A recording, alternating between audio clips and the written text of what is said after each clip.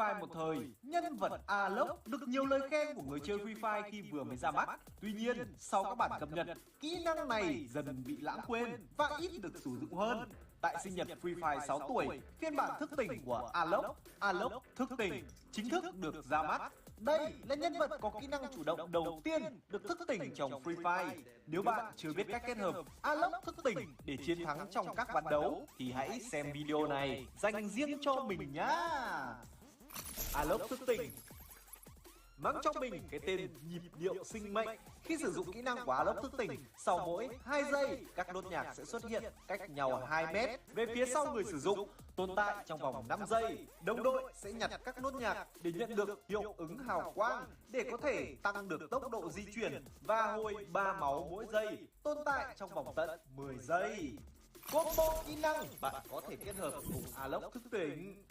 Với khả năng hồi máu và tăng tốc độ di chuyển của mình, Aloc thức tỉnh sẽ phù hợp với combo kỹ năng dành cho người chơi tầm gần và tầm trung. Sử dụng kết hợp các kỹ năng cận chiến để giúp tăng cao khả năng hồi phục, khiến người chơi có thể sống lâu hơn trong giao tranh. Và các combo bạn có thể tham khảo bao gồm: 1. Aloc, Jota, Luna, Kelly tia chớp. Combo này giúp người chơi có được khả năng hồi phục cực kỳ tốt khi ngoài Aloc còn có khả năng hồi phục từ các kỹ năng đột kích của nhân vật như Jota. Cùng với đó, việc kết hợp với Kelly tia chớp và Luna cũng sẽ giúp cho người chơi trở nên linh hoạt hơn trong những pha tấn công hoặc rút chạy. Aloc, Zero, Dasha, DB. Đây là combo kỹ năng tuyệt vời dành cho người chơi hệ cận chiến với khả năng phát hiện kẻ địch khi bị tấn công trong vòng 100m từ kỹ năng của nhân vật Zero. Cùng với đó là lượng sát thương ở phát bắn đầu tiên sẽ tăng thêm 100% xuyên giáp, giúp bạn có nhiều lợi thế hơn khi giao tranh. Lợi thế này sẽ được tăng lên khi có thêm sự kết hợp giữa kỹ năng của Dasha với những tình huống nhảy bắn chất lượng. Cùng với đó là nhân vật DB. Đây là một bộ kỹ năng cực kỳ phù hợp với những người chơi ở vị trí tanker và xoay sở tầm gần. Với khả năng hồi máu và tăng tốc độ di chuyển cho bản thân, đồng đội khi nhặt được nốt nhạc, kỹ năng của Aloc thức tỉnh sẽ phù hợp với các tình huống chạy bo và tấn công đối phương. Nhưng không vì vậy mà kỹ năng này không phù hợp cho các trận tử chiến đâu nhá. Việc sử dụng kỹ năng Aloc thức tỉnh trong chế độ tử chiến sẽ giúp cho người chơi sử dụng tốc độ để chiếm lấy các vị trí lợi thế trong tử chiến. Các thành viên khác sau khi nhặt được nốt nhạc rơi ra cũng sẽ được tăng tốc độ và hồi phục, khiến cho đội hình của mình có thể di chuyển đồng đều hơn và có được lợi thế trước đối thủ. Bây giờ đợi gì nữa mà không gọi đồng đội vào game ngay để trải nghiệm kỹ năng của Aloc thức tỉnh thôi nào. Xong cứu coi cô đi 2 nhiệm thứ 2. Ai em bơi đổ đam đi, nó nghèo quá à. Đổ đam game 2 game đầu nha. Đổ đam đi. Đầu cái cu. Cái đầu đam. Xíu thua mấy.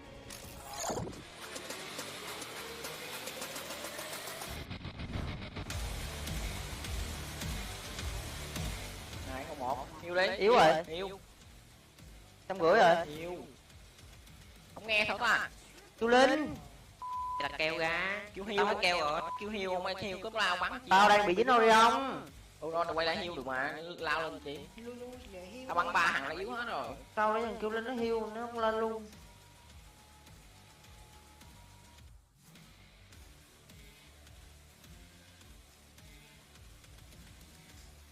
Bắn cứ vội vội chi không? Tao cho nên là có ấy nha.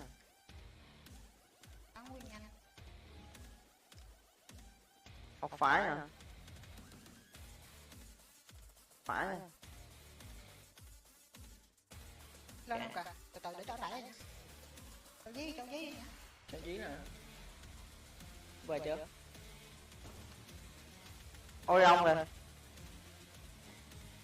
Đẩy đây. Tao đuổi chân vậy. Không một. Chỗ gần mà có hàng nó qua tao. Tự sẽ đó, hiu cái đó. Yếu luôn nè. Nó qua nó gạt rồi. Trong nhà.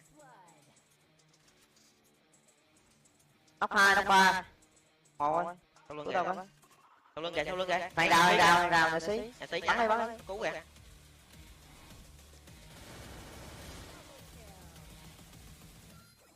Lục súng. Tao làm hết rồi đấy. Tao lui nhanh quá. Lui rồi quá, lui chơi. Đó nó lên hết trơn. Có phải chiêu anh mà.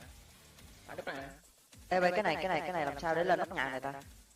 Uyên Bi hả? Có rồi. Ra đất. Ở đâu đâu, Uông Việt đâu? Đây. Tao đi phải á, tôi đừng nghĩ thế ta. Bắn đẩy gì quá. Đâu cho tống bơm luôn nội. Một phải tao ra, để tao qua chân tao ra.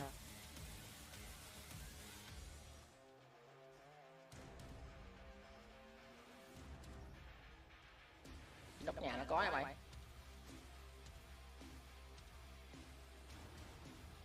Mày lấy sai tí được nữa được không? Chơi. Ừ.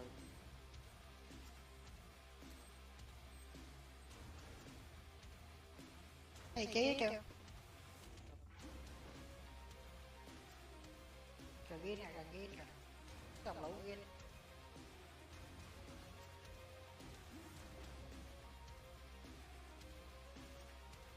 Nhầm lỗ.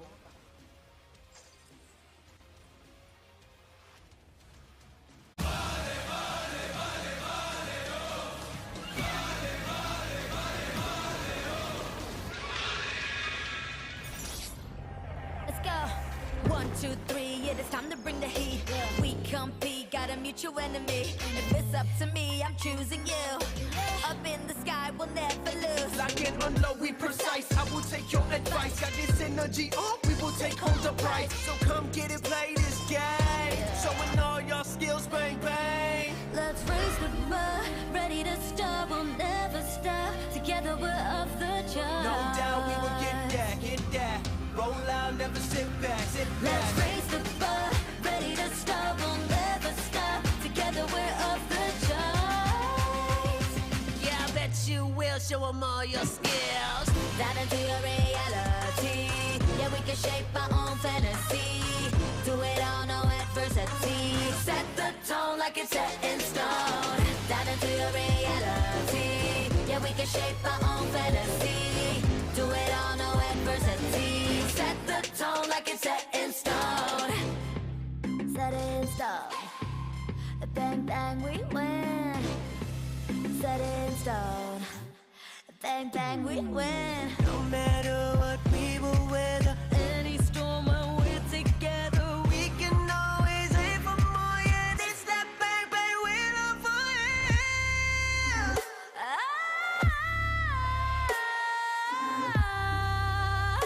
Yeah. Set the tone like it's set in stone. Dive into your reality. Yeah, we can shape our own fantasy. Do it all, no adversity. We gon' set the tone like it's set in stone. Set in stone. Bang, bang, we win. Set in stone. Set the tone like it's set in stone.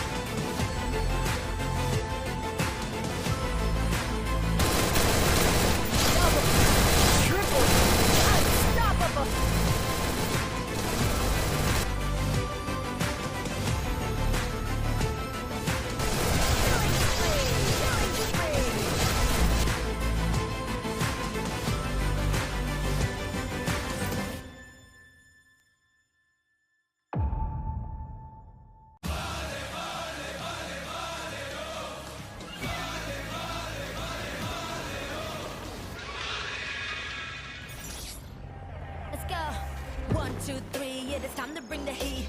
We compete, got a mutual enemy. If it's up to me, I'm choosing you. Up in the sky, we'll never lose. Lock it on low, we precise. I will take your advice. Got this energy on, we will take home the prize. So come get it, play this game. Showing all your skills, bang, bang. Let's raise the bar, ready to start, we'll never stop. Together we're off the charts. No doubt we will get that, get that. Roll out, never sit back, sit back. Let's raise the bar, ready to start, we'll never stop. Together we're off the charts. Yeah, I bet you will show them all your skills. Dive into your reality. Yeah, we can shape our own fantasy. Do it all, no adversity. Set the tone like it's set in stone. Dive into your reality. Yeah, we can shape our own fantasy. Do it all, no adversity. Set the tone like it's set in stone. Set it in stone. Bang, bang, we win. Set it in stone. Bang, bang, we win. No matter what we will weather, Any storm when we're together, we can always aim for more. Yeah, this that bang bang we're on for you.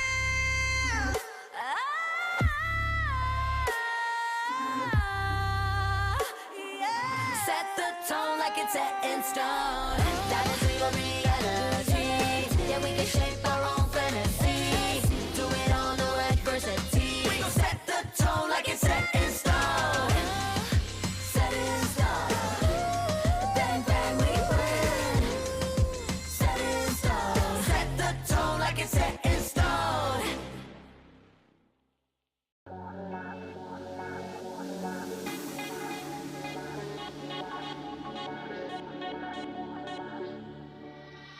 Feel the pressure, trap is coming, coming. You better watch out. I'm on fire, baby, burn it, burn it. Feel it.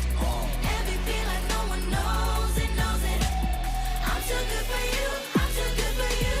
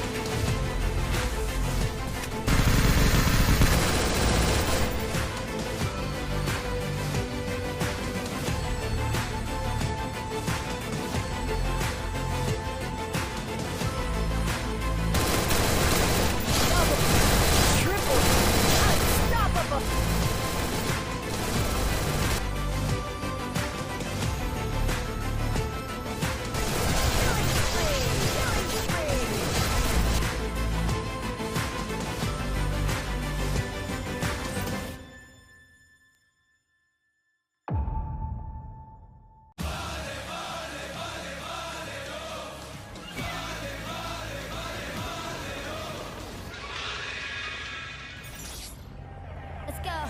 1, 2, 3, yeah, it's time to bring the heat. We compete, got a mutual enemy. If it's up to me, I'm choosing you. Up in the sky, we'll never lose. Lock it on low, we precise. I will take your advice. Got this energy on, we will take home the prize. So come get it, play this game. Showing all your skills, bang, bang. Let's raise the bar, ready to start, we'll never stop. Together we're off the charts. No doubt we will get that, get that. Roll out, never sit back, sit back. Let's raise the bar, ready to start, we'll never stop. Together we're off the charts. Yeah, I bet you will show them all your skills. Dive into your reality. Yeah, we can shape our own fantasy. Do it all, it's set in stone. Dive into your reality. Yeah, we can shape our own fantasy. Do it all, no adversity. Set the tone like it's set in stone. Set in stone. Bang, bang, we win. Set in stone. Bang, bang, we win. No matter what we will weather, Any storm when we're together, we can always aim for more. Yeah, it's that bang bang we love for you.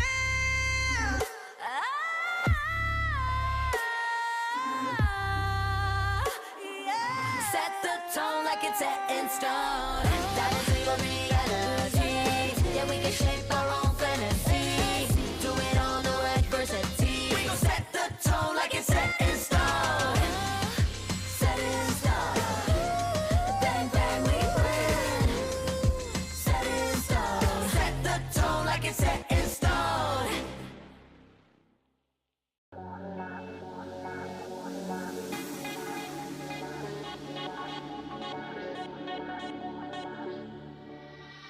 Feel the pressure, trap is coming, coming. You better watch out. I'm on fire, baby, burn it, burn it. Feel it hard. Every beat like no one knows it, knows it. I'm too good for you, I'm too good for you.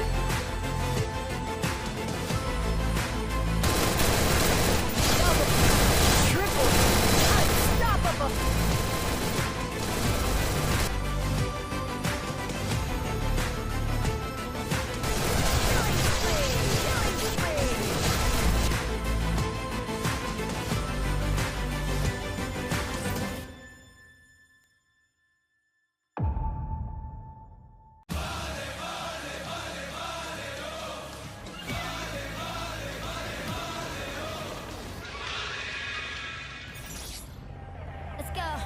1, 2, 3, yeah, it's time to bring the heat. We compete, got a mutual enemy. If it's up to me, I'm choosing you.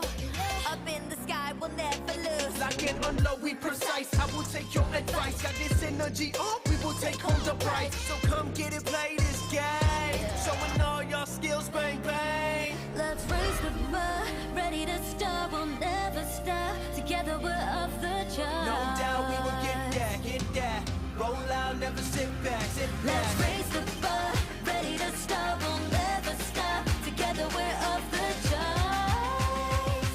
Yeah, I bet you will show them all your skills. Dive into your reality. Yeah, we can shape our own fantasy.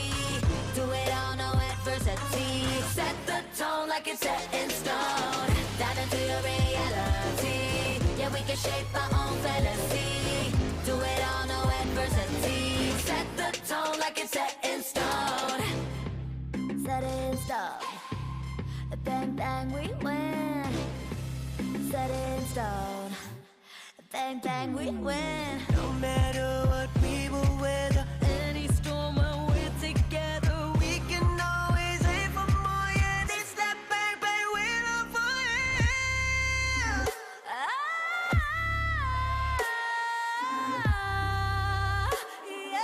set the tone like it's set in stone. Dive into your reality. Yeah, we can shape our own fantasy.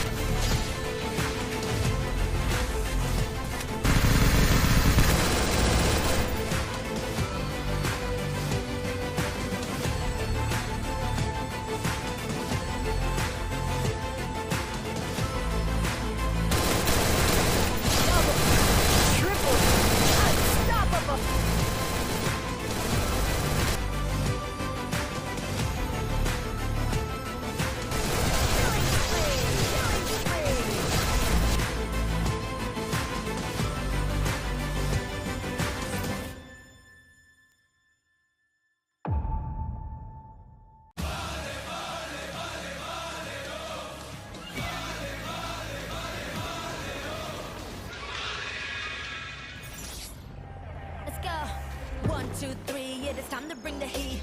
We compete, got a mutual enemy. If it's up to me, I'm choosing you.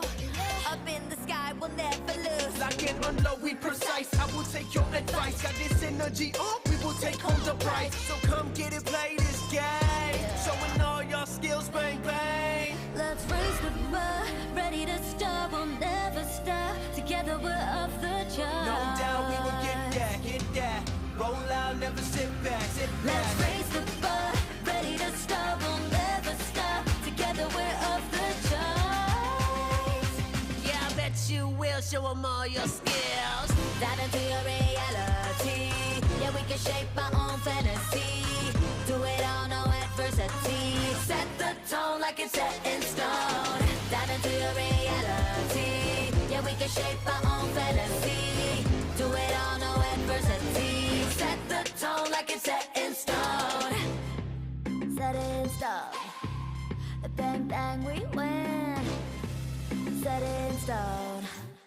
Bang, bang, we win. No matter what we will weather, Any storm when we're together, we can always aim for more. Yeah, this that bang, bang, we love for you.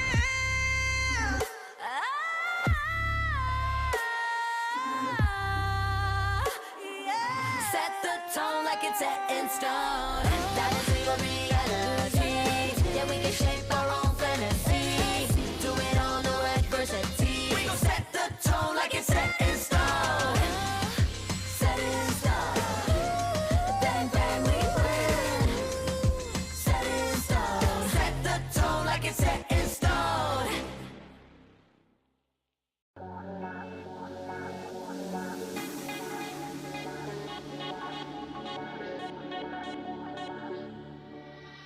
Feel the pressure, trap is coming, coming. You better watch out. I'm on fire, baby, burn it, burn it. Feel it. MVP like no one knows it, knows it. I'm too good for you, I'm too good for you.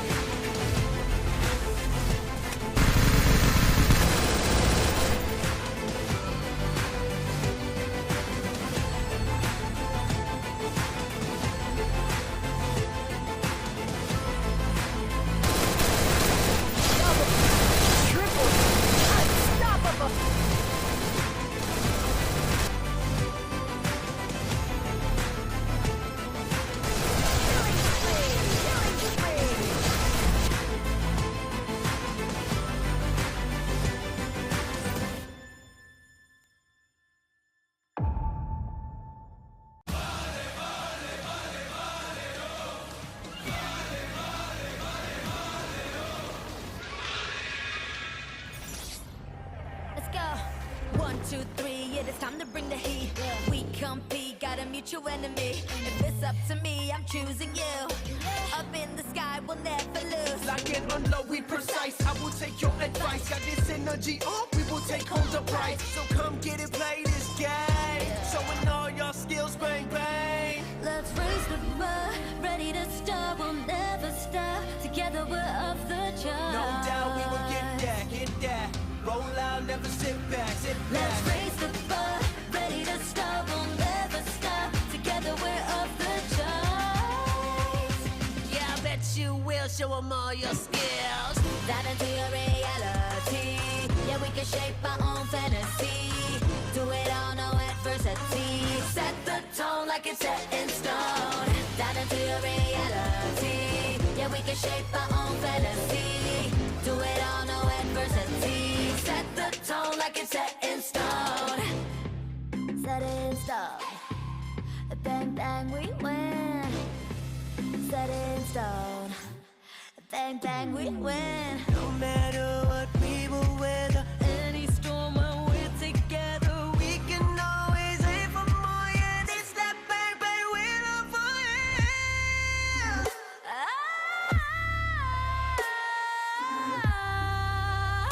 yeah. Set the tone like it's set in stone. Dive into your reality. Yeah, we can shape our own fantasy. Do it all, no adversity. We gon' set the tone like it's set in stone. Set in stone. Bang, bang, we win. Set in stone. Set the tone like it's set in stone.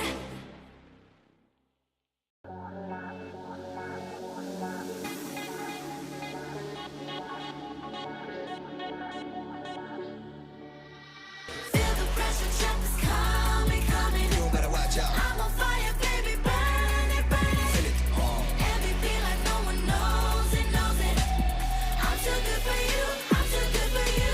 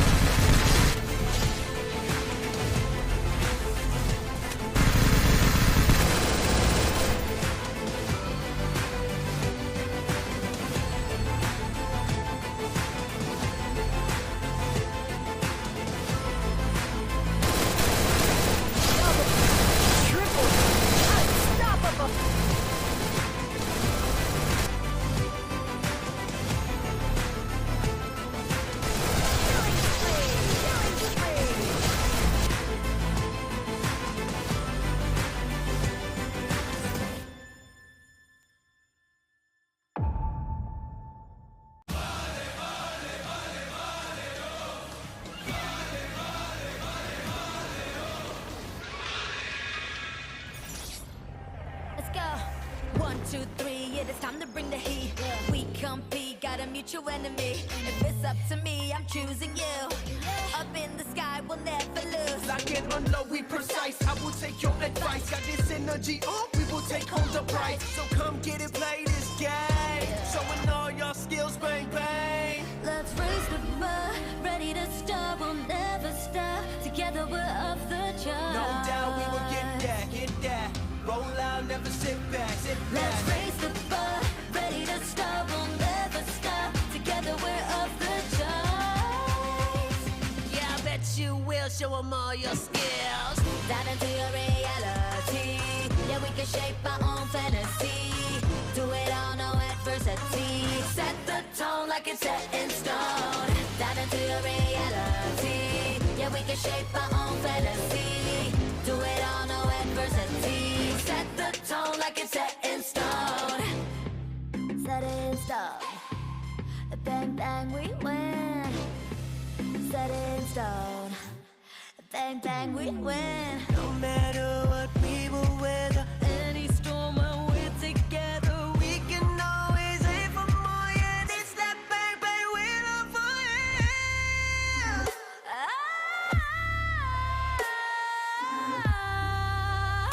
yeah. Set the tone like it's set in stone.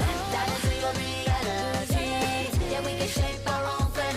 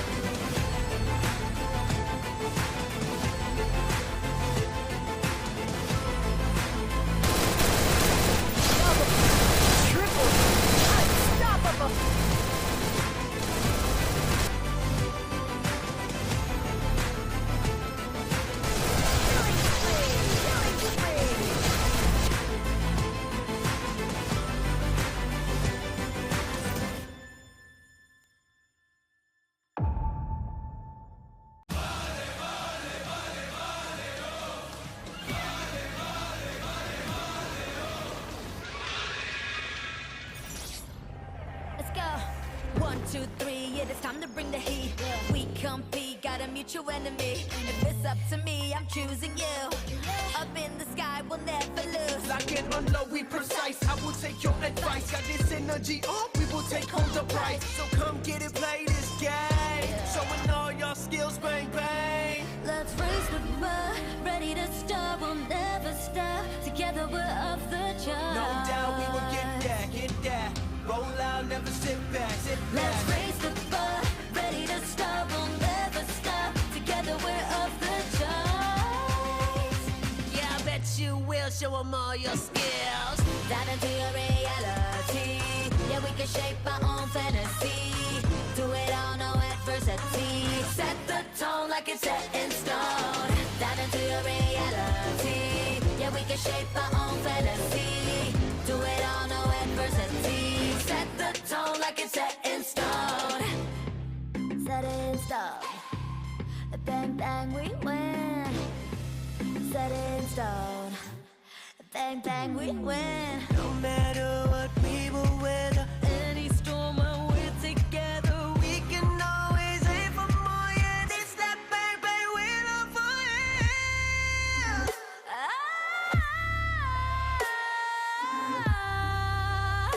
Yeah. Set the tone like it's set in stone.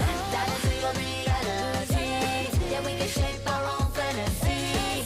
Do it all, no adversity. we gon' set the tone like it's set in stone. Set it in stone. Bang, bang, we win. Set it in stone. Set the tone like it's set in stone.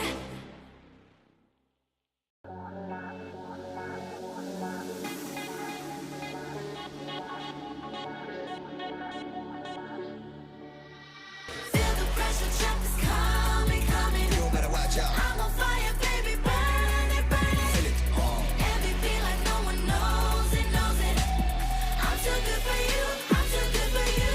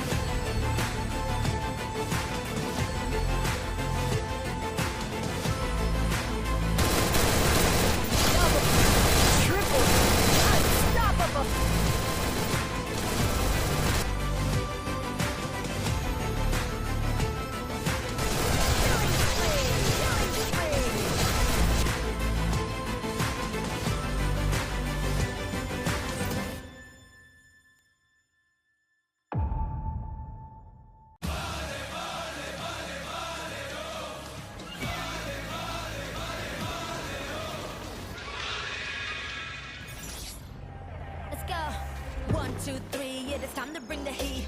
We compete, got a mutual enemy. If it's up to me, I'm choosing you. Up in the sky, we'll never lose. Lock and unload, we precise. I will take your advice. Got this energy up, we will take home the prize. So come get it, play this game. Showing all your skills, bang, bang. Let's raise the bar, ready to start, we'll never stop. Together we're off the charts. No doubt we will get that. Roll out, never sit back, Let's raise the bar, ready to start, we'll never stop. Together we're off the charts. Yeah, I bet you will show them all your skills. Dive into your reality. Yeah, we can shape our own fantasy. Do it all, no adversity. adversity. Set the tone like it's set in stone. Dive into your reality. Yeah, we can shape our own fantasy. Do it all, no adversity. Set the tone like it's set in stone. Set it in stone. Bang, bang, we win. Set it in stone. Bang, bang, we win. No matter what we will weather, Any storm when we're together, we can always aim for more. Yeah, this that bang bang we love for you.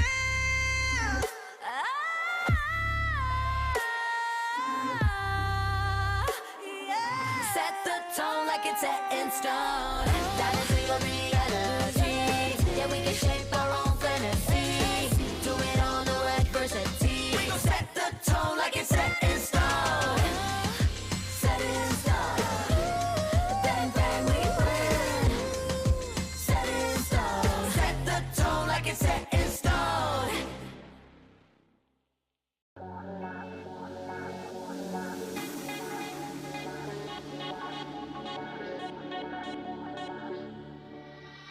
Feel the pressure, trap is coming, coming. You better watch out. I'm on fire, baby, burn it, burn it. Feel it. MVP like no one knows it, knows it. I'm too good for you, I'm too good for you.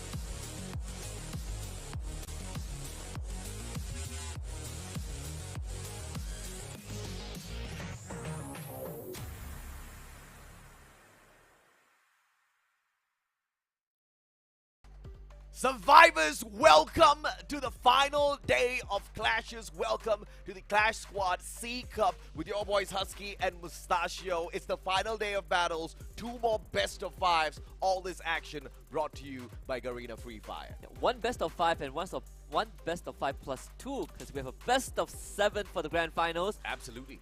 All 4 teams looking for that one final goal. The Mother Lord, a prize pool, and also the Covenant title to call themselves champions of the first ever Clash Squad C Cup. Now, Husky, we changed the title yesterday. It is no longer known as the C Cup. This is the Thai Cup. I thought we have 3 more teams. 3 Our more last teams. Indonesian team got knocked out yesterday. Unfortunately. I mean, they're sitting by the bylines. I'm pretty sure they want to find out exactly who's going to win the final bout. If or not they fell to potentially the champions, at least they can say, hey, dude, you know, they took us down, man. It wasn't any one of the rest, right? We put up a good fight, which they technically did. And I gotta say, there's a good chance, well, out of the 3 remaining teams, one team has a chance to win a back-to-back championship title. Oh, yeah. I know it's not Battle Royale.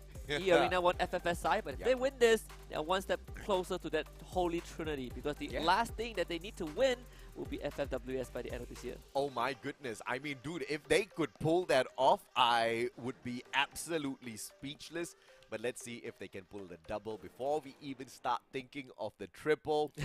FFSI and Clash Squad C Cup, not really an apple-to-apple comparison. Clearly, from what we have seen thus far, the competition is hot, and it's hot because of this. $50,000 on the line. I think the craziest part is that Nigma Galaxy at this point of time has secured at least $9,000 in terms of prize pool.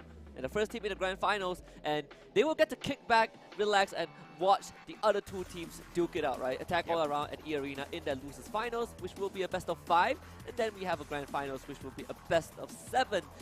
And I hope we go to a full best of 7 because I don't think we've gotten much full series. And if there's one series that deserves to go all the way, it has to be the grand final. I mean, of course, we are not expecting anything less than that, right? All of the teams that are left in here are the creme de la creme. We've seen them out there on the battlefield. We've seen them do the absolute nastiest jump shots, headshots, you know, AWM supremacy. We have seen the rise of the Bison as well. Oh, yes. And through all of that, the most fanciest one wasn't even their command over the active and passive skills as well as all of these guns. It was the mastery of these maps.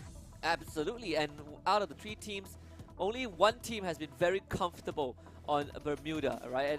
And comfortable on Bermuda, but not that good on Nextera. Well, I should put it in a different way. Only one team is very good on Nextera, and that team is in the grand finals, Nigma Galaxy. The other two, Attack All Around and E-Arena, both have had very good results on Bermuda, but when they go into Nextera, that's where they start to struggle a little bit. Well, guess what? We have these two teams fighting for their one spot in the grand finals later on. And I cannot believe exactly how many of these MVPs we get to see in action today. We're going to have Protete as well as Limit kind of pop out of the door wide for the side of E-Arena. We also have Funa, who has picked up multiple MVP titles for himself already. He's usually the one walking away with the highest number of kills, so you can expect E-Arena to put on some numbers here later.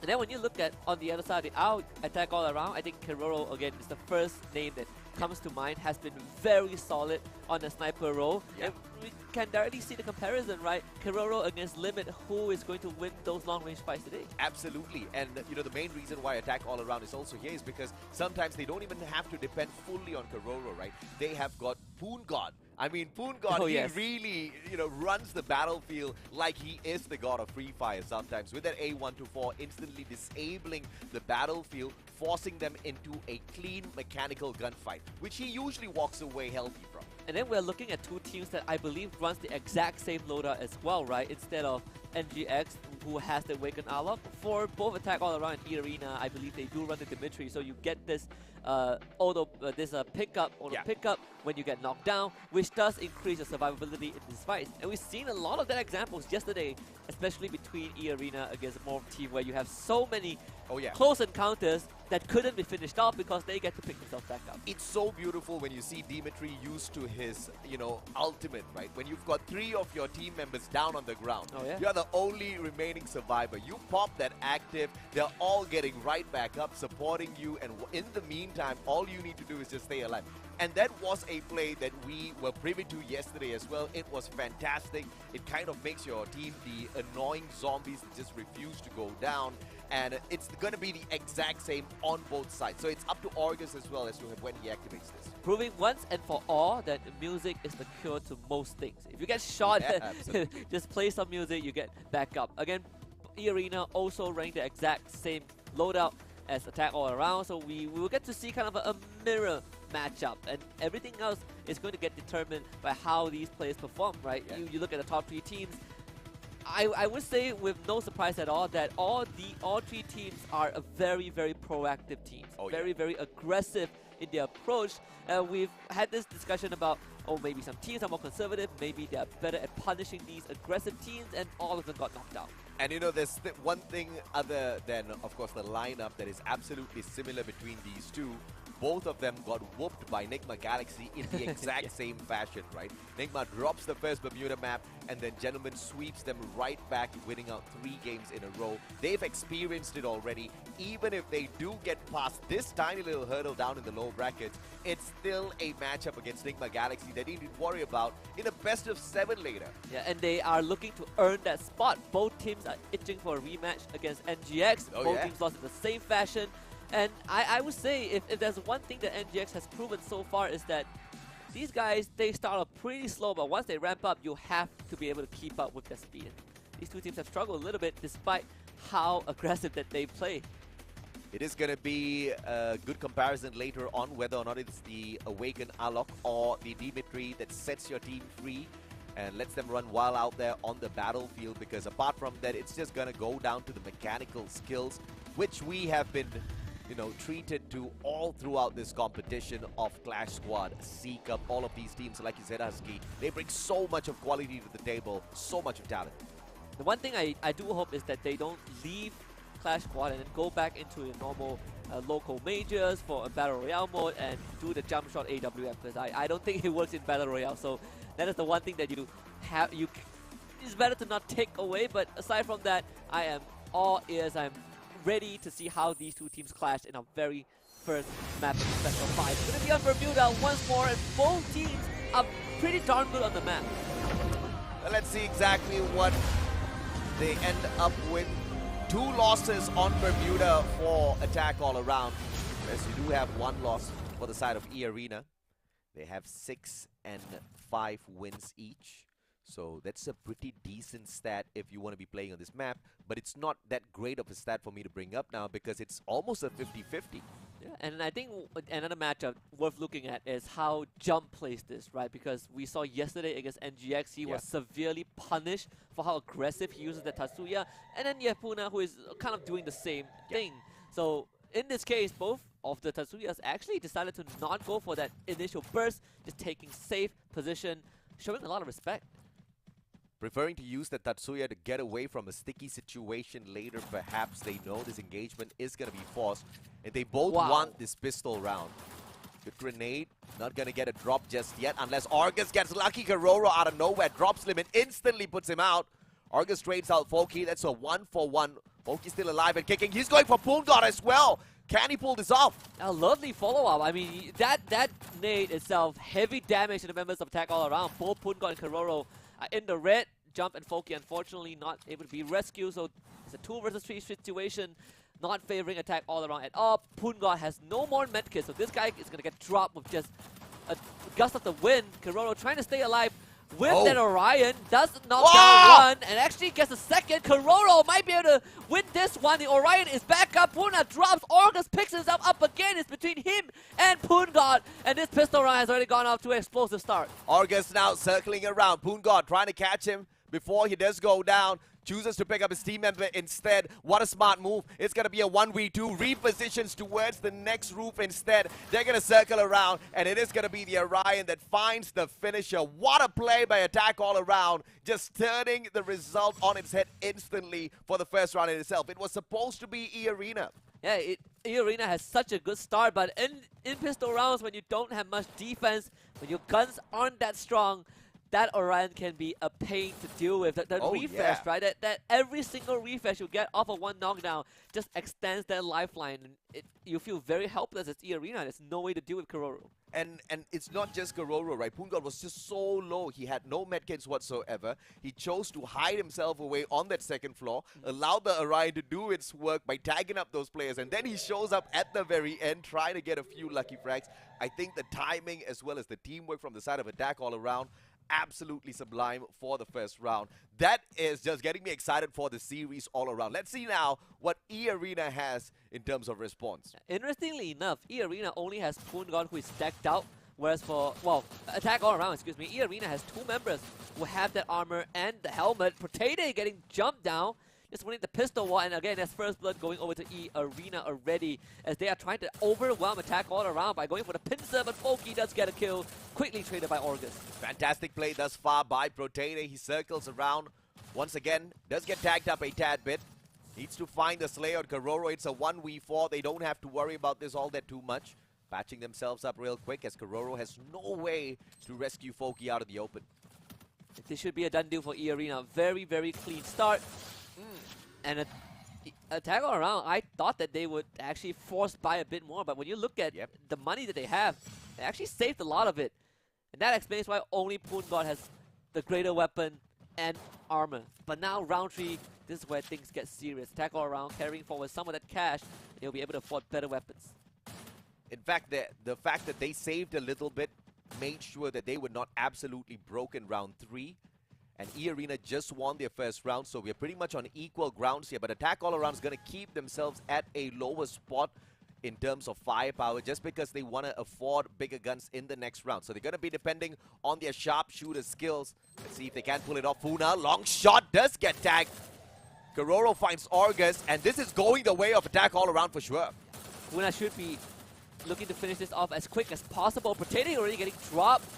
Foki does get down. Kororo somehow able to squeeze his way back into the building, and Funa is struggling to get the final damage in, and does it after quite a while. And E Arena also down to just 2, so this is actually not too bad for Attack All Around.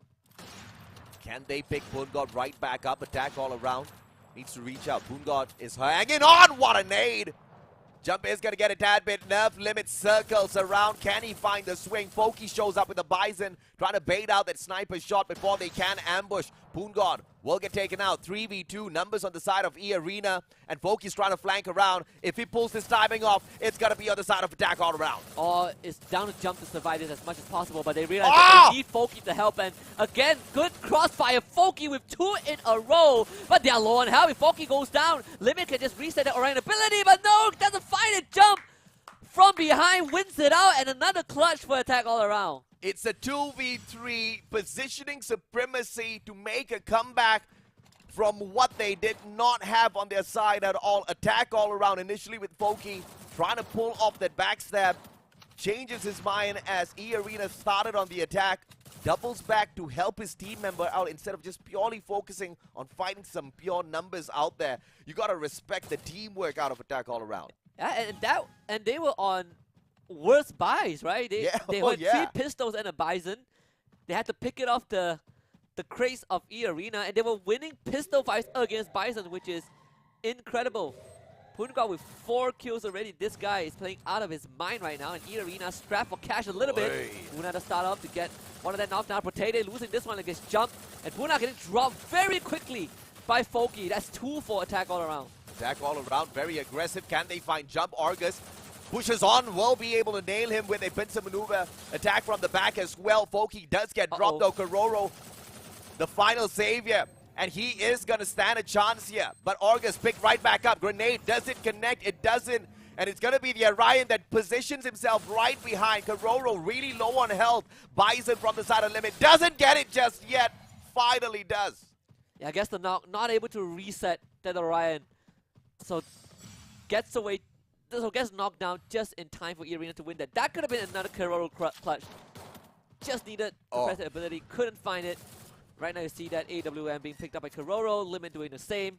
But be falling back to a more conventional face-off between these 2 snipers. But again, the economy for both sides not doing too good. Losers is going to go broke after this round. I mean, it's free fire, man. After round 5, 6, everybody's got money already. So they just need to hang out for a little bit. Just make sure the opponents don't run away with the matchup. Both sides been able to do that absolutely fine. Thus far, Potato, Tatsuya's going to help him push away to a safer spot. Grenade response. Argus going to push forward first. Can he charge it up? Kororo flanking from the left, making sure nobody gets that backstab at Potato with a blind toss. Finds Poongod. Yeah, try to clear the corner as well. Very well done by Potato. Poongod will be forced to take some time to kind of heal back up a little bit. He's the only guy without a helmet. So it does make things a bit more complicated. Thankfully, he's playing close range, so these AWMs will not have a chance to fire at him. I say that Jump taking a heap of damage. Foki is going to try and stack up with him. Not able to save him though. Jump brought back up. Knocked down instantly again by Argus and taken out. Foki also getting sniped from afar. The nade from Potato doing good job. And Attack All Around down to just Kororo, and this time he's going to face the music of E Arena. There's no chance for him. E Arena takes the lead.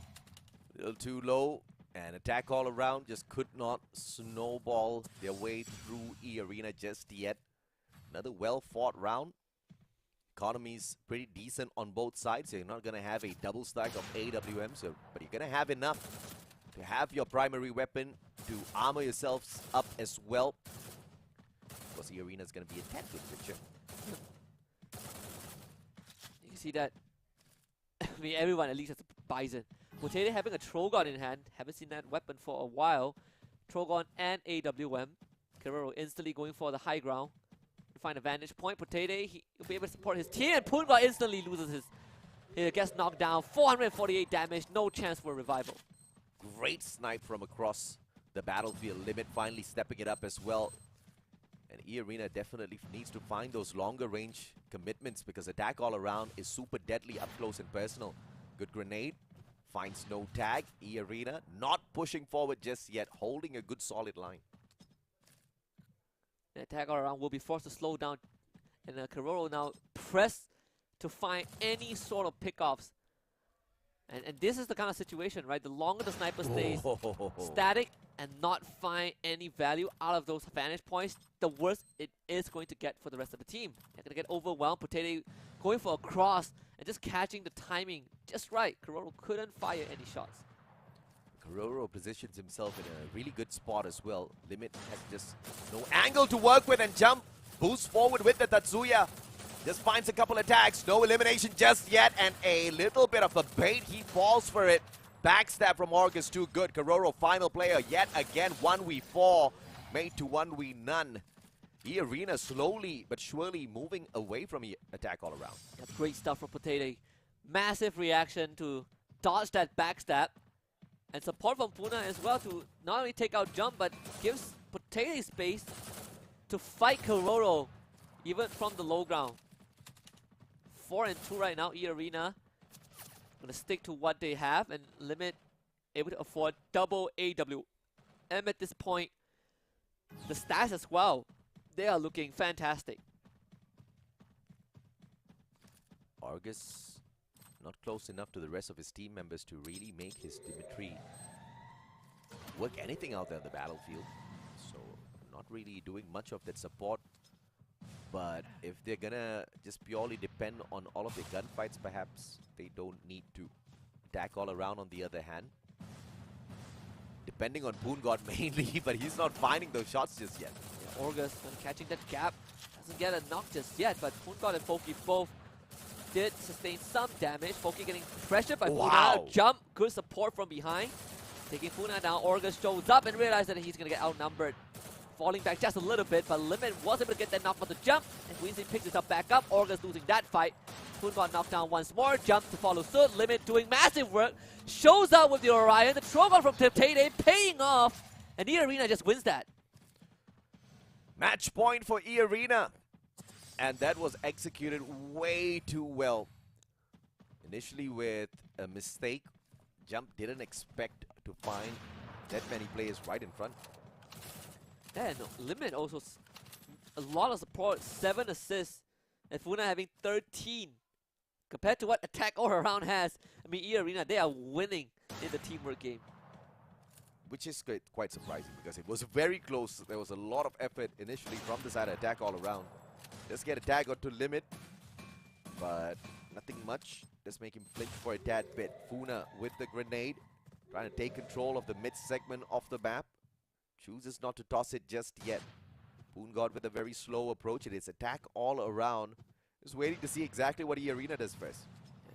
And August, he just heard Keroro fire off, so he does have a good idea of where Keroro might be. This nade flush Keroro out, forcing him into the open, and also reviews Foki as well. So bunch of intel gathered for E-Arena. This is gonna allow Puna to reposition himself, and Keroro, oh, he doesn't know this, but he is split from the rest of his team. It's all depending on who makes the first move, and it's going to be Jump with the Tatsuya boost. Knew exactly where to aim. Couldn't get there in time. Funa finishes off Keroro in the meantime. Still one more clear to catch, and it is Rotate. The nails jump to the ground. Foki shows up to find a little bit of backup, but he bites the dust as well. Just walks straight into that one. Yeah, and Poongod left to his own devices. This E-Arena taking map number 1. All starting off with August finding that intel. Flushes 2 members of Attack All Around out. One of them was Kororo, and Funa just went in for the kill. Kororo did not even get to support his team. Just very, very good understanding on how to find the enemy snipers. Funa's one of the mightiest slayers out here in Clash Squad. If you're going to allow him to run Rabbit like that, Attack All Around's not going to have any bit of chances whatsoever, especially when he's being backed up by August. He's going to be able to serve up with all of that supportive fire whenever he does need a little bit. E-Arena initially making it look like it was a pretty equal matchup against Attack All Around. Pretty much ran away with it. Yeah, not gonna lie, I was expecting it to be slightly closer between these two teams, considering how they have kind of the same approach to Clash Squad, but E-Arena, they were winning in the macro game, that is for sure. Of course, went down to the gunfights as well. And with the lack of initiative from the side of Attack All Around, E-Arena shows aggression. And it seems like aggression has won them the bout, at least in game number 1. We do expect Attack All Around to step up the pace a tad bit. Perhaps bring the fight to the hallway of E-Arena. Instead, it's not like they cannot do so. But that really demands Jump to be on top of his game. It definitely did pay off. I mean, Kororo had a very good start to the entire series, right? Plus 2 rounds, but then when you look at his overall stats, he's 1-7-3. So all things considered, those clutches, it doesn't matter as much because you are not paying it forward for your team. Contrary to that, you have a match MVP, which is August, 8 eliminations, and a 3,255 damage. It's great if your sniper's going to be able to clutch out the round, but best if he's not the one making the effort round after round.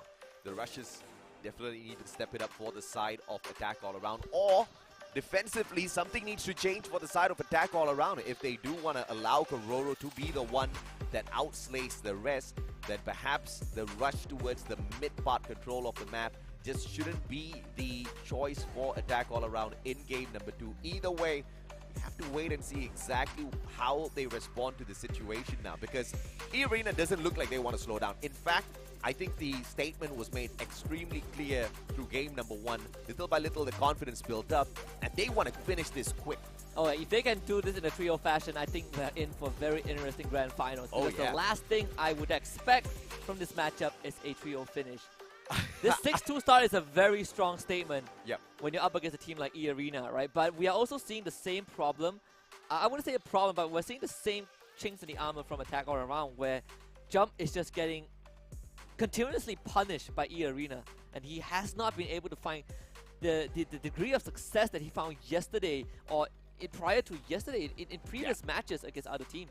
I think finally we are starting to see a little bit of a skill gap and weakness from the Thai teams in itself, right? And it takes another Thai team to drag out all of that weakness. That's exactly what I love about the composition for the grand finals today. All 3 teams from Thailand and the biggest king waiting in the grand finals for us. I don't think this is the end though. Attack All Around just needs to shape up a little bit. Once again, if they're going to depend on Kororo, perhaps the other 3 players should slow things down a tad bit, because it's really not going to help the case with the guy kind of trying to back everybody up from behind. Yeah, we've seen what happens when you only have one star player carrying the weight, right? That was what happened to More Team yesterday against E-Arena, and our back probably broke in that series and still couldn't drag his team to take one single map off of E-Arena. However, the good news is that we're heading into Nextera, a map where both teams have their fair share of struggles on. So if there's going to be a close map, I think this one will be it. Out of 6 games played here for Attack All Around, they have lost 4, which leaves them with a 33% win rate. E-Arena does slightly better. They've won 3 out of 5 games with a 60% win rate. If that number is going to be any sort of an indication, it means that Attack All Around better watch out, because Christmas is around the corner, and I don't think they've got a present. It might just be cold. That's a dangerous statement, AJ, for Attack All Around fans. I mean, it's definitely scary to hear that, because they have had a pretty good run, right? But I think we are starting to see a more telegraphed way of approaching Clash Squad for Attack All Around, at least, right? I think Kororo is getting punished by E-Arena. We focus a lot on how Nigma Galaxy was shutting down Jump, but E-Arena, they're looking for Kororo, because if you can shut down the enemy sniper and give Limit room to breathe, he's going to win the round for you. Is it gonna happen at Nextera though? This has been the bane of Attack All Around's existence thus far in Clash Squad C Cup.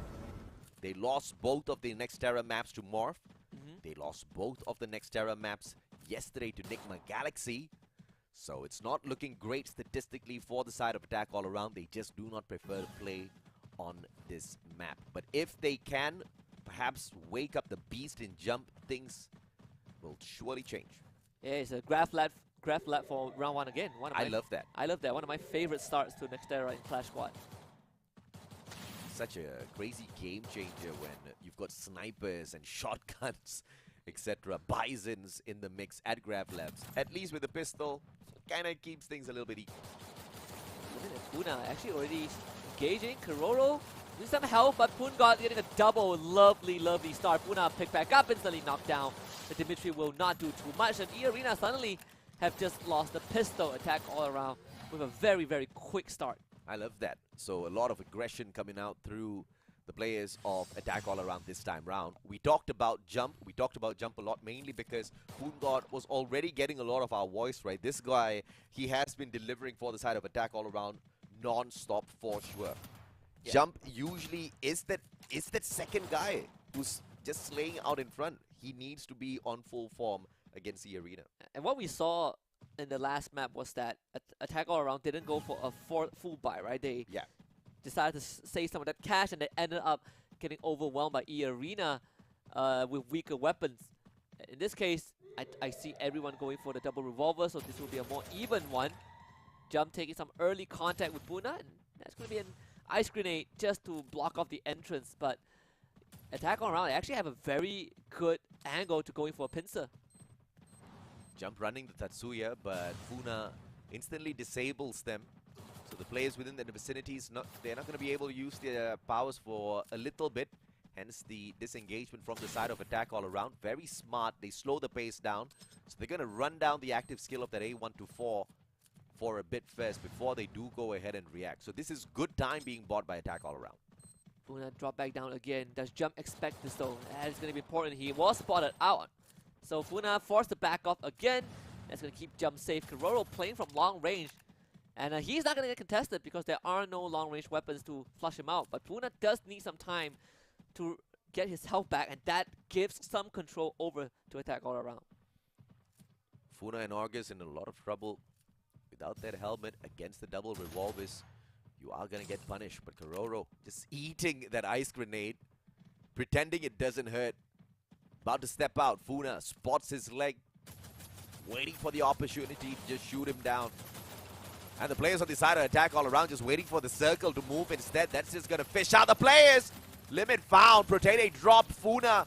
The only one still alive. It's a 1v3. But Attack All Around makes that very quickly end. Hey, E-Arena going for individual drops and just got completely shredded by all 4 members of Attack All Around. We saw August drop down, lost the 1v1. Limit tried to follow, but there's too many people shooting at them. So it was a good attempt, but Attack All Around were very, very much prepared. Now round number 3, you see that AWM picked up by Limit again. In the previous round, it was Limit basically just winning the snipe war. So we'll see if Attack All Around can do better on Nextera. So far, Attack All Around has been pretty decent, running the case out there. Here in Protete, you see a couple of AC-80s on the other side, but Jump, what a reposition! Double revolvers, holds an off angle, gets a couple of tags, forces them to use that medkit early. Limit almost taken out of the equation, but he manages to play that recovery as well. Argus now with a good flank around. Should be able to find Kororo first, that AWM. But Foki might just be able to put a quick end to him, but it'll take a lot of mechanical skills to jump around his glue wall. And once more, Argus tries to look for a flank. It's going to put himself in a very compromised position. Double revolve from Foki. Kororo is going to reposition himself as an Attack All Around. Well, E-Arena already found out where he is. Potato is going to spray down that glue wall, try to support Argus to take on Foki, but they got to do it quick though. Foki ends up getting dropped. Potato finds that one. Lovely start from E-Arena, but Argus is traded, and Potato also gets run down. Kororo landing his shot from afar, and E-Arena, they don't have much health left. Not looking great for E-Arena at all. The players on the side of Attack All Around. They just need to find those angles. It's going to be Pungod leading the fray. alongside Jump Karoro. Puts Orgus out of the equation. 1v2. Funa can't do much, but erects great blue walls. Just slow down the push from the side of attack all around. But the finisher is going to be there. A 1v3 now. Limit is just a little bit too far away, but he still could get this clutch. AWM in hand. Yeah, and also as the Orion, so you can reset that ability and get health back. But it's if they rush you, you are in big trouble. And that's what E-Arena, well, Attack Aura is going to do. Just overwhelm him with numbers. AWM not really good when it comes to rapid fire. So 3-0 for Attack all around.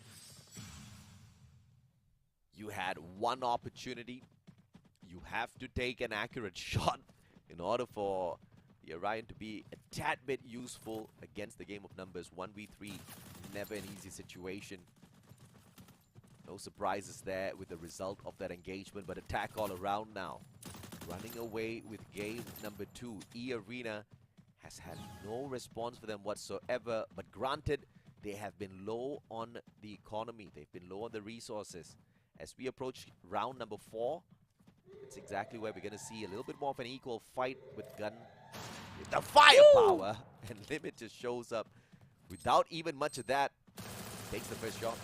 Yeah, very nice flank from Limit. Poongot taken out, that's what you need. Jump was able to win with the Mac 10 against Orgus. Funa also dropped low as well, so it's going to take some time to patch himself back up. Meanwhile, Foki playing Ring Around the Rosie with Limit, trying to find the sniper of E-Arena as Funa is going to go for one trade. Limit running circles around Foki. Karoro already dropped and Foki finds himself all alone. Limit still running. Couldn't land those point blank shots with the AWM, and Foki might have a chance with the double revolver, and he will drop Limit. Still in a 1 versus 2 though. Funa and Protede, they're gonna get the job done, and E-Arena finds that first. E-Arena, very well played. It all started off with Limit's unsuspecting shot.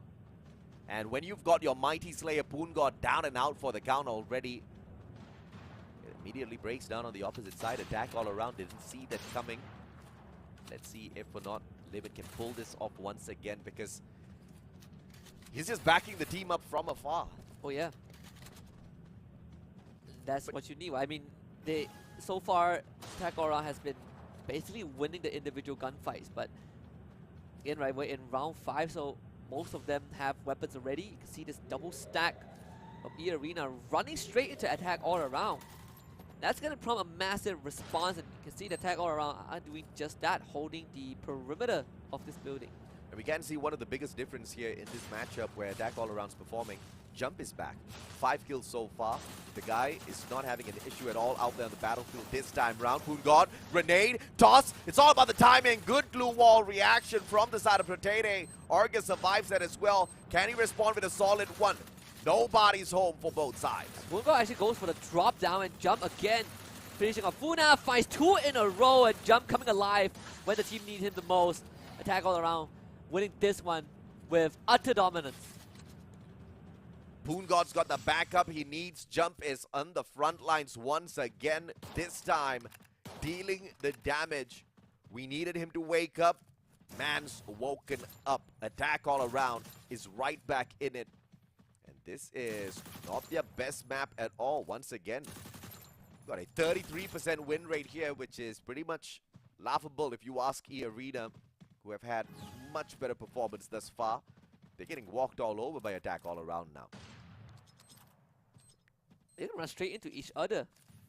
I thought it was Organ trying to catch the timing. Ooh. Jump under some pressure. Organ won't be able to get him though, trying to break down that glue wall as much as possible. Jump still surviving and actually wins that one. Doesn't really matter, does it? Orga's getting taken out. Funa on the ground. Jump is gonna try to be rescued by the rest of his team. Foki shows up. Limit just siphoning all the life of Attack all around, but it's not enough. I think Attack all around are gonna get their 5th round. Foki does manage to walk away with a triple, and Attack all around looking for that match point. Protete all alone. He's got the Charge Buster, but in 1v4, there's no way in hell the Charge Buster walks out with this one. You've got to get the perfect timings and zigzag around each and every single glue wall that you have. Protete does have a little bit on him. Manages to dodge Poongot first. He backs away. SMG, but Foki takes an easy one. Yeah, we got a series on our hands. You can see Nextera is still E-Arena's kryptonite. Jump is what? 7-1-7. Finally warmed up.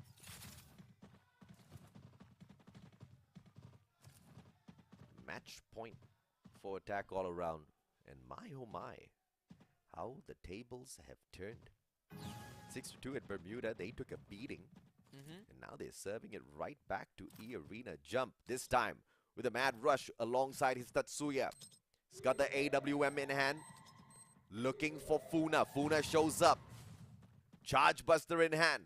It's gonna be Jump, but he just gets that one chance. The Charge Buster should be able to out-frag him if he does go ahead and miss. And Limit with an open shot here. Can he nail it? Doesn't take Jump down just yet. Jump turns around, sees the shot, engages with Funa. Kororo backs him up as well. Attack all around. Has got that solid backup from afar. Kororo traded out by Limit now. Funa dropped onto the ground, taken out of the equation. 3v3. Poon God gets eliminated as Argus shows up now. Jump circles around. Can he find the pump? It's the Charge Buster, but glue walls all around and through it still. Argus goes down. And suddenly it's a 1 versus 2. Limit once more needs to save his team and keep them afloat in the second set. Potato finish off very quickly. Jump and Folky, close range weapons. Charge Buster wanting to go for the one shot. Gotta get close to Limit first though.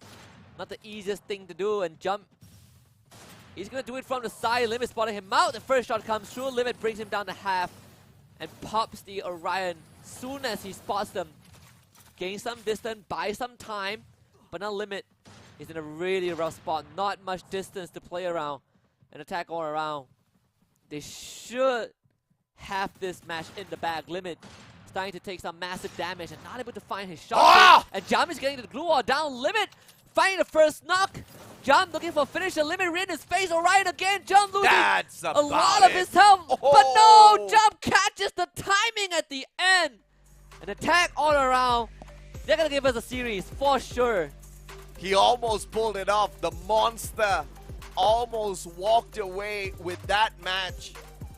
No way in hell was he gonna give that one away. Jump with the Charge Buster wins it out for attack all around.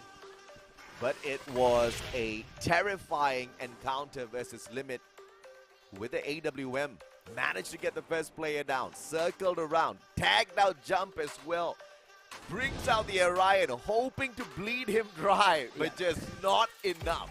6-1 as attack all around, one-upping E-Arena in terms of results. Just taking 7 rounds to close it out. So now we kind of see the which team is better on which map. You know, E-Arena dominated Bermuda. Oh my, I hope this is not the case, man. Attack all around, they dominated Xterra. If we follow this pattern, I think we can go straight to the grand finals. No. Not Next again. map is going to be where we see if attack all around has really bounced back.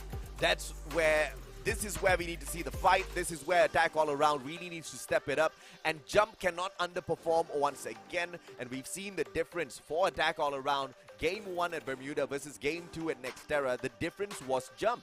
He was getting out there as the Tatsuya, rushing down his opponents, being that annoying little guy in their faces, still finding frags as you see the flank coming around, right? Kororo playing that long range, Poon God backing Jump up, Folky just being the support player. Everything worked out right for attack all around. Jump just was that missing puzzle piece. Oh yeah, and you can see this game, he absolutely tear up a storm. He was getting multi-kills, he was supporting his team, he was clutching things out. Oh yeah. And E-Arena felt very, very lost on Xterra actually. Just losing all of their gunfights. This one, look at Jump, just the timing could not have been more accurate. 9 eliminations, 4,130 damage. After not showing up at Bermuda, we were begging for him to wake up for the sake of attack all around. And Jump not just wakes up, but he obliterates E-Arena. 9 eliminations to 4,130 damage, 22% headshot rate. And I believe in the final round, he even brought in a AWM to just make sure he had extra flexibility out there on the battlefield. Yeah. If you want a hustler, you want to look for this guy.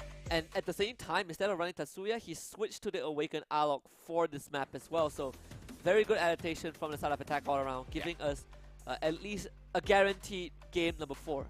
I mean, now we see exactly how he was sustaining a little bit longer out there on the battlefield. But if this is what the build is going to require out of Jump, I really don't mind, because I haven't really seen Tatsuya making game-saving plays for the teams just yet. Taking a page off of what NGX did, right? Yeah. They were the first team to run this Awaken Arlog, and they have found massive success with it. Yep. We've talked Yes. about the Tatsuya a little bit. He does give you some sort of mobility, but he's not kind of like the one that has a huge oomph when you need him the most, right? Yeah, he gets to places faster, but that doesn't mean much, because sometimes you get there first, you don't really have no backup. You go up against 3 players from the side of the arena, you're going to get eaten up, right? So that really doesn't work.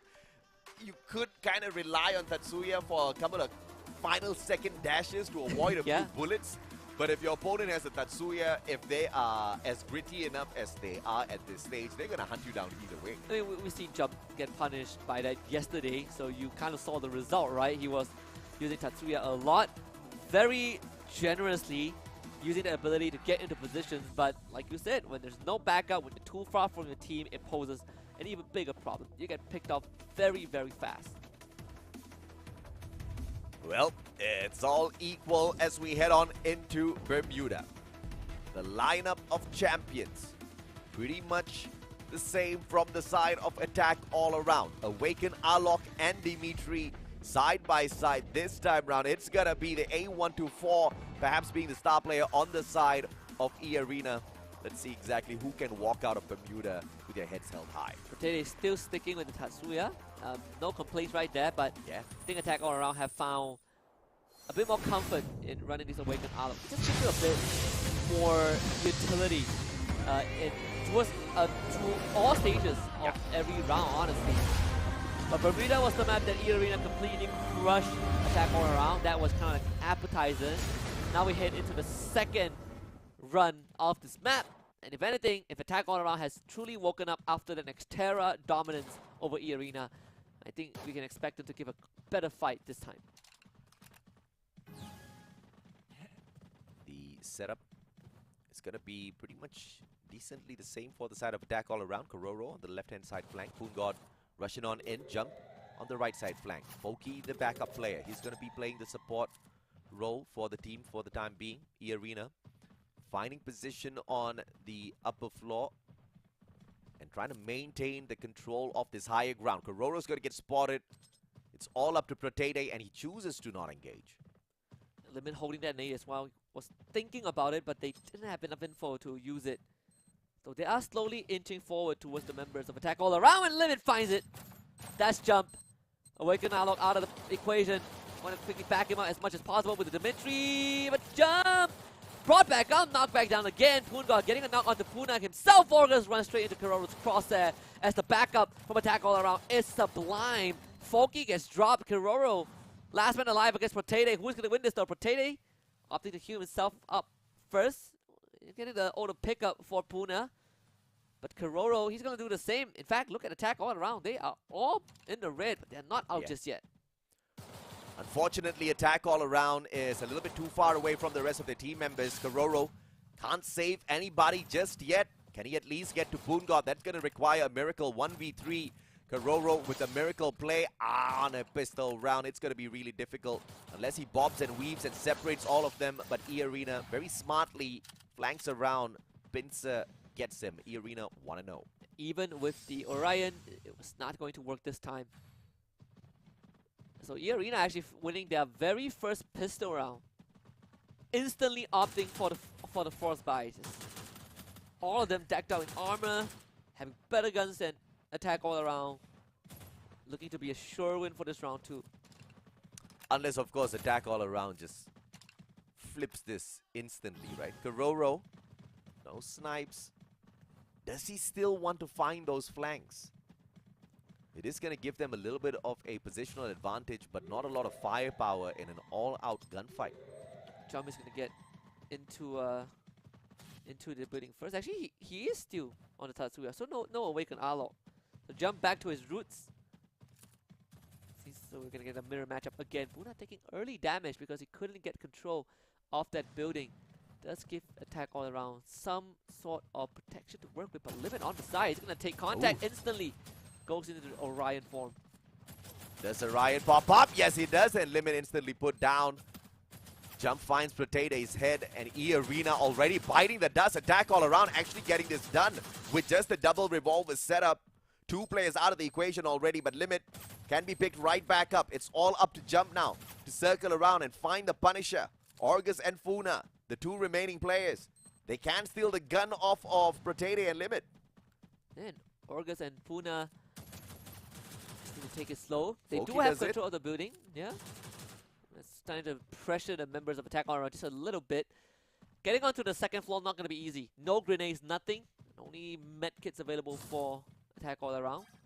Oh, so smart. They just wait them out. Circle's gonna come to me, baby. I just have to wait and see exactly where E-Arena jumps out of the window from. Kororo holding a longer angle. Folky, just because he's got the assault rifle nicked off of Protete, he's gonna be holding that lower ground alongside Jump.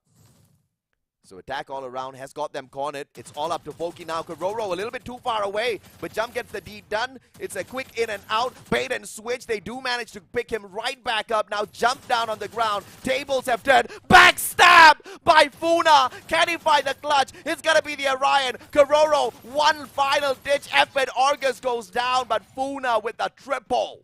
Yeah, Orgus with a massive play. Funa drops down, instantly loses the fight. Orgus gets the trade. Funa picks us up back up. Heals up in the middle of all of that. And was able to help Orgus up when they were crossfiring him. So E-Arena clutching that round. Massive, massive effort from both the survivors. Heading into round 3, they're going to stick with the weapons that they had from the previous round. But Limit is going to go onto the AWM. And even better, he's going to sacrifice grenades, get 1 single glue wall, 2 medkits, but full armor. Such a clean flank around from Funa. Positioning that Attack all around just did not expect in that chaos. Potato with the grenade finds a toss Jump, bites it. Third of their health wiped off. Jump is going to be able to quickly recover. Funa sets himself up.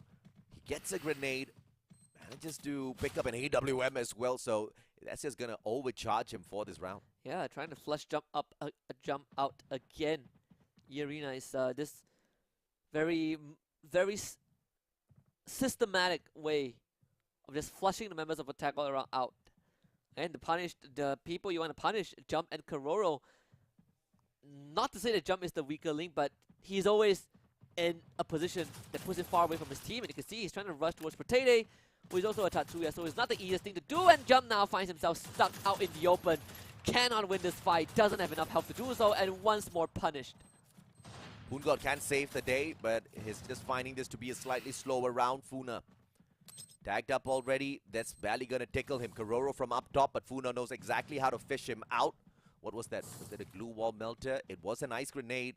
So Kororo's just going to eat that as he recovers. It's all about positioning now for the side of Attack all around. And as long as Boongod can walk away with at least 1 knock, the advantage will pretty much be equalized. And Potato just wide swings that. An absolute madman to get the knock. Boongod now against Orgus. Who's going to win this? Limit Whoa. takes them out from behind. And Folky couldn't provide help in time. But Kororo, he downed both members of E-Arena. Limit got knocked down. Puna down as well. Both out in the open. Orgus back exposed. Oh, And Circle. Kororo, he has the Orion. There's no way he loses this. Orgus needs an absolute miracle to even win this one against Kororo. He was up in time right out the gate, and Kororo wins that. Kororo clutches it out just by making sure he's too scared to step out of his defense. Is consistently putting on that pressure. Very well played. And this was a fantastic clutch out of him, avoiding that initial grenade. Kororo just saw every single step of the way. That play instantly denied. E-Arena had the numbers, just couldn't outplay him.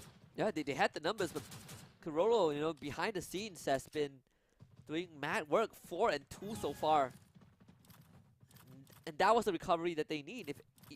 If E-Arena goes 3 and 0, then Attack all around would be in a tighter spot. But thanks to Kororo now, they can afford a bit more. I say that, but Folky is still running a double revolver. They really understand the commerce of the game. They don't really want to force their way through. If they can get it done with a cheaper weapon, why in the world not? If I can nick one off of my opponent once I get the drop, that's the kind of confidence we want. But also, you don't really want to deplete your resources if you do not win this round. So smart play coming through from the side of attack all around. Respecting the opponent's arena. It's going to be all about Kororo now. If he finds this angle, Protede makes one tad bit of a mistake. Kororo's going to find the Punisher. Now Foki already getting tagged but just a little bit. Kororo is struggling to look for an angle, but on this map it's not as easy.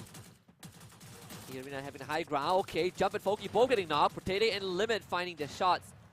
They've been traded back by Kororo. Foki picked back up, but you have Kororo right there. Protede going for the finisher.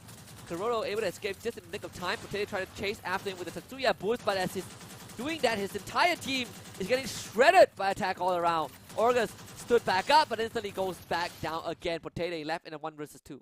Protede was doing so much of heavy lifting behind there. He turns around, he's wondering what in the world just happened. He's lost the rest of his team members in a 1v2. Something he did not expect after pretty much aggressively storming down the front, down mid here. Foki and Poongod both sticking together, not spreading wide enough to force Protede into a small little crossfire. Protede might just be able to pull this off if Foki makes a mistake. Yeah, he's going to use the Tatsuya boost again and trying to put himself in a safer position, but there's not much covers to work with. And Protede has already ran out of glue wall, so this is going to be an open fight. As long as attack all around doubled up, I feel like there's no way that they lose it. But Protede, again, Tatsuya dash, and now it's going to be the crunch coming in from attack all around to finish the job. And it puts them in an even state again. Good ideation. I think he could have timed that run a little bit better to wait for that circle to move first. Because the arena didn't really need to get all that too trouble with that. Protede trying to outsmart attack all around, but it's all equal now. That's how we like it at Bermuda. Earlier on, it was a 6-2 scoreline. Attack all around just barely could scratch the surface against the arena earlier on, but this time it looks a little bit more equal. But only the next 2 rounds will really tell how Bermuda goes. Oh yeah. Whew. Kororo is losing the initial 2 shots against Limit already. That's not good. Puna spots Kororo, spots Poongod, excuse me. Instantly attempts to flush him out with the ice grenade. And attack all around has to give up just a little bit of ground. The Scataway giving resources to the side of E Arena through that ad drop. Jump is going to be spotted out. Information goes to Protede. Stands by with the ice grenade. Tries to flush Jump out, giving Funa a clear angle. But Protede just eats that up for a tad bit of second. Easy to back away. And now he turns the tables on Jump. Let's see if he can catch him out. But a good blue wall by Jump. It's still going to keep them at a stalemate. Yeah, Protede able to keep most of attack all around at bay. You can see that they are not in the best of positions. Very much outside Poongod being the front line, but he's also struggling to find any sort of opening. Thanks to E Arena surrounding this entire area. Attack all around when you spring the trap, can't find it. Poongod's waiting for the timing, but Limit might just be the undoing of him. Jump should find a way to circle around, punish Limit before he does the dirty on the rest of his team members. Jump's going to be the hope for the squad. Protede not taking initiative just yet. Both teams showing a lot of respect for each other. Back it away. Poongod gets tagged. No conversion. They're going to slow things down again as the circle repositions. This is going to be the opener. Yeah, they're going to try to rush Limit, and the rest of attack E Arena will try to protect Limit. And they're doing a pretty good job, but attack all around are inching forwards slowly but surely. Jump on the other end. Limit goes for the swing. Jump! Oh my God! Drop shot by Puna. What a shot! Kororo, though, not able to win that one. And E Arena holding the fort and just scraping by with the win. What a jump shot by Funa. I didn't see that coming. Attack all around. Sure as hell didn't see that one coming. That was one of the most stylish clutch shots we have seen in a while, and that was the undoing of attack all around. Over the fence, what a beauty. Over the fence, and they knew that Limit was going to be the target, and I mean, Puna is 9-2 so far. He's having a great monster, time. Man. I mean, E Arena truly has a Slayer on their side, which is the main reason why Jump needs to keep up his end of the bargain. You can't just be depending on Poongod. Kororo's not going to be Ultimate Slayer. He's backing everybody else up with those long shots out of that AWM. I mean, here's just one less kill out of the total kills that attack all around has. That's the how problem. How much work he's been doing. They're going to try to Gonna go for a 1v1, Puna. Force Hugh just a little bit. You can turn around the corner. Puna getting backstab, still wins it! Uh-oh. Absolute force in the battlefield. Pungod takes him down with a grenade, but it doesn't matter. Puna picks himself back up and finishes off Foki as a statement. An attack all around, falling apart at the scene. Potato going for the rush on top of the roof on the jump. And E-Arena finds their 4th round.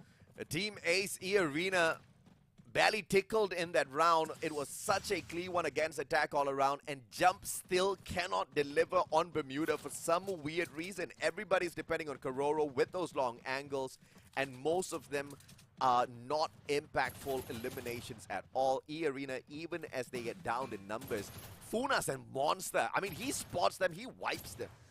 Which is crazy. He was, what, he has less than half health. Foki shows up from behind and somehow loses the fight against Funa. 2 more rounds before attack all around will be put in the back seat, and once more the round starts and Foki lost half his health. It's not going to punish them just yet. Circle closing on in. UAV is going to be brought out as well. Might as well use it at this point. E-Arena looking for that match point for themselves. Funa with a good solid grenade. Pungod, yes, eats it up full. E-Arena has that advantage. Tatsuya Protene manages to save his health, repositions, backs the rest of his team members up. Spots Kororo, can he get another shot? Groza doesn't do it just yet, and now he's trapped outside. And Orga's got a double nade onto Pungod and Foki, so both of them stood no chance at all. Funa's gonna try and rush Kororo, but Kororo funnel into the barrel of Orgus. And this is it, attack all around. Wiped 3 rounds in a row, and E-Arena puts himself 1 point away from winning this map. I am shocked because I just think Attack All Around's losing this because they have a lack of confidence against E-Arena. You don't see them living up to their name. You don't see them attacking from all around. They're just pretty much rushing towards the mid, playing right into the hands of E-Arena. E-Arena, on the other hand, keeping a very disciplined formation. I mean, I kind of like them fanning out a little bit more. Attack All Around has got Kororo, but he's way too behind the lines to do much. You kind of, it works together. You have to work together, right? I mean, the sniper needs support from the front line. This was the map that Kororo did struggle a little bit. Oh my. I say struggle. He has already been knocked down, and there's no one that could save him. Limit might have just won the map for his team. Finds Foki also. Puna does get dropped, but it doesn't matter at this point. Pungod against the rest of the world. I mean, what can he do? Tries to go for the revive of the Foki, but Foki needs some time, and a point blank shot from August does it. Another 6-2 on Bermuda, and E-Arena made it look like it was light work. 6-2 yet again. E-Arena, I mean, once again, it started off looking pretty equal, but we can say the exact same thing for Bermuda game number 1. The first 4 rounds pretty much went back and forth. The moment economy started building on the side of E-Arena, they just outfought their opponents. They had the better guns, and they worked those better guns way much finer than Attack All Around, who I think is struggling a tad bit to find not just their positions, but their confidence to face off against E-Arena. On Bermuda, at least, right? Attack All Around has lost both Bermuda rounds. And Jump, man, I mean, he was asleep in Bermuda, woke up in Nextera, went right back to sleep in Bermuda. It's the map. It's the map. It is. There's a high chance we get a game 5 at this point, and E-Arena most likely could win it. So now the ball is in E-Arena's court. They just need to overcome Nextera, which they lost 1 in 6 to Attack All Around. Unless the graphics is not really wrong, or I mean, one of the graphics is wrong, you know, maybe he's having a different lineup. Maybe he's bringing in the Awakened Alok into Nextera, and he's bringing the Tatsuya into Bermuda. That's what he did. And that's maybe the problem with this guy. Maybe he should stop bringing in that Tatsuya. Just depend on the Awakened Alok. Have that extra bit of help to survive against the onslaught of E-Arena, and try to play your shots, man, because clearly he can frag. You can say the same for Kororo, right? On Nextera, he was landing insane shots. I mean, Bermuda performance not too bad as well. I mean, he's the only one that performed for the side of Attack All Around. You are right about that. So, it gives you a bit of flashback of from more team, right? Yeah. Like he was lifting weights on his own. But in this case, I mean, Limit just outdid him in every single situation. Puna with 12 eliminations by the end of this. Almost 5,000 damage. a staggering 58% hit shot rate. You could not have asked for more from this man. At the start of the day, Funa was most definitely the most amazing tuner, and he continues to be. I tell you, this guy, MVP after MVP titles, and he is not done and dusted just yet. The moment he steps into that center circle, the timing with the A124 obliterates the capabilities of his opponents to answer him, and he turns it into an all-out slugfest where you have to maintain just purely your mechanical skills. And guess what? Funa out-mechanics them every time. And this guy has definitely filled in the shoes that E-Arena requires, right? They are renowned for all these close quarter combats. They are renowned for running at your face and just beating you with raw strength. And this guy came into Clash Squad and does this in a top 3 match. He is out of this world. But I'm a little worried for E-Arena as well, because what's up with Nextera, right? They stepped on in there. They are clearly showing that they are not giving attack all around any bit of room, any bit of chance whatsoever. But at Nextera, it's a no-show. It's a no-show. And I've got no problems with that being the case. It's just that if going by the numbers, if they continue winning out Bermuda, they're going to go to the grand finals. That's not going to fly against Nigma Galaxy. They're going to sweep them off of this competition. Yeah, but if they can dominate Nigma Galaxy on Bermuda, I mean, then they just we saw won how that went. You kind of saw how that went. Not too well. They tried though. They had a great game, number one. In fact, both teams will be able to say that about Nigma Galaxy. Yeah, I mean, Attack on Around wiped Nigma Galaxy 6-0 in Bermuda yesterday, okay? Yeah. And then they proceeded to lose, what, 6-2, 6-4, and 6-1, something like that. Unfortunately, that's Nigma Galaxy, but that's a totally different story for the grandest of grand finals in the best of 7. Now we just need to figure out if or not E-Arena is going to wake up on Nextera and finish the series off, or are we just going to allow it to get dragged on a little bit? I don't want this to be a pure victory just because they've got mastery over one map. Oh yeah. I want to see the improvement from the side of E-Arena on Nextera. And if it's not going to be the case, then later I want to see Attack all around just surprises on Bermuda, man. I need something. So it's like if E-Arena loses the next match, then you might then Attack all around will have to win. I mean, give me something. Just don't give me like, okay, you take Bermuda, I'll take Nextera, and let's just go back and forth. Yeah, it's a lose-lose. It's a lose situation for Attack all around overall. Yeah. So they gotta wake up. Well, E-Arena has to wake up on Nextera. Yes. And I think one of the facts, I feel like, aside from the mastery of the map, that I think Attack all around definitely is better overall. 100%. E-Arena also struggles with just taking these gunfights, right? And I think the unfamiliarity with the map did cost them a lot of these rounds. Yeah. But I also feel like Attack all around just plays a bit more freely because they have the Awaken Arlok on jump. I agree. I also think that Attack all around kind of sticks together a little bit more on Nextera versus to Bermuda. Bermuda, you kind of see the formation where they are a 1-to-1-to-1 split, and Kororo's at the back. Technically, they've split up in 4 different ways. You get knocked down out in the open. To Dimitri, yes, not going to be able to do much for you at all. Yeah, and I think also Nextera, probably when it comes to angles for snipers to play, it's slightly more tricky, right? It's not as clear cut as Bermuda. And they perform there.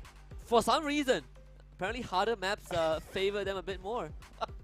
And that's just absolutely insane. And I think if you can master Nextera, if you can pull off all of those crazy angles, sure as hell you're going to be able to bring that into Bermuda as well. But that doesn't seem to be the case. Attack all around seems to not find their comfortable spots on Bermuda just yet. I think, once again, it's a confidence issue.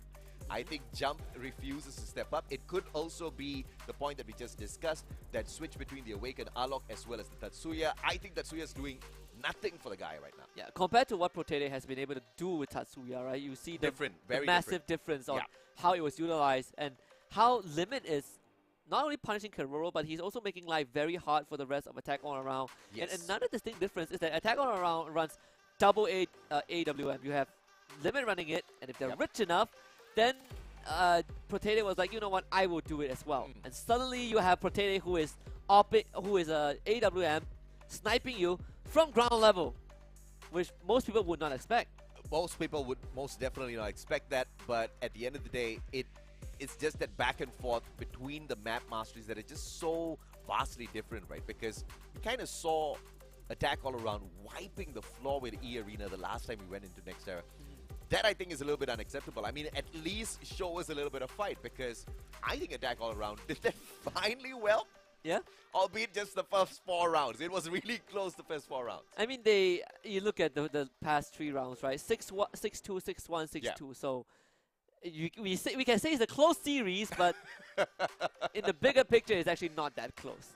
It's a little confusing as to how this is the case. I was thinking, you know, every single game is going to go down the wire. I was thinking every single game is just going to be swinging back and forth. We're going to see the mechanical skills being the biggest of difference. Yes, they are in a way. We had some rounds with some pretty good clutches. Oh, yeah, man. I mean, But Buddha is the crazy highlight for that, especially on Bermuda. But you're not seeing the trade back on the maps that we are kind of thinking they're a little bit weak on. Oh, yeah. You know. I think like there's very less fight back, right? Yeah. Like when they fall flat, they just sleep. Which is it's crazy. By the way, the night is still pretty young for these teams, because after this, there's another best of 7 waiting for them. Yeah. If this is how it is going to be, I'm sorry to say, I'm not surprised if we get a 4-0 later. Because NGX is watching this. There's a high probability that's going to happen, right? Because Enigma Galaxy brings into the competition something that both of these teams do not, which is mastery over both the maps. I think their firepower is absolutely fantastic. The mechanical plays they've proven to us is more than amazing. And they've got the capability to bait you in and sweep you off of your feet. Yeah. They're very good at adapting also, right? You compare both Bermuda maps that they lost and the Bermuda map that they play afterwards. It feels like they were just messing around in map 1. Baiting you in. I mean, it's as if they want to give you that kind of blind confidence where you're going to walk into the matchup and think, dude, we just swept them 6-0. This is a walk in the park. And then boom, you get hit in the face. And that's kind of a little bit more painful than expecting a tough fight and then getting defeated. Yeah, you need to remember, right? This was a team that finished 3rd last year in Bangkok. That is true, yes. And we're currently witnessing a team that was a world champion a year ago. Arena is actually the only team that has not only not make it to a World Series, but they haven't made it, so they obviously haven't won any World Series. So theoretically, they should be the team that is the underdog. I think Arena clearly is a... we are going to be hopping onto the game in a little bit, and it looks like the final matchup is going to be delayed a little bit because Attack All Around. They've shown us they can whip up some good fights at Nexterra. If they do so again, then it becomes a boring series for me. I want to see wins Arena. Pistol wins like at least 2 rounds. Okay? Yeah. I want to see Arena step things up here at Nexterra and show us they can dance a couple of circles around Attack All Around, but it's of course going to go down to positioning. Limit is in a good spot already. Yeah, and again, right, with the weapon he has, is an instant knock if it's a headshot. Yep. You see the formation of Attack All Around on Nexterra? It's so different. They move together as a squad. They rotate together. They keep a tight grouping. Jump eats a grenade, though the tight grouping could have worked against them at that one point. But this is where it works well. That pickup is instant. Limit instantly using the Orion form already. Jump is going to be back up on his feet. Foki though, and a heavy fire is going to be a 2-for-1 trade. 2-for-2 right now. Poongod clapping back a little bit. Does get rid of Limit, but Foki will be traded back. Sacrifice to the Wraith. Rabbits can roll, backstab. Potato and Puna pincer him, and Poongod left again alone to his own devices. Arena starting things off hot this time round. Remember, they got dominated by Attack All Around earlier on this map, so it's a good fight right back. And it all started off with Limit initially finding them playing a little bit of distraction, but Funa just swims through the opponents once again alongside Orgus. Yeah, Orgus and Funa, kind of the, I guess, the new dynamic duo, right? You have the support player in Orgus. I never expected that, by the way. Exactly. I mean, Orgus, I love the guy, but I didn't expect him to be one of the main slayers of the arena. The craziest thing is that he plays support for the team, right? He runs A124 in most of the matches we see him, but he's also the first guy to jump straight into the battle. Yeah. And if he goes down a little too early, you are going to get nerfed, but even before he does go down, he usually does disable the opponent's first, giving his team a huge buff. Poongod needs to be really careful as he steps out of his defenses now. Orgus is going to try to back him up a tad bit with a couple of shots straight through his head, but the glue wall helps him out and Jump runs straight in. Protene finds Kororo though. Kororo was punished on the other end. Limit goes into the Orion form and suddenly they, in a 1 versus 3, Oh my. he gets the reset What with in the the world? sight, goes back into the Orion and he's just going to try and cut everyone down. Foki stood back up, but it doesn't matter. E-Arena, they have shown up again and wow, Limit. Incredible play to win that 1v3 for his team. And in that moment, he didn't even get an elimination. All he did was just buy a lot of time, manages to pull off a great melee scythe knock. No conversion, buys a lot of time with the Orion, annoys his opponent, slicing away at them. Backup appears, Funa and Orgus clean the plate. Attack all around. They are getting shocked, but we kind of saw this earlier as well, so I want a couple of more from E-Arena. I mean, that is going to be crushing if you attack all around. Oh yeah.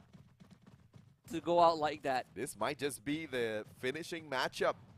Jump very quickly, taking control of the mid segment of the map. Kororo from down bottom. Needs to hit the shot. He misses. Ice grenade, well pushed. Protene right in front. He's going to be boosting up with Tatsuya. Does he find a frag though? He just bites the bullet. Poongod hits him on the head. That Limit also getting dropped by Kororo.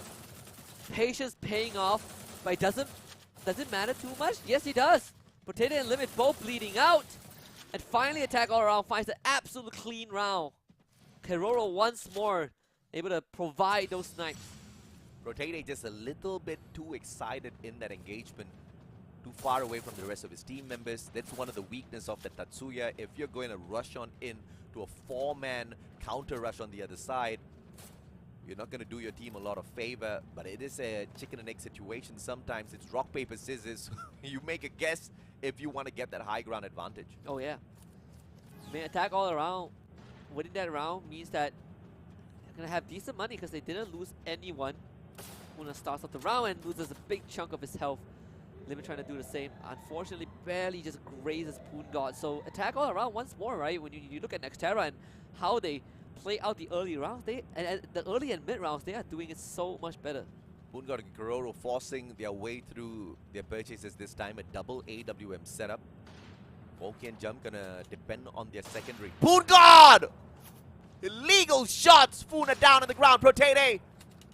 Can he find something out of this? Attack all around. Poongod finds the tag. Kororo finishes off from the other end.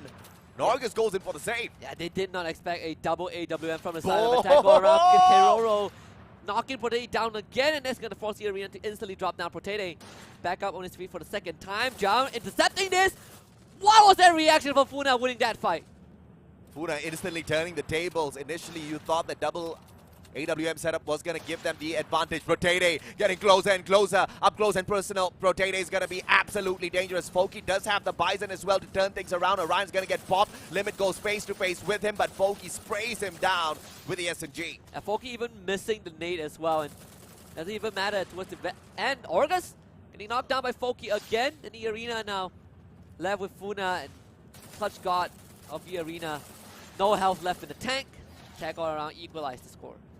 This is exactly what I was talking about. I mean, E-Arena couldn't get a little bit too excited after the 2 rounds of win because attack all around knows how to get the job done. What a purchase. These 2 players forcing their way through, still finding their way around. It was just unbelievable. A double AWM. First time for attack all around.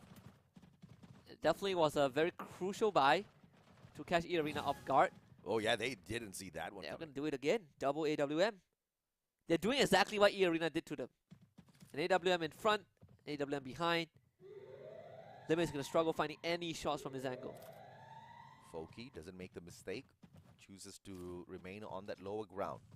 Funa, aggressive. If he is punished, that's going to be the game changer for the side of attack all around. Jump.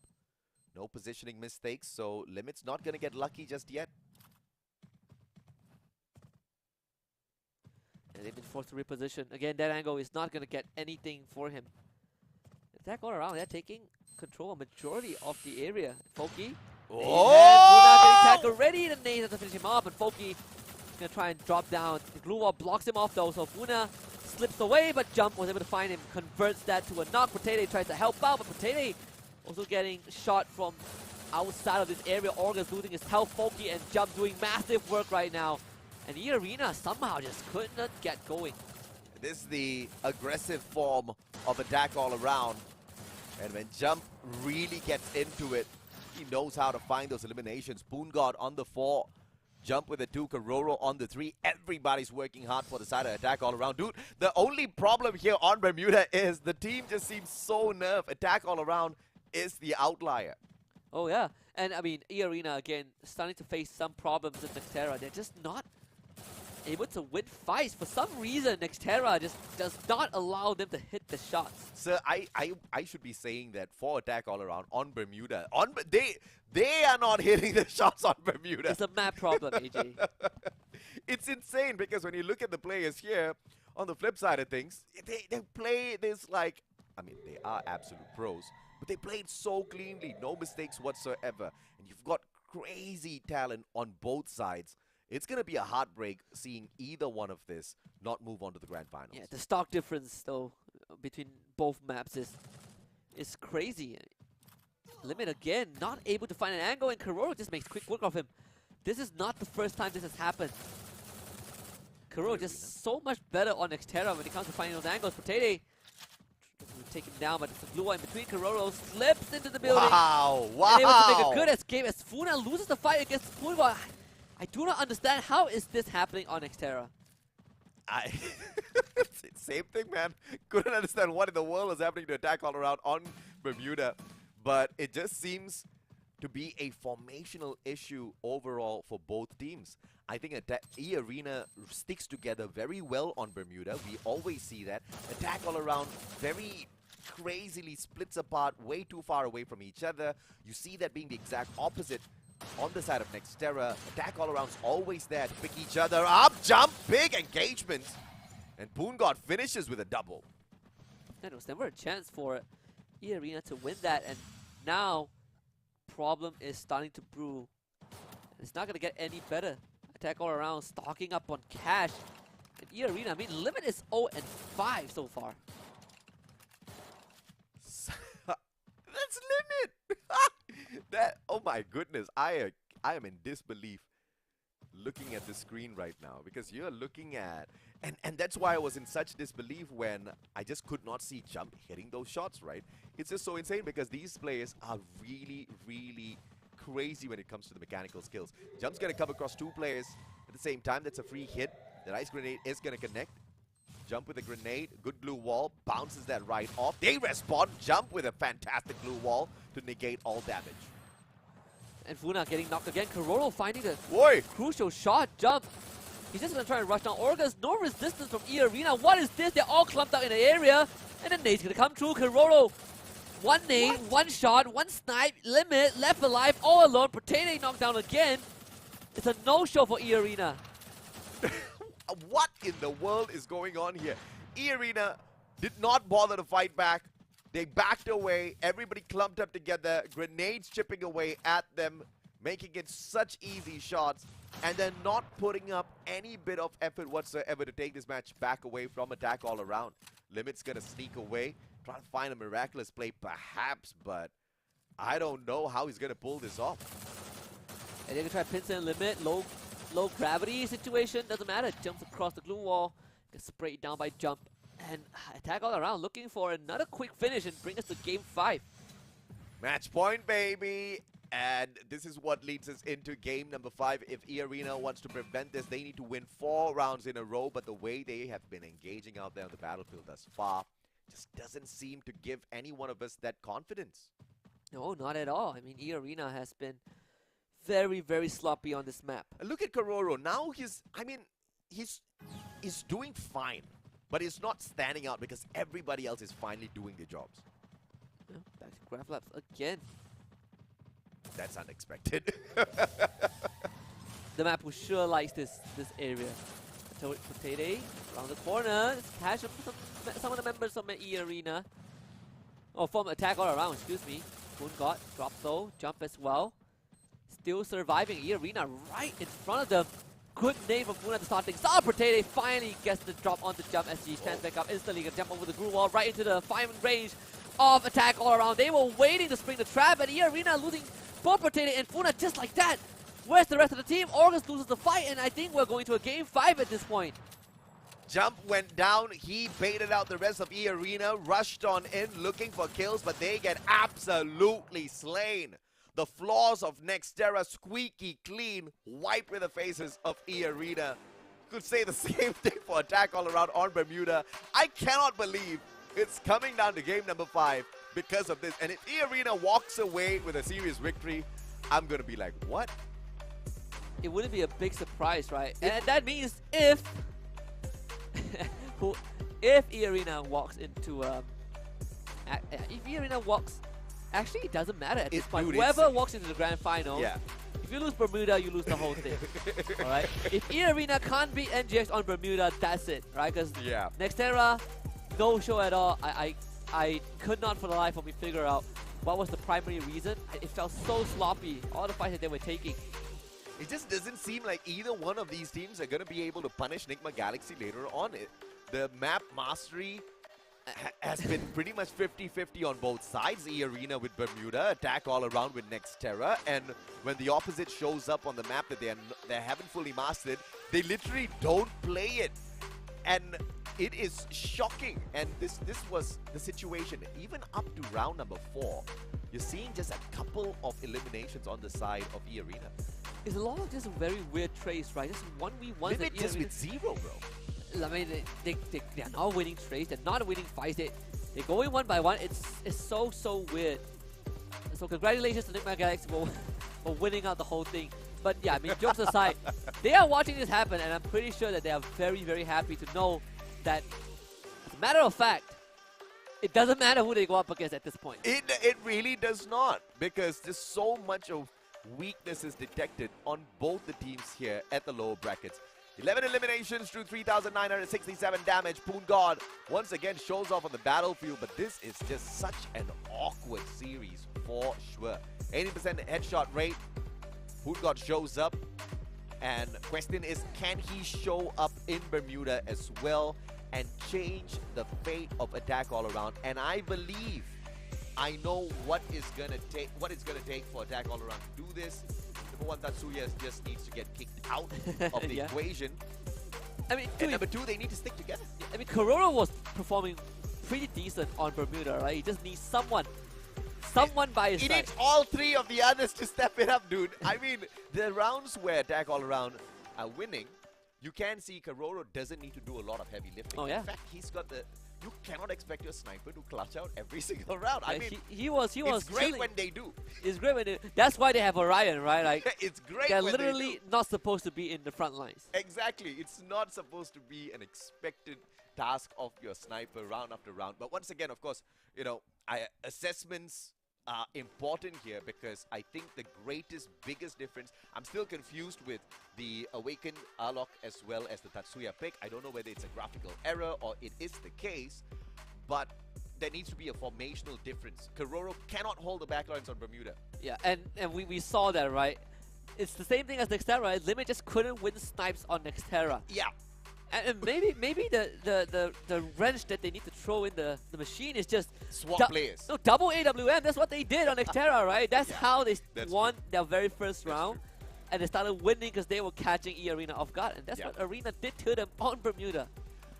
I'm looking forward to this. It's pretty much what Nigma Galaxy did, right? When Dew wasn't performing, Caramel said, hey dude, you know, you chill, you're having an off day, let me pick up the AWM, let me show these players exactly who's boss.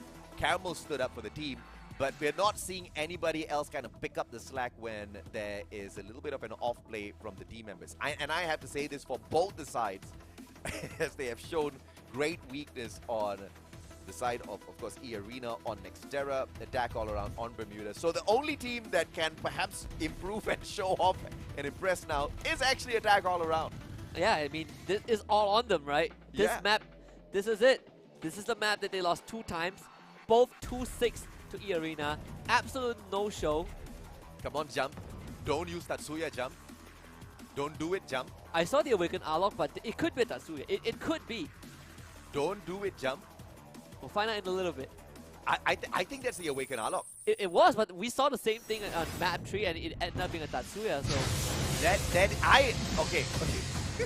I don't know which one is the biggest gun. Yeah. That has been happening one too many times during the Clash squad. Alright, so if they were trying to play the coin flip, their luck is run out. This is now it's down to pure skills, okay?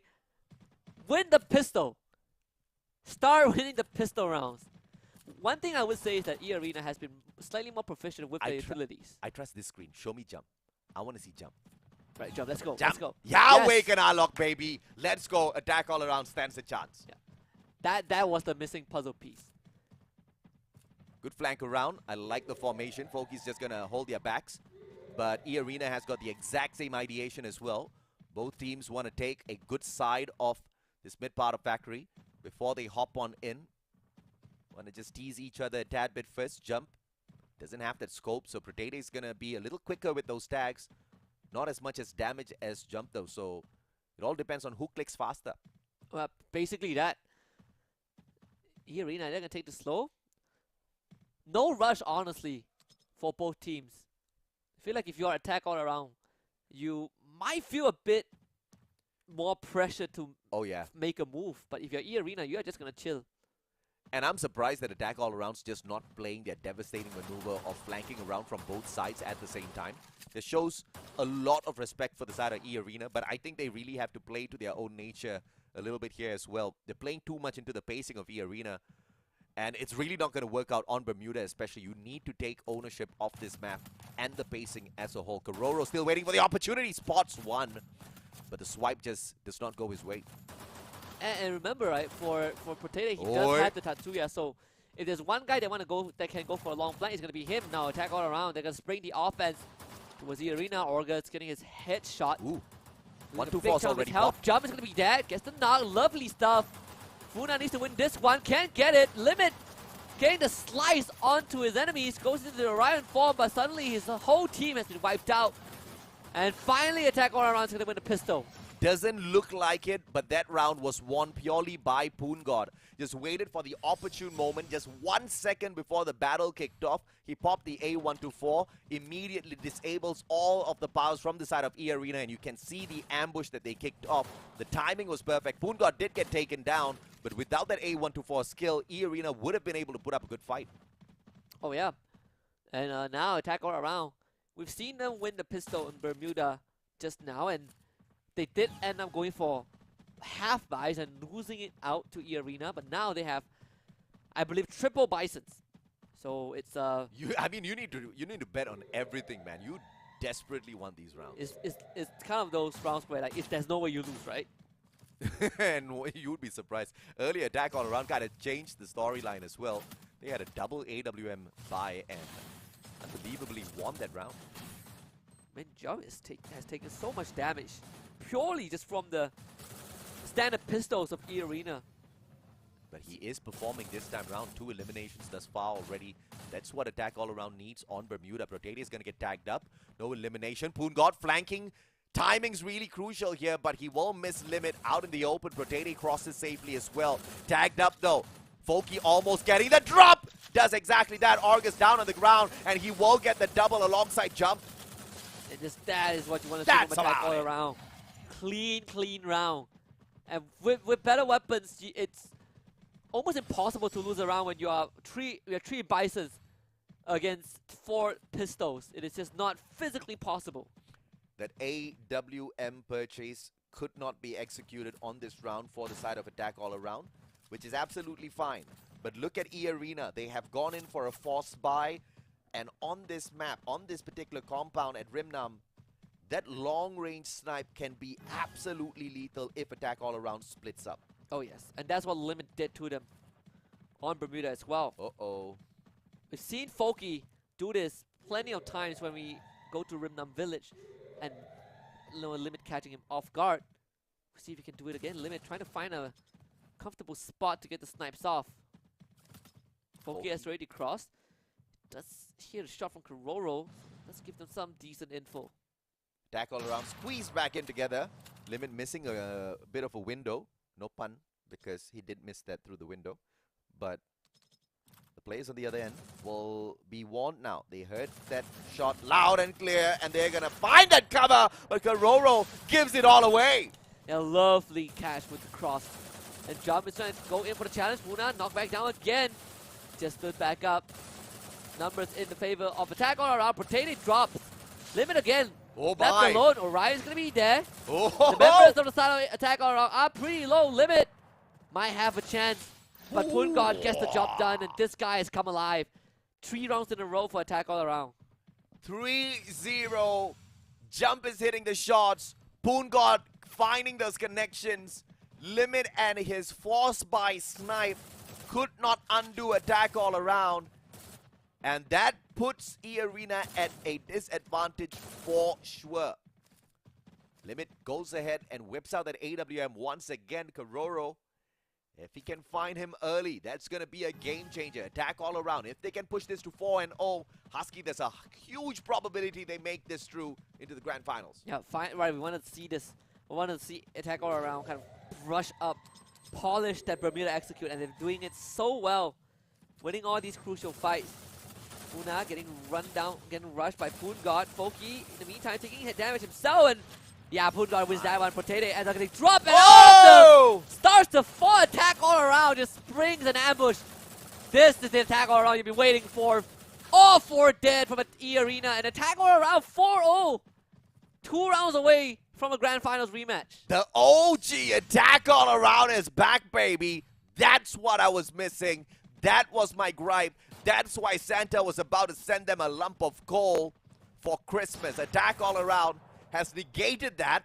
They're going to get a huge present. Santa Claus is not going to be happy. That's extra bit of budget that attack all around is taking from his presence now. And I mean, right now, attack all around are feeling so good. And for yeah. E-Arena, they are not getting anything done.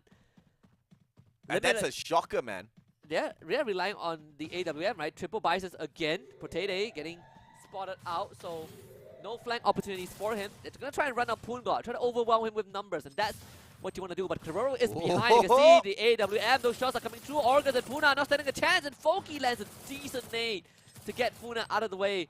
Limit also taking heavy damage, and attack all around. They can take this slow. Limit is going to get rushed. Pungod looking for the finisher. If Limit drops, this is going to be round 5 for attack all around, and it seems to be it. Pungod outplays Limit by hopping on top of the generator, giving himself that extra bit of height.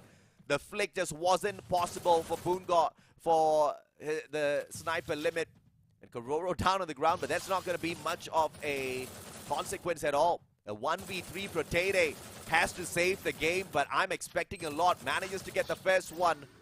That was way too much. Match point. No, I take that back. Series point for attack all around as they finally show up on Bermuda.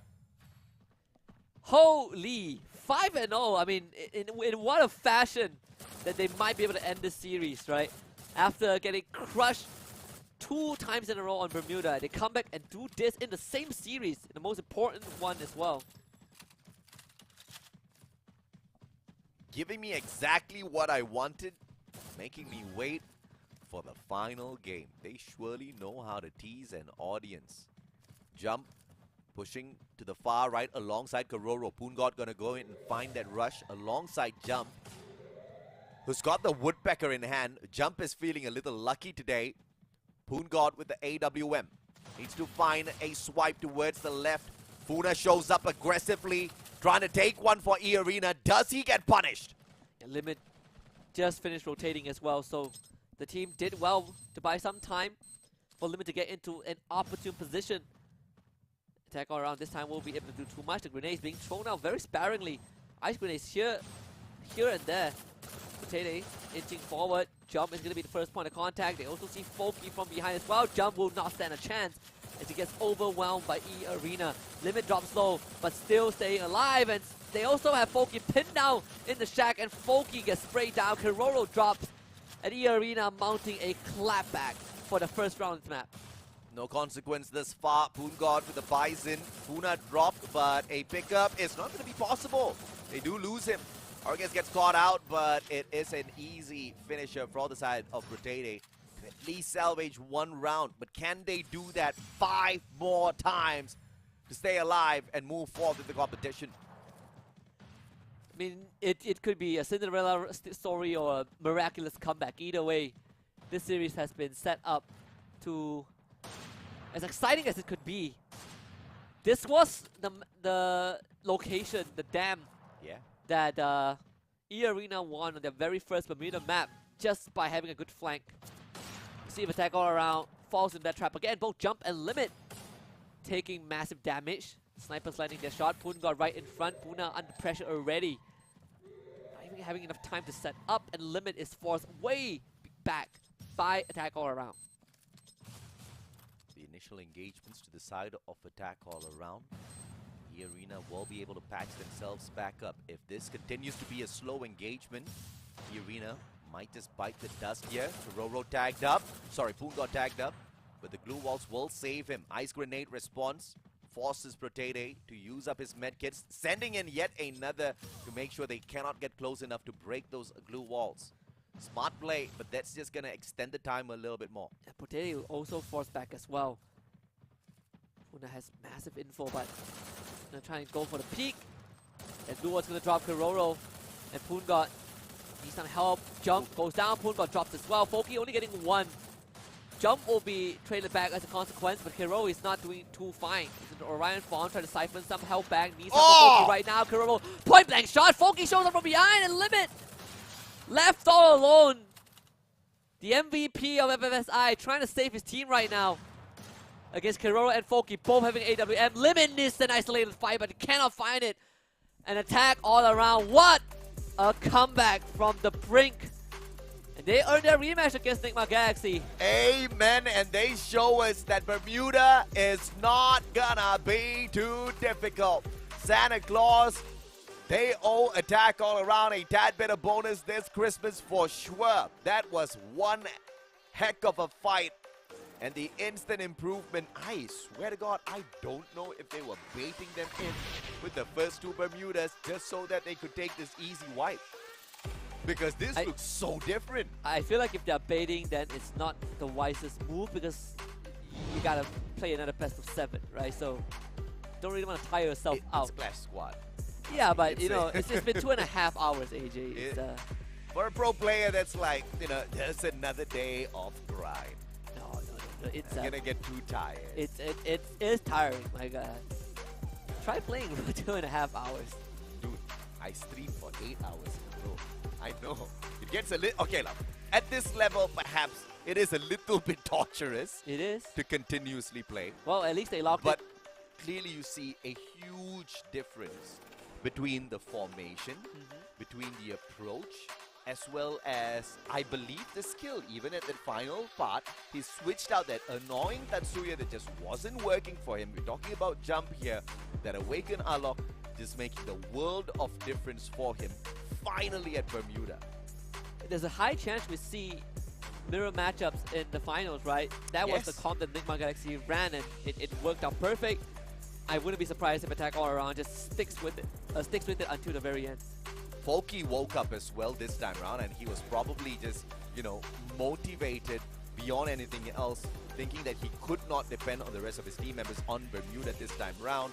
He has to be that ultimate support, rushes on in there, and he didn't just support, he carried them in a lot of those fights. 10 eliminations through a very concise 3,745 damage, and the Bison most definitely doing him a lot of justice in this match. And like what? They, for Foki, not only getting 10 eliminations, but at the same time, really winning these crucial fights for his team, right? It really felt like, you know, E-Arena stood no chance at all, which is pretty weird considering how they dominated Attack All Around in the other two Bermuda maps. I mean, it was insane, right? Let's take a look at some of his skills here as well. He brings in the Kelly. He's got Andrew for that extra bit of buff. He brings in Diva. This guy was supposed to be supporting the team members from the background, but he's like, no, do not worry. I support by killing. Clearly, I gave you guys 2 opportunities at Bermuda to carry me, and I wanted to support, but since that wasn't working out, that little bit of change in formation, forcing Foki to kind of go out there and find those extra engagements, serve the team really, really well. As a support player for not only Free Fire, but for all the other games that I play, I can guarantee you when you get fed up with the main players in your team, you're going to do it yourself. Oh yeah. As a Joker said, right? If you want something done right, you have to do it yourself. 3-2 is the score, Attack All Around, winning it out at the very end. But look at all the scores. It's 2-6 6-2, 6-1, 6-2, 6-2, 6-1. At least we get 5 games. Both of them sure as hell deserved the limelight for that long. And now we find the grand finals on the setup. But E-Arena, of course, manages to pick up the 3rd spot for themselves. And now to determine your grand champions and who is the runner-up. Attack All Around meets Nigma Galaxy in a rematch within the grand finals. This is your upper bracket finals rematch on top of everything else, which is crazy. We kind of saw the preview. And the best part is that now the stakes are really high. Winner gets 20,000. Oh yeah. Loser gets less than half of that, only 9,000.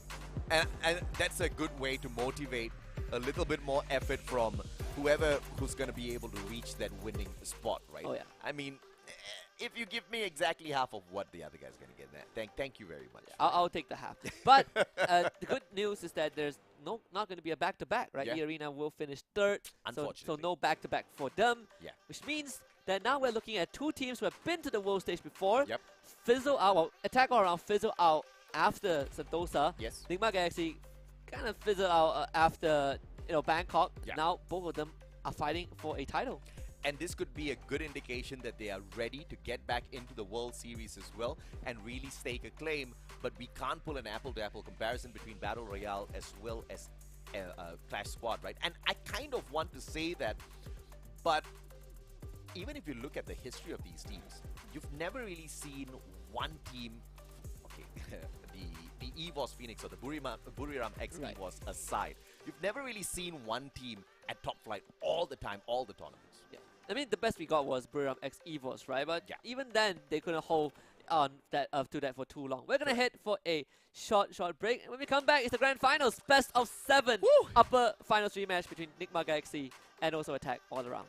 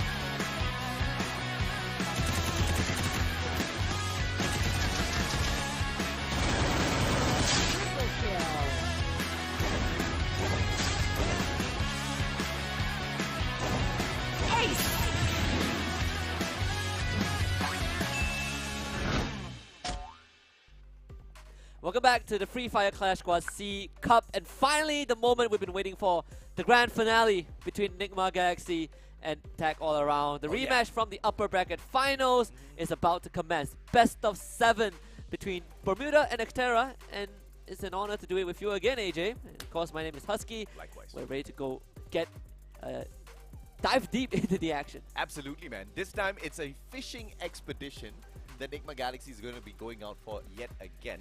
They baited in both Attack All Around as well as E-Arena in the series against them.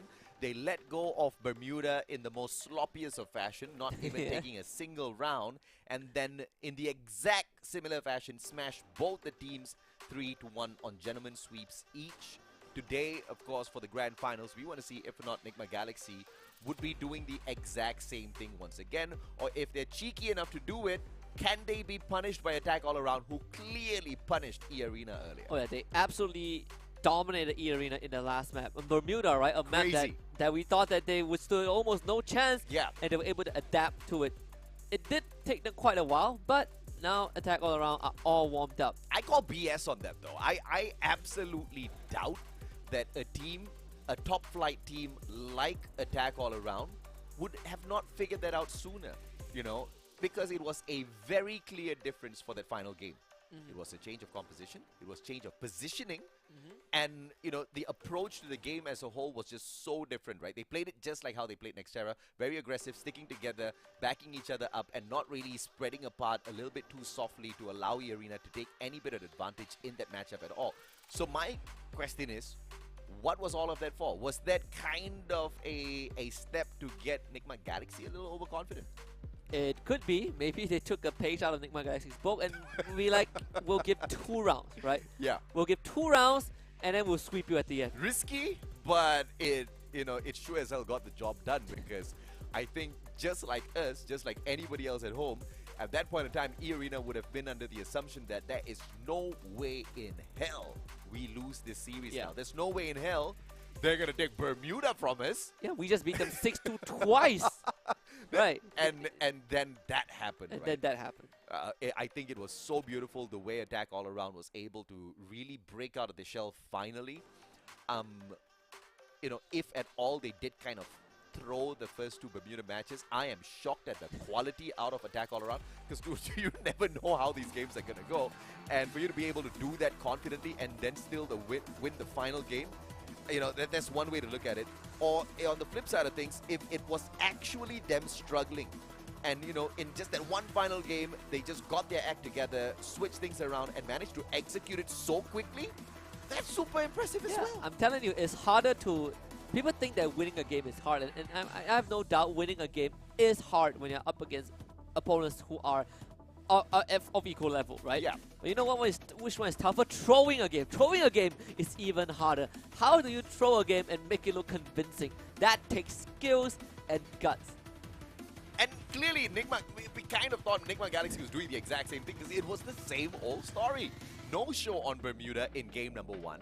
And then the reverse sweeps were just so phenomenal from the side of Nigma Galaxy. It was almost a no contest whatsoever. You know, it's shocking to think that these teams from the side of Thailand can envision it and execute it just like what they won out there on the battlefield. And I think it does pose a bit of a minor concern, right? Let's say that under the assumption that Attack All Around, they were struggling in both the Bermuda maps prior to their win. Yeah. That does show some inconsistency, something that I think Nigma Galaxy has figured out long ago. Yeah. And if they're playing against a team that is inconsistent, you're hot and cold, and you take quite a while to figure out what the enemy wants to do, I think NGX might just shut it down before Attack All Around has a chance to come online. But in a best of 7, that's exactly what gives the full freedom for Attack All Around to kind of test the waters first and then try to make a comeback a little bit later on. Yeah. Because they've got the series as a whole. I mean, this was a team that destroyed E-Arena on Xterra and still got crushed by Nigma Galaxy on the same map that they're good on. Right, so we are seeing a bit of that discrepancy just based off of yesterday's result. Hopefully that changes today. Nigma Galaxy, no changes in the loadout. They are the first one to run the Awakened Arlok, and they're going to do the same again. And yesterday, I would say the star player, right? Dew and Fugod, both of them showed up huge. I think Nigma Galaxy is just one of those teams where you've got 4 superstars And if one of them does not perform, if one of them is having a little bit of a slow start, it is going to affect the whole squad, right, as a team. We kind of know Dew is the main sniper of Nigma Galaxy, but this is what's so beautiful about Nigma Galaxy. When you do see any bit of those players kind of having that slow start, immediately someone else steps into their place, and they take over and they deliver just as much, if not even more, on behalf of the team members. Yeah, and yesterday Dew was outgunning Kororo. Few God was demolishing Poon God, right? Oh yeah. That Jump wanted to run, but Stop was like, no, stop, you can't do it.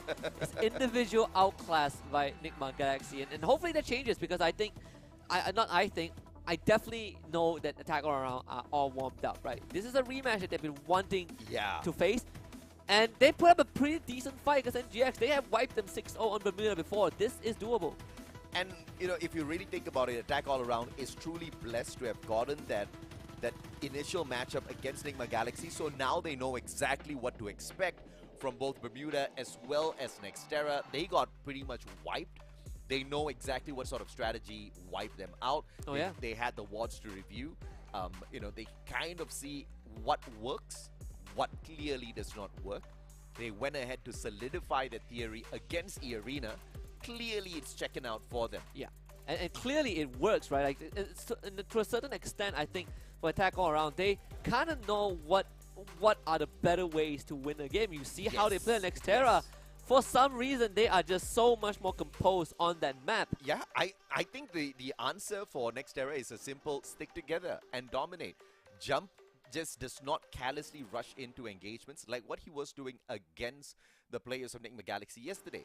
I think that was one of the points where we were just so confused about, because why does Jump continuously boost his Tatsuya all the way into just 3 players on the side of Nigma, get wiped, and everybody else has to cover for him, right? Kind of saw exactly that happening on Bermuda against E-Arena, which he changed. And I'm expecting the change to kind of stick around. Because if he goes back to that form, I'm going to be like, why? Yeah, Why? you just stick with the Awaken Arlok, right? You clearly saw how effective it was. It gives you more survivability. You still get to achieve the same thing, right? You still get to be in the front line if you want to. You still get to support the rest. And support the rest. I think that's the most important part for him. In fact, Awaken Arlok is if Tatsuya had an ability to support his team. Yeah, absolutely, right? So you do get the boost. You do have to, you know, drop those notes that the rest of your team members need to pick up as well, which means they have to a certain degree, remain in a good proximity from you, which goes back to my point of how Attack All Around needs to stick together. And it seems to be all checking out for them. That Awaken Unlock forces them to stay together. It instantly gives you that extra bit of firepower that clearly E-Arena could not deal with. Oh, yes. When they were doing absolutely fine dealing with the players from the side of Attack All Around, one at a time. Yeah, and I think, you know, Nigma Galaxy has had that figured out long ago, right? Yeah. They've been playing together as a unit, and Dew is one of those few snipers that you are always finding opportunities. And I think what distinguishes a good and a great sniper is if that player knows how to knows when to find opportunities, right? More often than not, we see someone just plant himself in an area and just keep waiting. And you know, I say a lot, I say this very often, patience does pay off, but there is going to be a point in time where you need to move, and I think that's what kind of separates a good and a great sniper. I think what also makes the side of Nigma Galaxy so dangerous is they've got a very clean double snipe setup, which we saw towards the very end for Attack All Around kind of being executed as well. I really like that, because if Attack All Around wants to be able to take the fight up against Nigma Galaxy, you have to counter the double snipe setup with your own double snipe setup, or whichever sniper you're having, if he's a single guy, he's going to have a tough time dealing with just purely the map control from that long range that Nigma Galaxy can enforce. Orion, A124, Dimitri, as well as the Awakened Arlok. Attack All Around is going all out this time. It's going for the same lineup as Nigma Galaxy. It worked out against them. It worked out, and they were able to do it and make it work out when they went up against E-Arena. So clearly, Nigma Galaxy has had it figured out from the very start of this tournament. And I love the fact that Poon God is running the auto. So you get that extra information, but one of Otto's abilities, which he slows down the rest of the opponent within the vicinity whenever he gets a knock.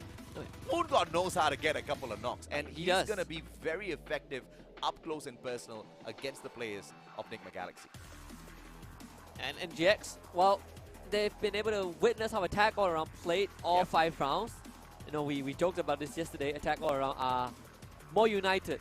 They definitely sit very close. They do. Now they just got to play like it. I mean, they were phenomenal in that previous matchup. We just can't see any sloppy moves from them. All right, boys, stop yawning. It's only 8 p.m. Come on, guys. Night has just begun.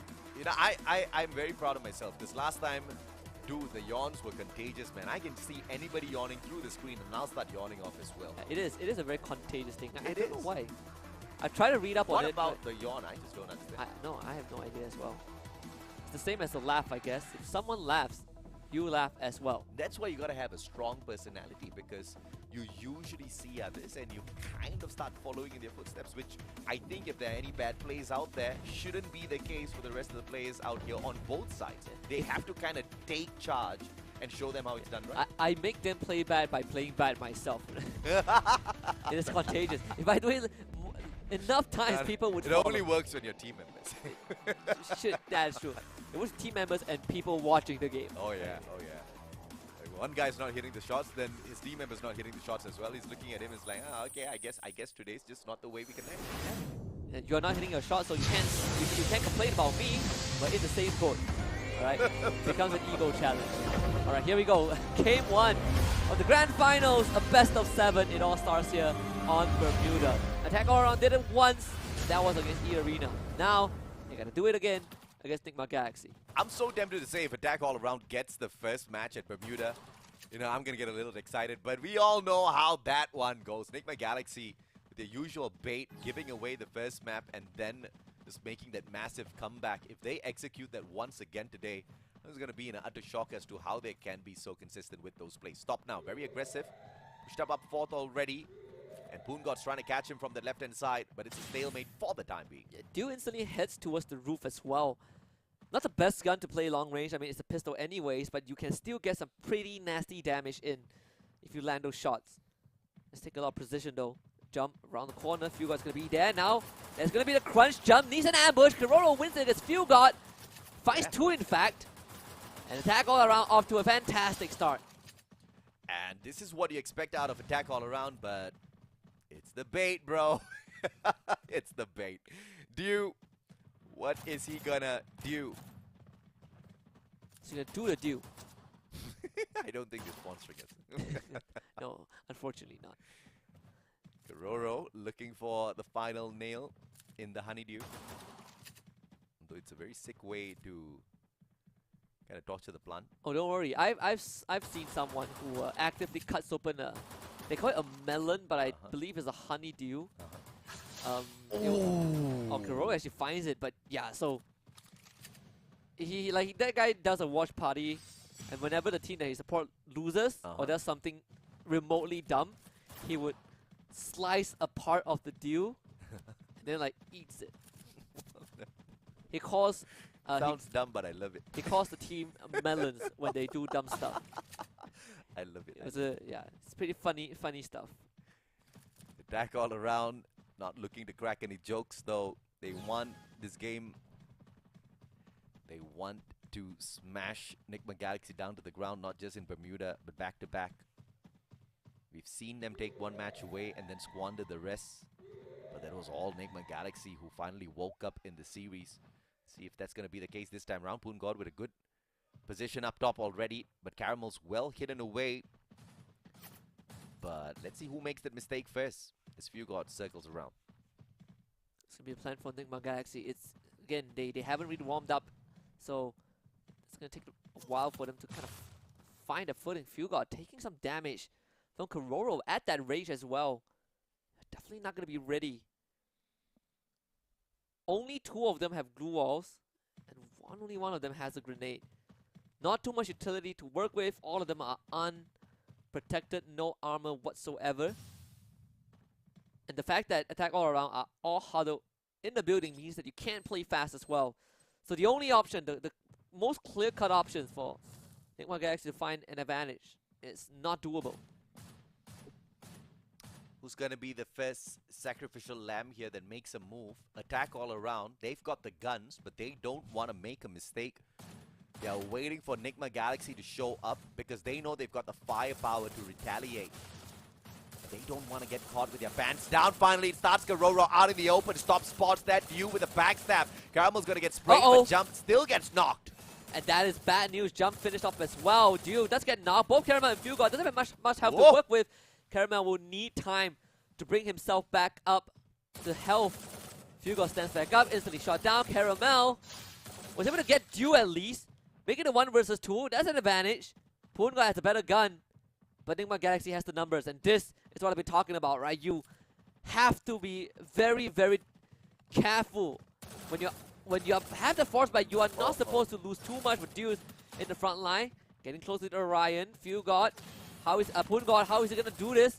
Caramel is low. Still has a medkit. Caramel gets dropped. Poongard with the Bison Spray does the job. But he's down low on health, and Dew finds it around the corner. Recovery for NGX. And the guy steals his gun as well.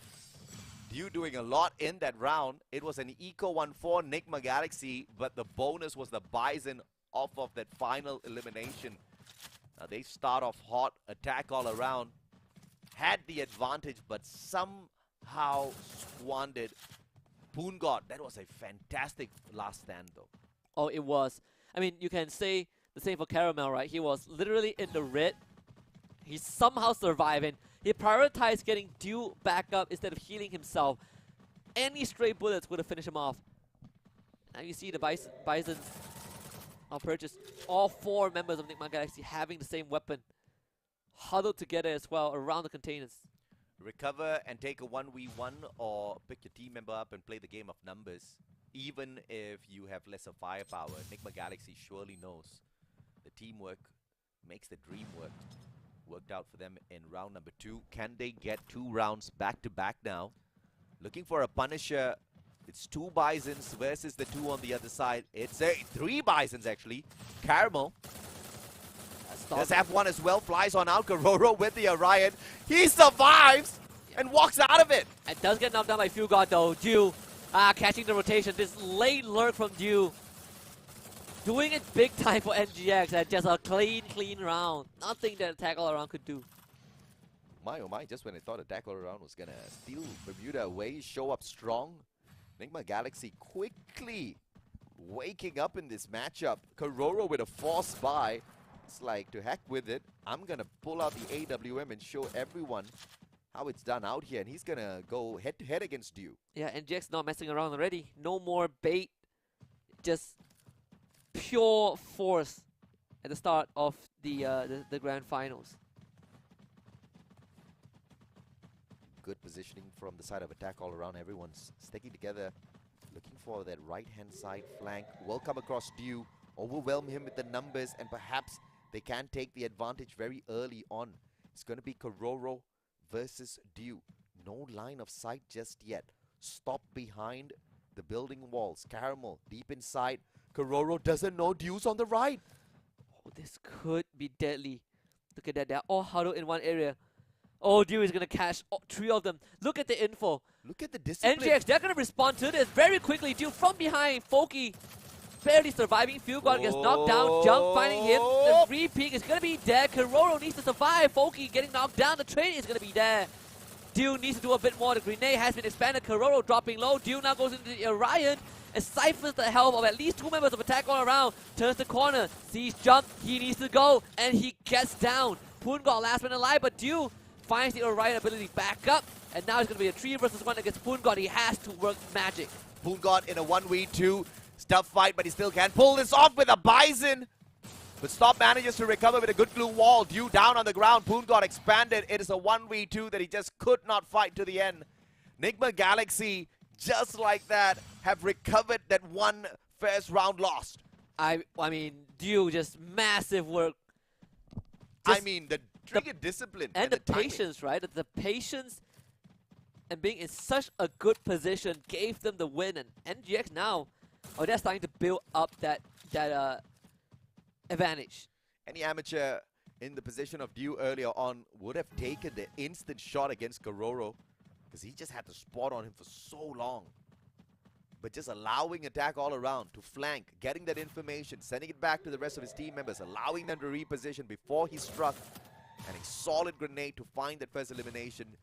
This gave Nigma Galaxy such a clean round there. Due with the 5 eliminations thus far already. Attack all around, trying to catch right back up. And this time it's just going to be a bloodbath down here in mid. And Nigma Galaxy continuing to kind of huddle around in an area. A grenade would do the name, but Foki is trying to find an opportunity. He's not going to have too much room to work with though, as NGX will start pushing his team back, and Duke finds an amazing snipe from Poongod as he was about to drop down. Foki will pick him back up, and Jump and Kororo finally paying it back. Duke got picked back up, stop as well. Caramel on the floor. Duke is still there, but Foki is going to turn the corner and attack all around, ready to strike back. Stop is the final player. What can he do against 2 players? He does wonders. With the Bison, just needs to find Poongod, and the ice grenade finishes him off. How unfortunate for Nigma Galaxy, but masterful play out of Poongod. NGX, it was a very, very strong start as well. Attack all around, able to respond just in time with all of the with all the crossfires to catch Nigma Galaxy off guard when they went for the rush. That was what saved the round for them. It's going to be a rush towards the middle building. Containers on the right, the advantage for attack all around. And they use the bridge. Jump pushing on fourth. Dew might just disable him a little early here. That AWM versus the Bison. Poongod down mid already, looking for the crate very early on. Perhaps for a couple of extra utilities. It's all about the timing of this flank. Stop already at the door of his opponents, and he misses an opening. It does push attack all around back though, but look at this. Nigma Galaxy might find themselves in the 4 versus 3 as the main force of attack all around are all huddled on closer to the dam. NGX stop looking for an opening, can't find it, forced to barricade himself off because he does need some time to bring his health back up to a healthy state. Stalemate again. Here comes the rush. Fugod holds his ground. What a headshot. Kororo trades up stop. Poongod finds Fugod. And just like that, the defenses of Nigma Galaxy crumbling down. Dew backs away. He's got the AWM to work around with. Caramel looking for that long flank, and he won't spot Dew. And Poongod with the final finisher as Jump shows up. Attack all around with a very clean clutch right back on their side. And now it's even again. I even argue that attack all around, they're going to be a bit richer than Nigma Galaxy. Starting to be able to afford the double AWM because Poongod picking up one for himself and Kororo having 2 just in case. Foki not doing the most this game. 0, 3, and 9, but overall, attack all around. Foki has been getting the trace in, and that itself is very important. Very winnable still for the side of Nigma Galaxy. Yes, they don't have the double primary on their side, but they do have mechanical skills. And Caramel shows off with a very clean tag on Poongod, forcing that recovery, but also slowing down the repositioning from the side of attack all around. Dew's gonna spot out Foki. An instant flick onto Poongod, finds a connection. Foki's gonna get caught up. Nah, that one unfortunately does not find its target. Yeah, Foki crossing is massive. Now he gets to join the rest of his team. Start putting pressure on the members of Nigma Galaxy. Kororo having a very good angle to support his team as well as they continue to rush in. That UAV not standing a chance at all. Foki is gaining so much ground as well. Does he find the backstab though? As Nigma Galaxy has rotated around very cleanly, stops just being pressured by the circle a tad bit. Jump's going to start the initiation. Question is, does he get caught in a pincer? Fugod arriving in the nick of time, taking those shots up against him. Foki's going to get caught out by the circle as he's just a tad bit too distracted with all the noises. Kororo with that high ground advantage. Dew right behind him. Who takes that first shot between the two? Dew as he falls down to that lower ground. Gonna see the tag onto Foki. Recovery still possible, but out of nowhere, Poongod and Jump, they find those shots. And that, I think, would be enough to win this round. There's no chance for Nigma Galaxy to do anything. The patience again from attack all around. They just found a better angle this time. Interesting perspective of that fight. And that was, it all started when Foki was able to cross, right? Yeah. That itself put him in a very strong position to join the rest of his team, and they just swarm NGX. I really thought that Enigma Galaxy had that counted very, very well as they continued circling around as well. They pretty much swapped sides on the map. But the initial engagement, although going the way of Enigma Galaxy with the shots, this could not be sustained as attack all around just went in there with the sprays. Once again, jump, relentless, finds Dew as well, who tosses a grenade towards him, spots it in the nick of time, jump, cleanly backs away, a double grenade gonna get tossed towards the players of Enigma Galaxy. Nobody bites it. Yeah, Jump missing both of his grenade. A bit unfortunate. Bit of a wasted opportunity as well. Poongod tanking double ice grenades. Not really the best situation to be in. Needs some time. Misses his grenade as well. Attack all around, having weak arms this game. Karoro, well hidden Dew with the Orion, will avoid the shot. And now it's Karoro with the Orion trying to get away. Turns the corner, Dew finds a blind shot.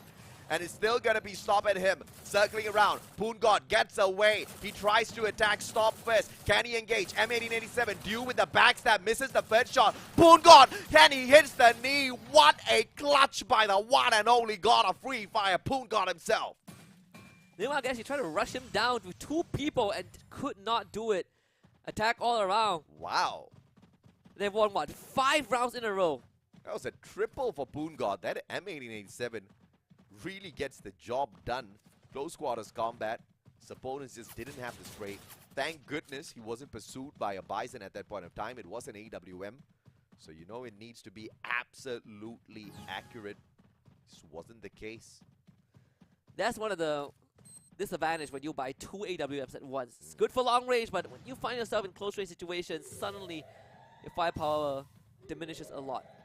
NGX looking to go on the offense this time. Not wanting to let attack all around dictate the fights. Foki is going to get pushed, AWM in hand, but he does have a secondary that he can work with, and that itself is enough to stop NGX from going in for the push. But NGX decides to double down this time. The grenade landing on the Foki, not enough to take him down. Back up, it's going to be that. Karoro, what a snipe onto Fugard. NGX caught completely off guard. Absolutely, man. They thought they caught Enigma Galaxy with their pants down, going out for the flush. And they most definitely did, but stopped now. Getting stopped halfway through his track as Foki shows up. Dew trades one back out. Poongod once again stepping up for attack all around. Can he find the 11th elimination and even the 12th? Foki takes the last one, but Poongod clearly your MVP. Wow. What a first game from attack all around. They won pistol, lost 3 in a row, and came back 5 rounds in a row. Wow. Almost uncontested. Heroics from Poongod. 12 eliminations. Oh, he was a hard carry. He was switched on this time. Poongod barely missed. And it wasn't like the rest of the players were not doing anything at all. Karoro, this time, very effective with his positioning, and the snipes were hitting anytime they were able to bait out Enigma Galaxy.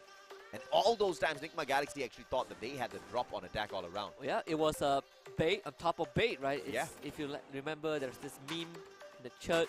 This guy is getting aimed on by a sniper rifle. The guy holding a sniper rifle has someone aiming at him with a sniper rifle. You know, that one.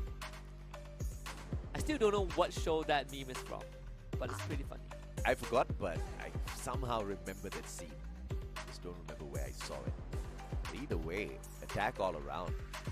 They started off on the wrong foot here after winning the pistol round. It was just Enigma Galaxy showing up strong, and attack all around still managed to fight their way right back, and Poongod was the key player in all of those battles for them to sustain.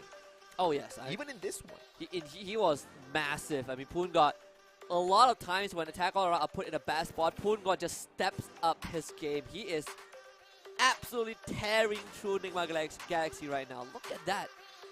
All the big clutches came from this one man. Oh yeah, and you know, the jump shot at the very end with the M1887, avoiding the AWM target, letting it clip his knee, and then him taking the shot from an elevated position. He knows how to play Free Fire to its finest, man. 12 eliminations, A1 to 4, lethal in those CQCs towards the end, through 4,484 damage. Nobody cares about the headshot rate because he was super effective. He was way too effective. I mean, this is a great start for attack all around. Oh, Right? We were very worried about Bermuda. Yep. They were able to win it. It's 6-3. I would say it's still quite close. NGX did put up a decent fight. Now we're heading into Nextera. That is the map that NGX has not dropped a single time.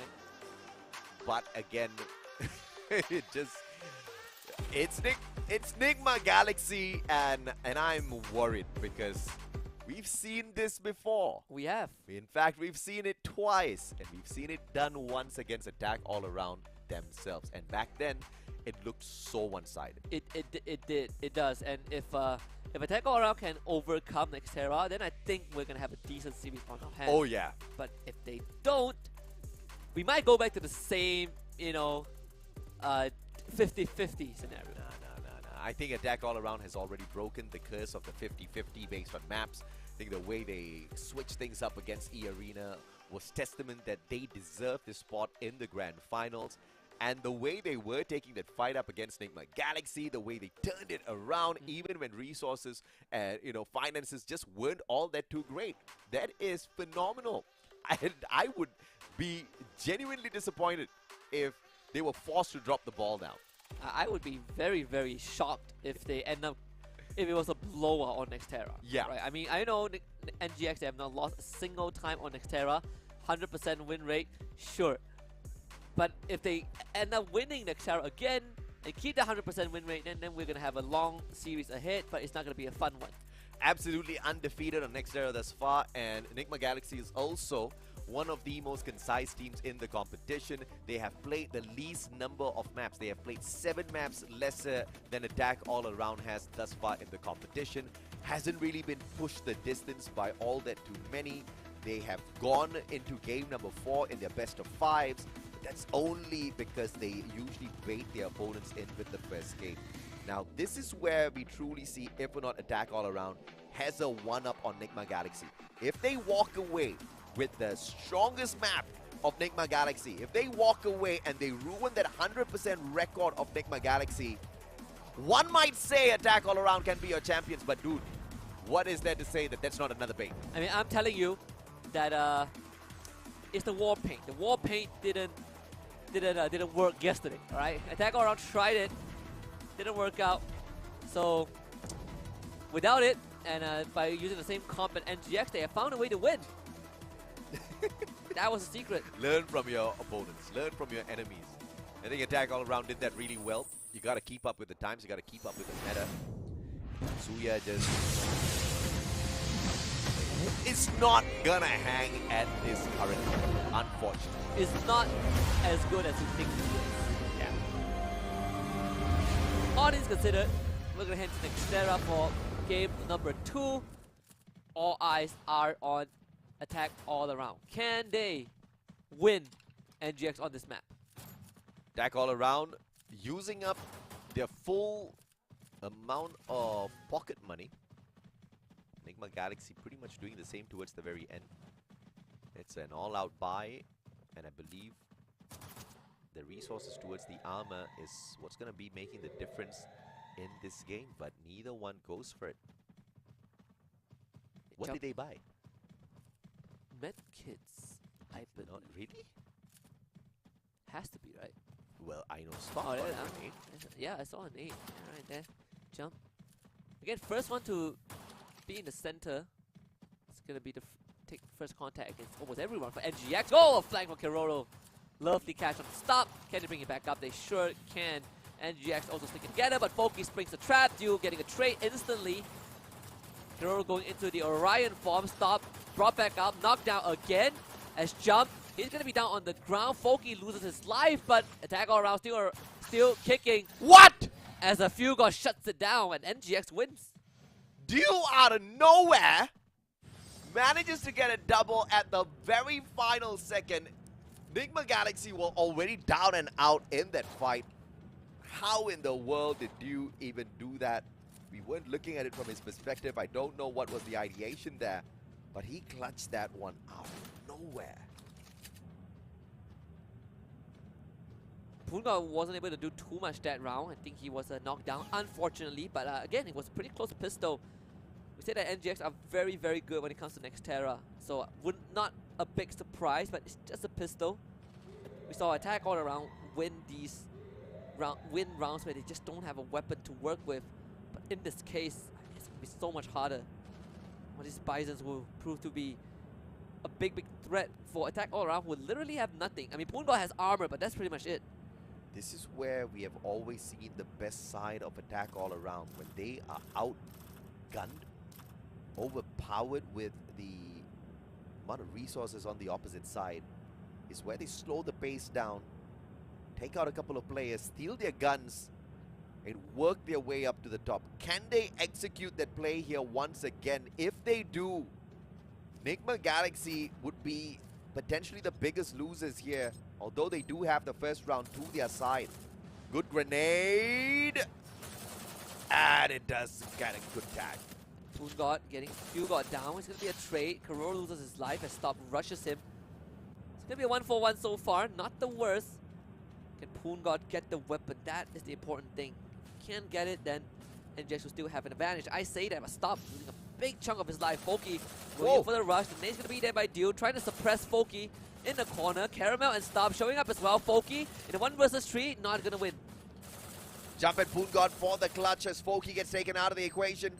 Caramel on the belt as Stop rushes on forward.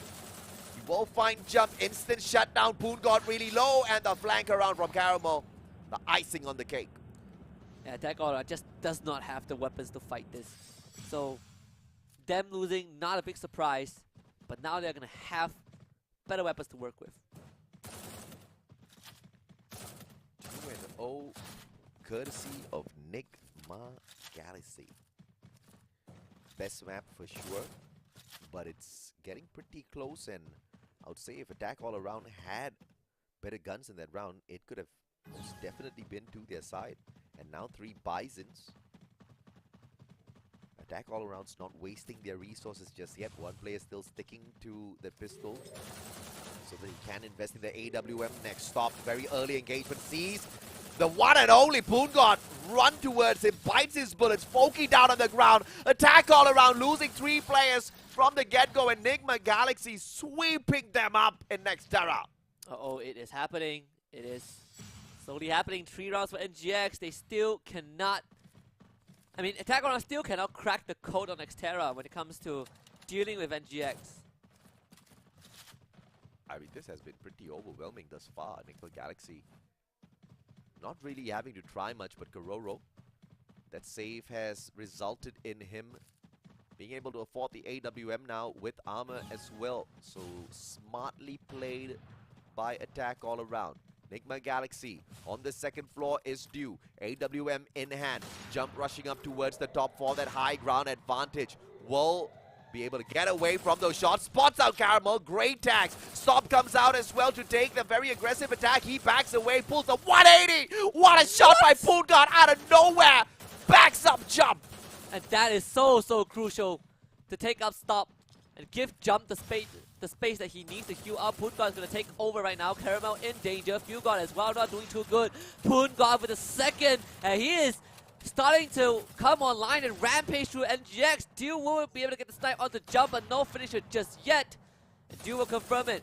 Now on the low ground, Foki crashing him. Caramel by his side, but it's a 3 versus 2 in favor of Attack All Around. Attack All Around cannot lose precious time. If that circle does close in, it's going to force them to reposition. Dew, what an angle! This is right behind. He's holding off to an off angle, and Foki does not have that opportunity against him. Dew will have to reposition, all thanks to the circle that pressures him. That could have been a game changer if he managed to connect with that shot. It would have taken Foki right off of his perch. And now, Dew's going to be cornered by 2 players. Poongod, but Karoro, game changer. Grenade will be cancelled. Not feeling too confident with that. Try again. Both Dew and Caramel. They are split for mid-shutter, but there's a chance for Pincer. Karoro has a chance to do magic right now if he gets the flank in, and Poongod absolutely shreds through Caramel, and Dew left to his own. He's gonna find a first, reset the Orion again. We've seen this many times. Dew needs an isolated fight, couldn't find it. Foki finds the first for Attack All Around. Support player putting in a little bit of assistance there. It could have gotten very messy if you Did manage to take down yet another player with that Orion. Always the clutch. Enigma Galaxy losing that one round isn't going to severely punish their resources. They still do have enough to purchase that AWM for Dew, but he lacks in armor. If you look on the other side, the resource as well as the game of finance has really been flipped on its head. Attack all around with the goodbyes this time. Some sort of resistance. What a nade from Foki. You love to see that. And Jump finds Fugard again. I mean, this time NGX had no chance at all. Attack all around looking to equalize the playing field just by a little bit. Stop doing his best, but not good enough. Attack all around. 2 rounds in a row. And it's going to be a 2-3 score. They are slowly catching up. Attack all around. The only problem here is initially Poongod and Jump, they were just not finding those connections, not finding those eliminations at all. Poongod slowly waking up. Jump is getting there. Attack all around, slowly finding those adjustments. And now look at them. They are absolutely stacked in terms of cash. Enigma Galaxy is getting squeezed. You see the double AWM again. Kuro and Foki this time. Renegade Foki to a more supportive role. Completely fine.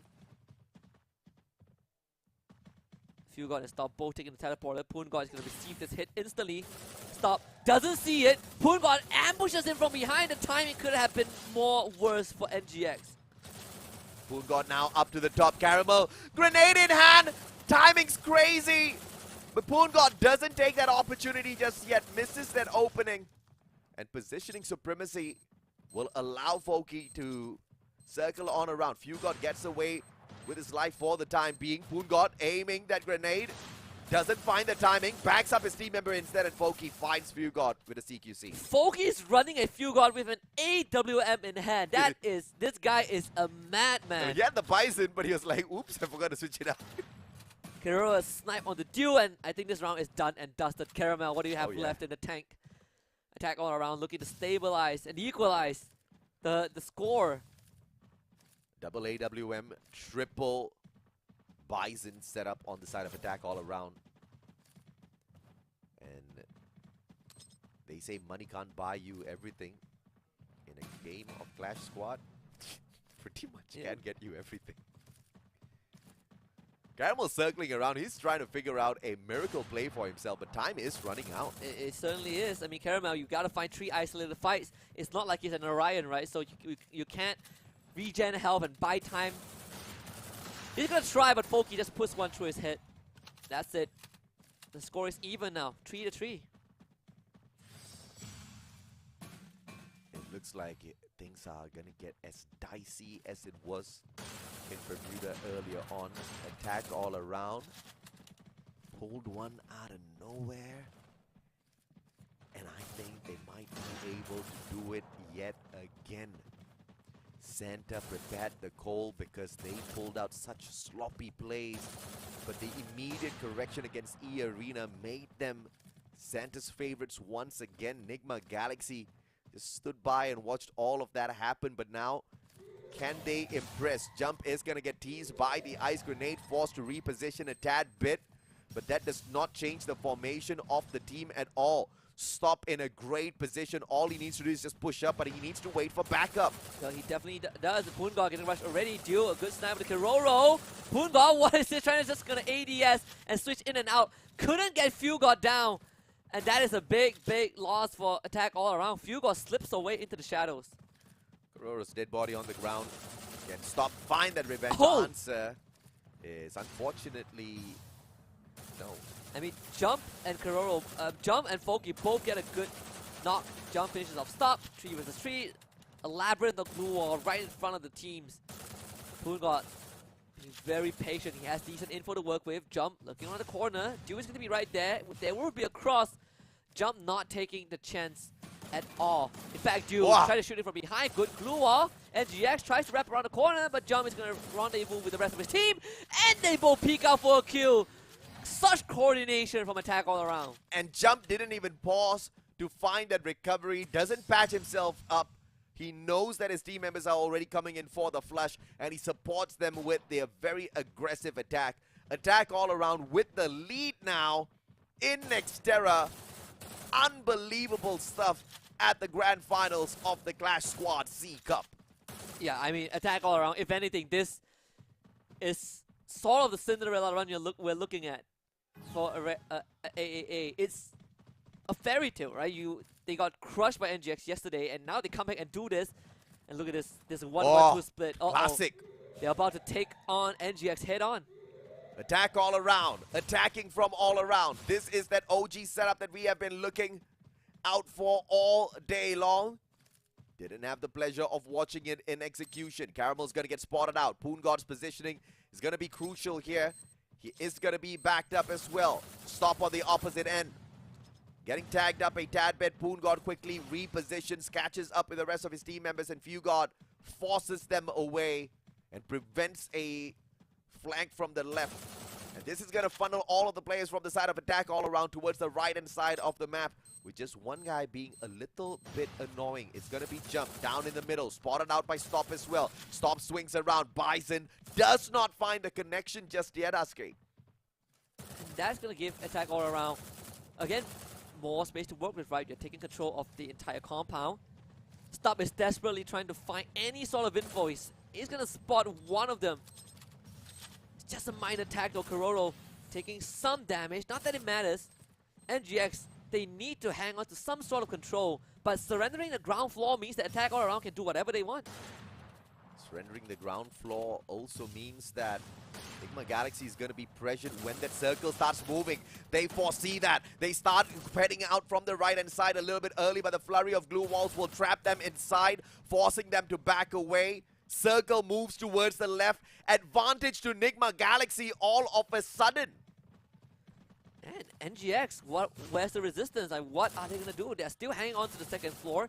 That vantage point is not going to do too much when you don't have grenades to work with and you can't find an angle to snipe. Kororo even wins that out against Caramel, and suddenly they spring their assault, and NGX do no chance. You have to take space, and that is not how you do it. Match point once again for attack all around. Enigma Galaxy does not know what just hit them. Can we see yet another 6-3 courtesy of attack all around? A shocker in the grand finals. Wouldn't be surprised if Enigma Galaxy sweeps them right back, because history tells us that is very possible. But attack all around has been absolutely sublime thus far with their approaches. Jump is going to get a little bit excited here, pushing up fourth. He's going to come across Stop, pushes him back with that ice grenade fest. Stop quickly repositions towards the left. Wildfire. Jump does not get connected with that ice grenade. Finally does, tagged up. Forces him to eat that. Poon God responds with the grenade, and Dew snipes from afar, chipping away at their health. And Dew needs to do a lot more than that. Fugod starting it off right, but Poon God and Foki get dropped. Stop does get traded back. You need to find a finisher though. Stop. Gets back up on his feet. And NGX, they are tired of this. They're going to run straight into attack all around for the wipeout. And Kororo not able to support his team in any way. A little too far away. Place that AWM. Grenade. If he gets a God nade now, things could be a little bit different. Fugod recovering, and what a nade! Kororo, the game changer, needs to push out now. Caramel's going to try to meet him halfway with the M1887. Slow down the approach. In the meantime, Stop gets picked right back up. Fugod recovers himself as well. Caramel for the final finisher. Orion is just going to buy him a little bit more time. But Kororo has run his course already. Fugod puts the final nail in the coffin. Enigma Galaxy survive for an extra round. Yeah, and attack all around. Wow. They just need one more to close this out. NGX making a good recovery. Rectifying some of that minor mistakes, right? Yeah, letting attack all around dictate the space and where to fight. You see, the moment they speed things up a little bit, attack all around couldn't react in time. Gotta do it one more time to put this into that final round. Attack all around. Back to just a single AWM. NGX has 4 AWMs. They are determined to win this round. And they get away with this. It's a very cheeky setup view. Ice grenade from the back. Caramel got nade. Can he find a shot out of nowhere? Caramel once again with a great angle against Kororo, keeping him pincered down. Nobody's going to go to Poon God's assistance just yet. I don't think you can save him. 4 AWMs, it's if you're not prepared for it, you're in for a world of hurt. And look at that. The health of Attack All Around are slowly being chipped away, and there's nothing that they could do about it. They're not equipped to deal with 4 AWMs.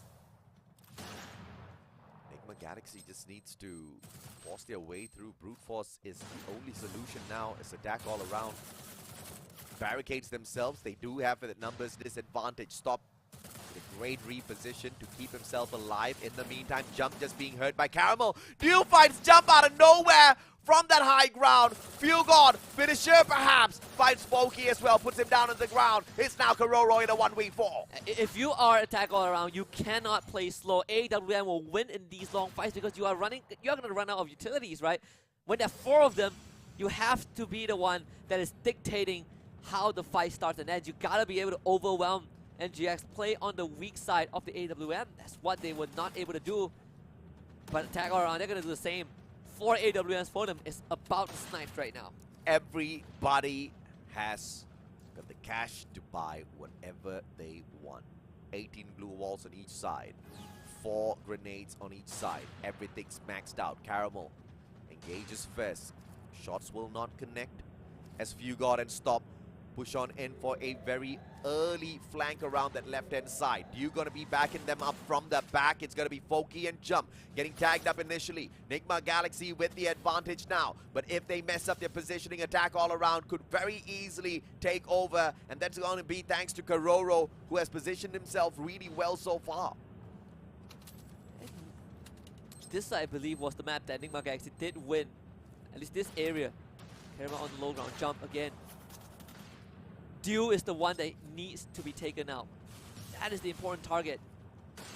Kororo left alone against 2 members of NGX. If he gets pincer right now, it might be over. Kororo, okay, getting few guard, alright. Ducks into a corner, Orion right there. Dew's nice Foki in front of Kororo. Was not able to respond in time, and it's not good enough from Attack All Around. Dew trying to stay alive, and yet another goes down. What a beautiful snipe. Jump was the next victim. Poon got so low on HP, goes in for the save instead, and Dew with the triple. He'll secure that for the side of the one and only Enigma Galaxy. I'm not gonna lie, AJ. Attack All Around made this really, really close. Almost leading this series by 2-0, but NGX strike back at the very end. We got a series in our hands for sure. I cannot believe the effort from both sides in this game. No mistakes shown. I think it was cleanly played on both sides, down to every single round, every single maneuver executed out there. Beat by Attack All Around on Enigma Galaxy. They were connecting, and it was all about those microsecond response times that they were given to deal with each other's chaos, dragging us into a round number 11, and with Enigma Galaxy finally clutching it out, not allowing Attack All Around to take the 2-0 versus them.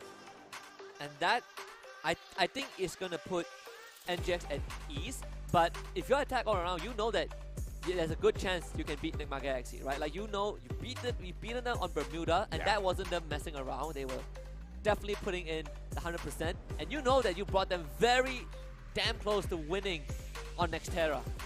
If anything, this is a confidence boost for Attack All Around. I mean, Attack All Around, they've not been able to prove their dominance on this map just yet.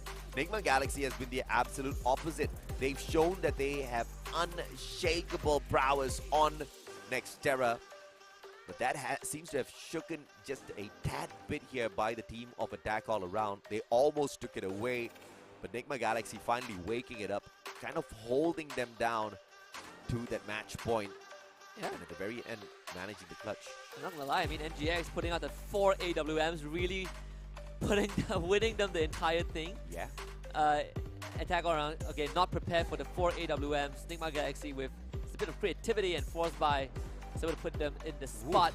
Dew, our MVP for map number 2, 10 eliminations, 20% headshot rate, and almost 4.8k total damage. And we saw him play that Orion down to the T, round after round after round, constantly being that annoying survivor, using Orion as effectively as he could out there on the battlefield. and he just kept finding that extra few moments to at least wait for the rest of the team members to kind of flank around to allow him to perform at his best. And it wasn't like he was holding those long angles consistently as well. He was getting into the center point of the map and looking for those fights. Oh yeah, I think at the same time he was he also kind of woke up towards the very end, right? He's getting those crucial snipes. We saw how on Bermuda he was able to find a lot of that flanks, get those opportunities, and he was able to do the same towards the very end.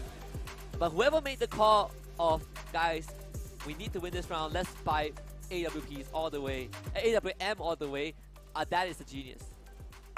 You could call it a genius, you could call it a reckless move, but whatever it is, it was high risk, high reward, high cost as well. They went in all out for that round purchase. If they had gotten pretty much nailed to the wall, obviously all over. It's either that or they lose Nectera, right? So, and the clutch just came out. They have the clutch genes. They were in that state of flow finally after getting tortured by attack all around quite a number of times.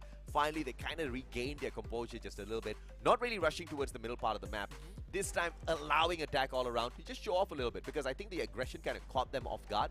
They were not expecting this form of attack all around, but that adjustment did manage to kind of get squeezed back in. Absolutely. Well, that means that we at least get, what, 5 games? Let's get 5 games. 6. 6 games. 5. 5. If they can win out 4 straight. 4 straight. The journey has the night has just begun. Absolutely.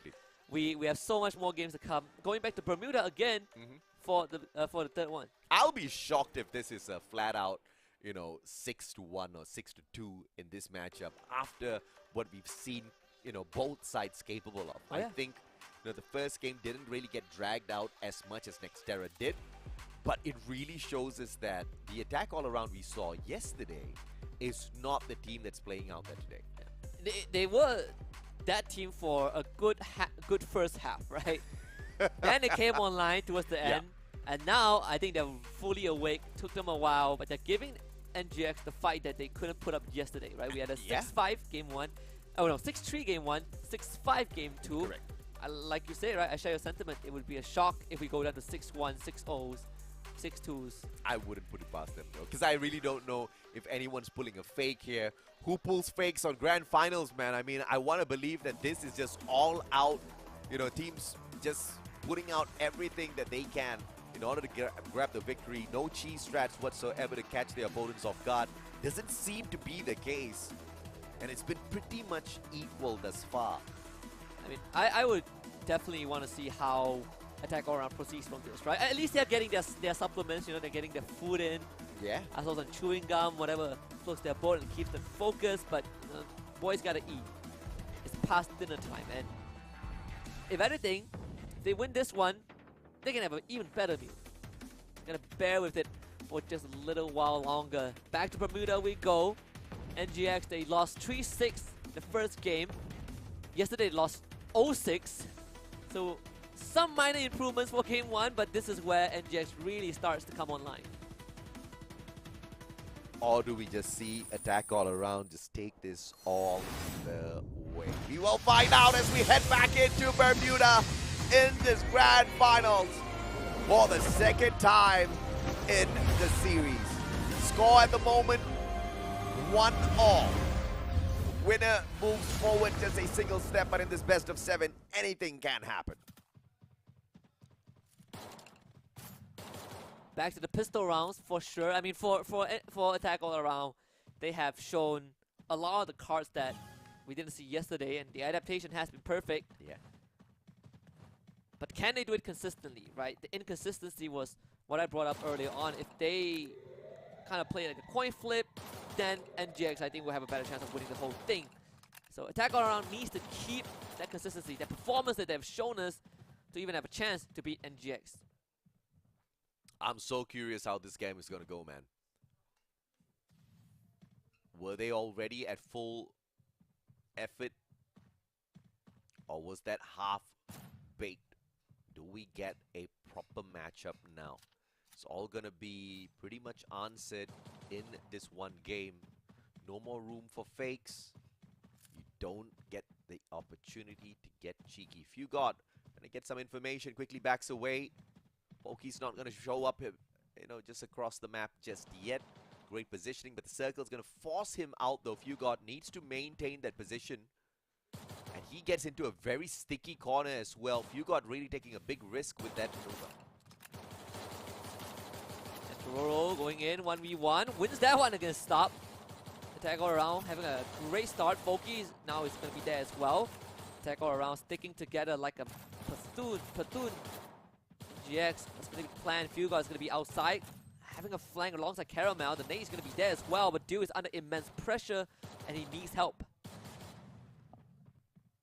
Stop charged in there without a lot of backup at all, which is a little bit disappointing to see from the side of Enigma Galaxy. Here comes Karoro with the boost. Orion catches Caramel's back. Fugod tries to get away, gets dropped by Jump. It's a 1v3. They can't do much. Dew shows up, and he's just got to run away towards the very bitter end as Attack all around pulls out a clean round against Enigma Galaxy.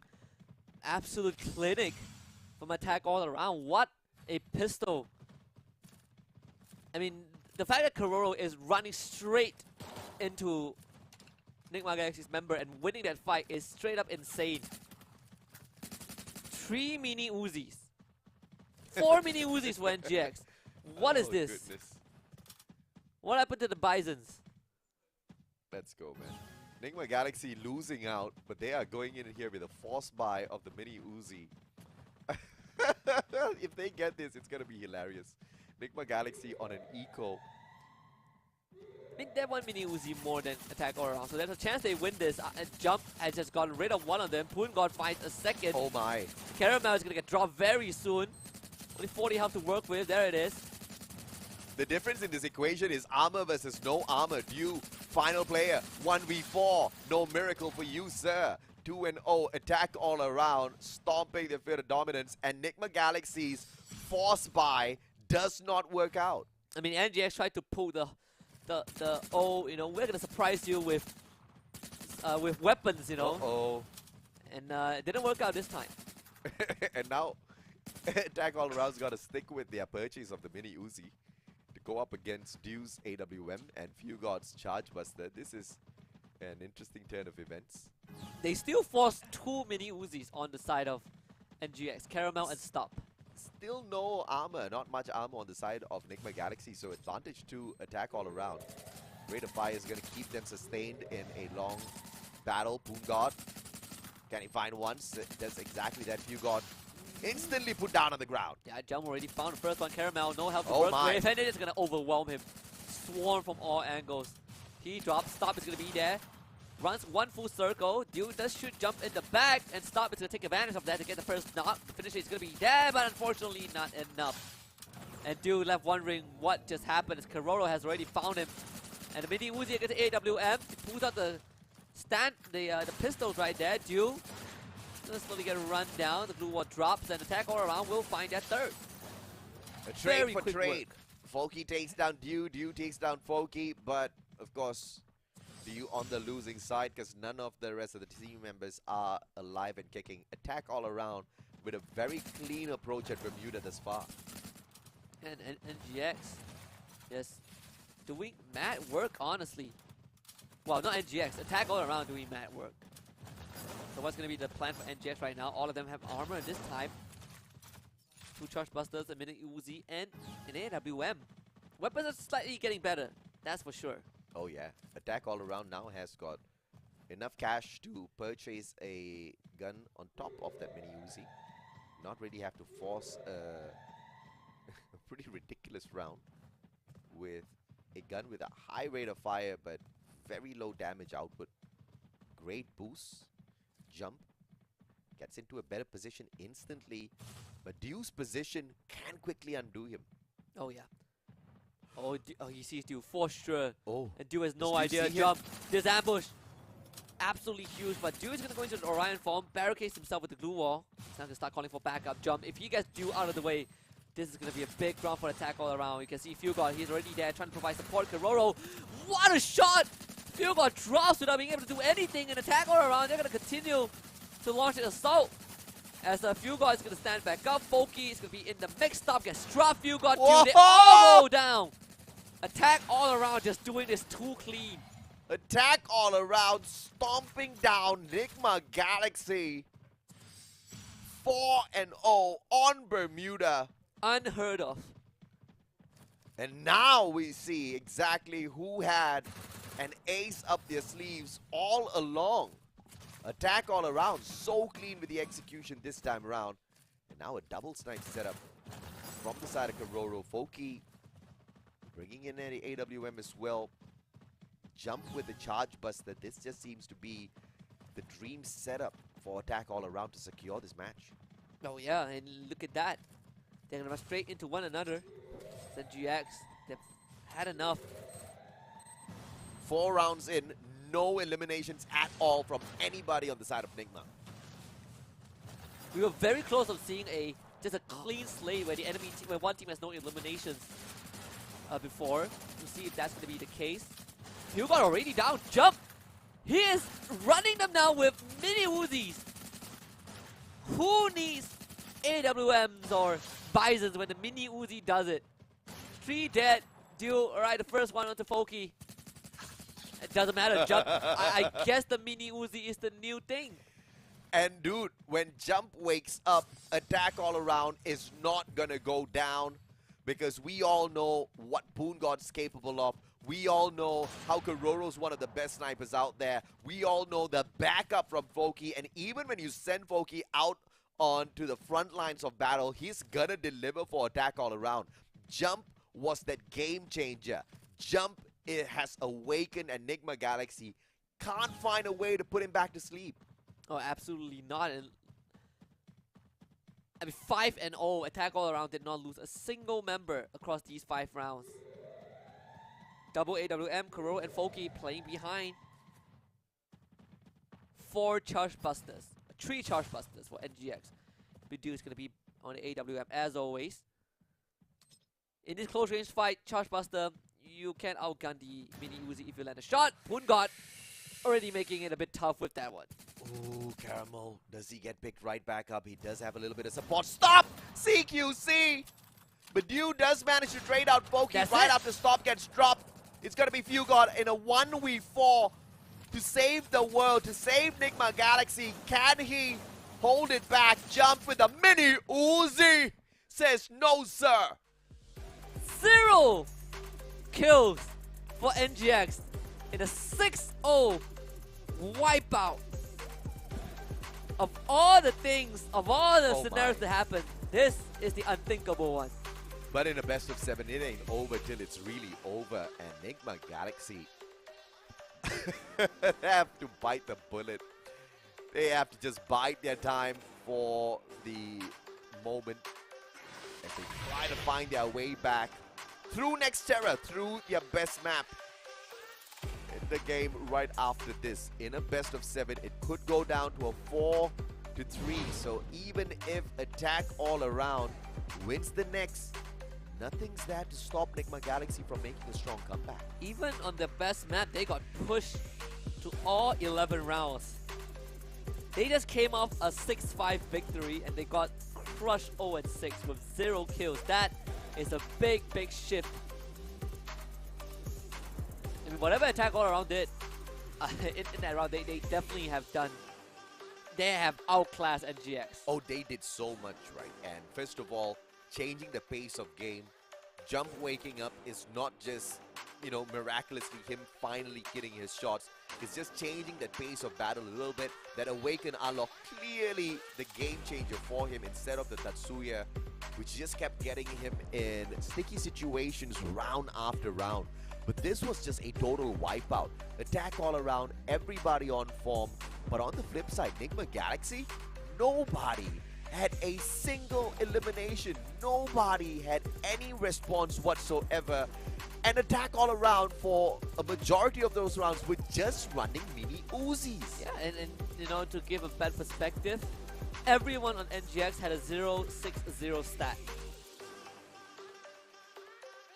Ouch. Yeah. It's ouch, but you know, we talk about baits, bro.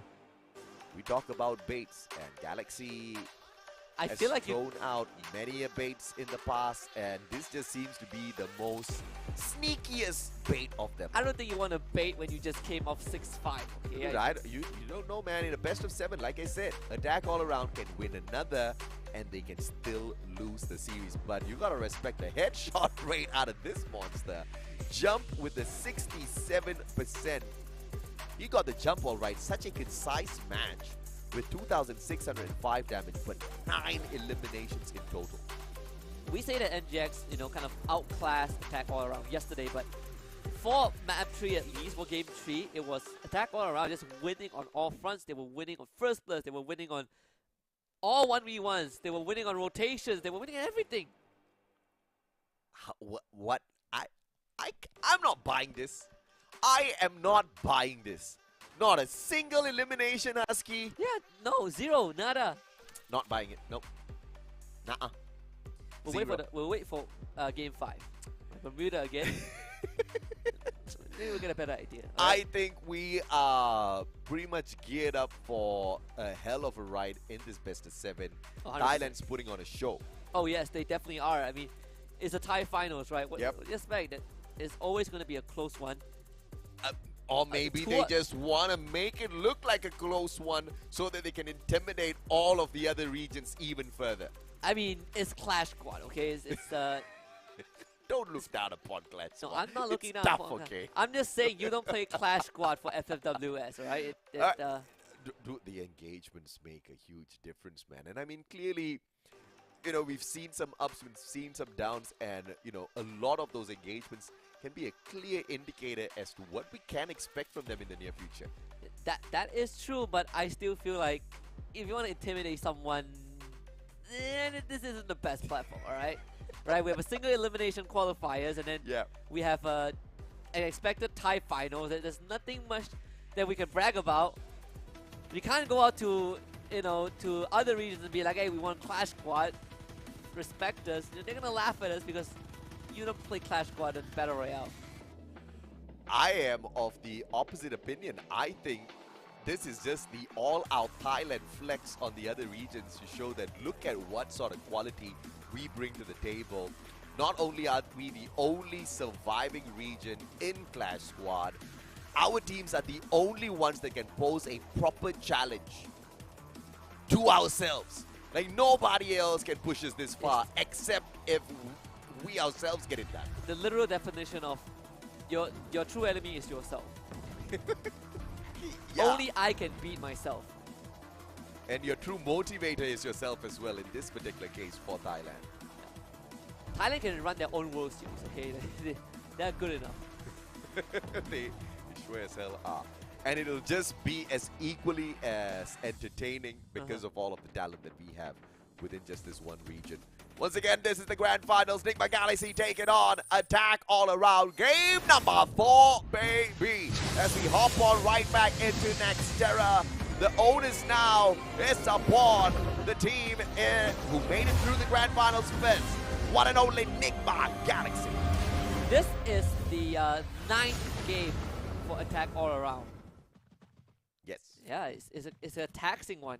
I mean, lower bracket disadvantage, right? It's not easy to stay focused for, what, 3 hours already for them. Still got a long journey to go. Pistol rounds. Once more, Dew instantly just splits off to the side. Punga is going to make first contact. Stop has a good do it, and Stop have a good chance of ambushing him. Punga will need to rely on jump to provide the support. Very long flank from Dew. The timing needs to be sublime now as he makes his approach. But the players on the side of Attack All Around have repositioned as well. No one is going to catch them out. Fugod on the other hand. Back wide open. Dew shuts down. Punga Caramel out of nowhere. Finds the jump on the jump. Kororo goes down. Nigma Galaxy off to a fantastic start. Yeah, Caramel getting dropped. Foki finds all 3 of them. Fugod is going to be there as well. Kororo needs to win this. Gonna go into the Orion form. Gets the knock.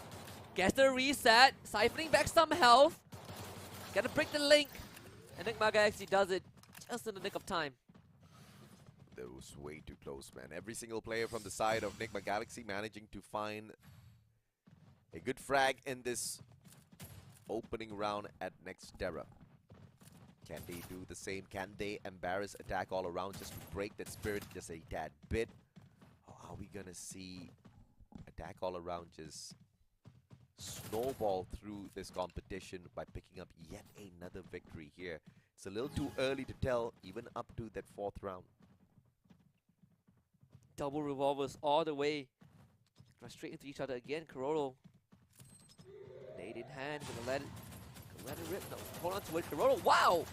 Instantly catches Fugod off guard. Fugod not ready to receive that hit at all. Caramel also spotted out by Poongod. Attack all around once more, getting the drop onto NGX. As they try to go for a sneaky swing, stop instantly. Stop dead in his tracks. Caramel and Dew trying to save the day in a 2v4. Double revolver in the hands of Caramel. Looking for a desperate drop and attack all around, just not giving him a clean opening. Kororo with the flank. Caramel plays the head glitch, but it's going to be pinched from both sides. Poongod finds the knock. And Dew, as the final player with one final stand, has got a good gun, but not the numbers on his side. Lovely stuff from attack all around. Once more, just catching NGX on the flank. And on top of that, winning with slightly weaker buys as well. So now they're going to be able to upgrade their weapons a little bit. Whereas for NGX, they are going to be stuck with significantly, not significantly, but slightly weaker weapons overall. I'm getting nervous watching this matchup. But nervous for whom? I mean, at the end of the day, it's a buy flex. Can Nigma Galaxy turn the tables here, or will attack all around pull off the biggest shocker in Clash Squad C Cup? Stop holding on to a decent angle, waiting for Jump to show up. Does not make that mistake. But Dew well positioned from up top. Can collect this information, attack all around with the discipline. Has been able to hide themselves pretty decently at this point of time. The one pros about NGX is that they are very good at gathering intel. I say that, but attack all around has definitely been improving on that front. They have been outgunning Nigma Galaxy. I say if you put them in a full-on 4v4, attack all around is just slightly better in these CQCs, which is a pretty scary idea. Dew is inching forward slowly though, looking to find that advantage for his team. I can't believe from asking attack all around to wake up, I now have to perhaps wonder what is it going to take for Nigma Galaxy to finally make a stand. Dew not finding those crazy connections just yet. Fugod can't match up with Poongod. Stop versus Jump seems to be a stalemate that Jumps most of the time takes away Dew with a God Nade. Poongod down from the circle alone, and things immediately go south for attack all around this time. Yeah, very unlucky for Poongod. Not sure if he can get back up in time. He's gonna lead out. Fugod finding Kororo. Jump is left all alone. I guess 3 members of NGX this round pretty much done already. There's nothing that he could do. NGX finding a second. Pretty easy one for Nigma Galaxy. Poongod pretty much did half the work for them. Yeah, very unlucky. I believe Poongod got shot. Yeah. And just ticked to the blue zone, which is the worst case scenario for him. You gotta respect the circle, you gotta move a little bit early, but in Clash Squad, repositioning too early could be severely punished as well. But buying that very final second for the team just didn't fare attack all around well, as Nigma Galaxy found those accurate shots. Connected it with a fantastic timing. Stop on the outside. Good grenade from the side of Caramel. No connections just yet. The nade will drop. Finds Jump. Tags him up a tad bit. Response grenade. Does not connect in a fashionable manner. And NGX will be able to reposition. And Fugod finds one in with a guy's grenade. I don't understand. I mean, Kororo was all up in the front. I mean, they need to have backup at least if they do that. 3 members of attack all around down. Stop is bleeding out. It's all up to Foki. Such a weird interaction, and they just get the round to NGX. critical mistake from attack all around. I don't understand why Kuro just runs in like that. I think he was expecting a grenade from, I believe, Jump or Folky, but there was just no connection there.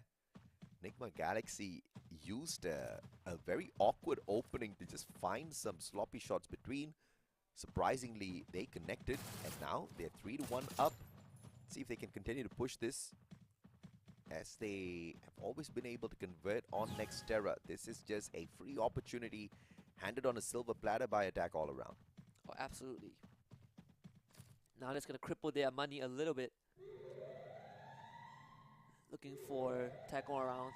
Need some recovery. Jump spotted out already, only has a Mach 10. Not the best of weapons.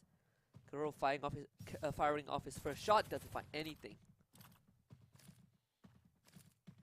Dude doesn't find a position that can catch anybody off guard just yet. Attack All Around has been punished by him because he has held those off angles in the past. But now can he buy a lot of time more for himself as the circle forces everybody a little bit closer together? Stop with the reposition. Dew on the outside flanking from the right. Enigma Galaxy want to find a right-hand side takeover, but nobody else is on the left to find that distraction. Yeah, Jump catching the back of Dew just by a little bit. Need a bit more damage, so stops to be there. A lot of gun barrels pointing at that entrance. Gotta be a bit more systematic. Hugo losing a lot of his health thanks to the Orion from Kuro as well, but Kuro ends up going down first. Stop getting that one. Folky trading back with the UMP. They need a bit more from the side of Attack All Around. These close range fight is working out for them. Hugo getting dropped as well. Kuro stands back up. It's down to Stop and Deal to try and win this. Folky the first to go. Punga second to follow, but Stop couldn't do enough as backup comes in time from the rest of Attack All Around, and Dew is left all of his own. Dew couldn't go back in there for the save. Orion Dew. Sniper can still get the clutch though. 1v3 as the players stand right back up.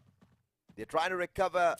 Any bit of opening will be an advantage to them. No lethals to play as well from the side of Dew. UMP, not enough. And Jump wins that one for his team. Attack All Around needed that round. It's a bit scary, but the composure was there from Attack All Around. They didn't kind of just jump straight into the frying pan and got overwhelmed by NGX. She waited a bit more for backup. That's the play that I want to see from Attack All Around. They just need to win one more round to put the economy back in a better state.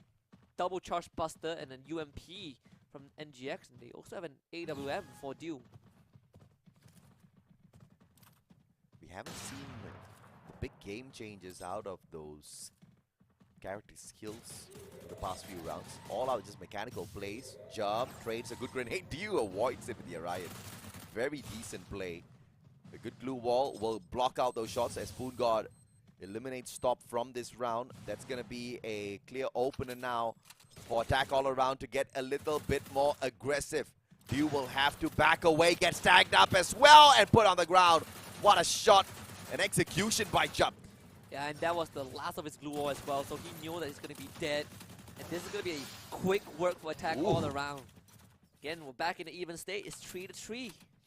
Even Stevens, as Attack All Around scratches and claws their way back into this match.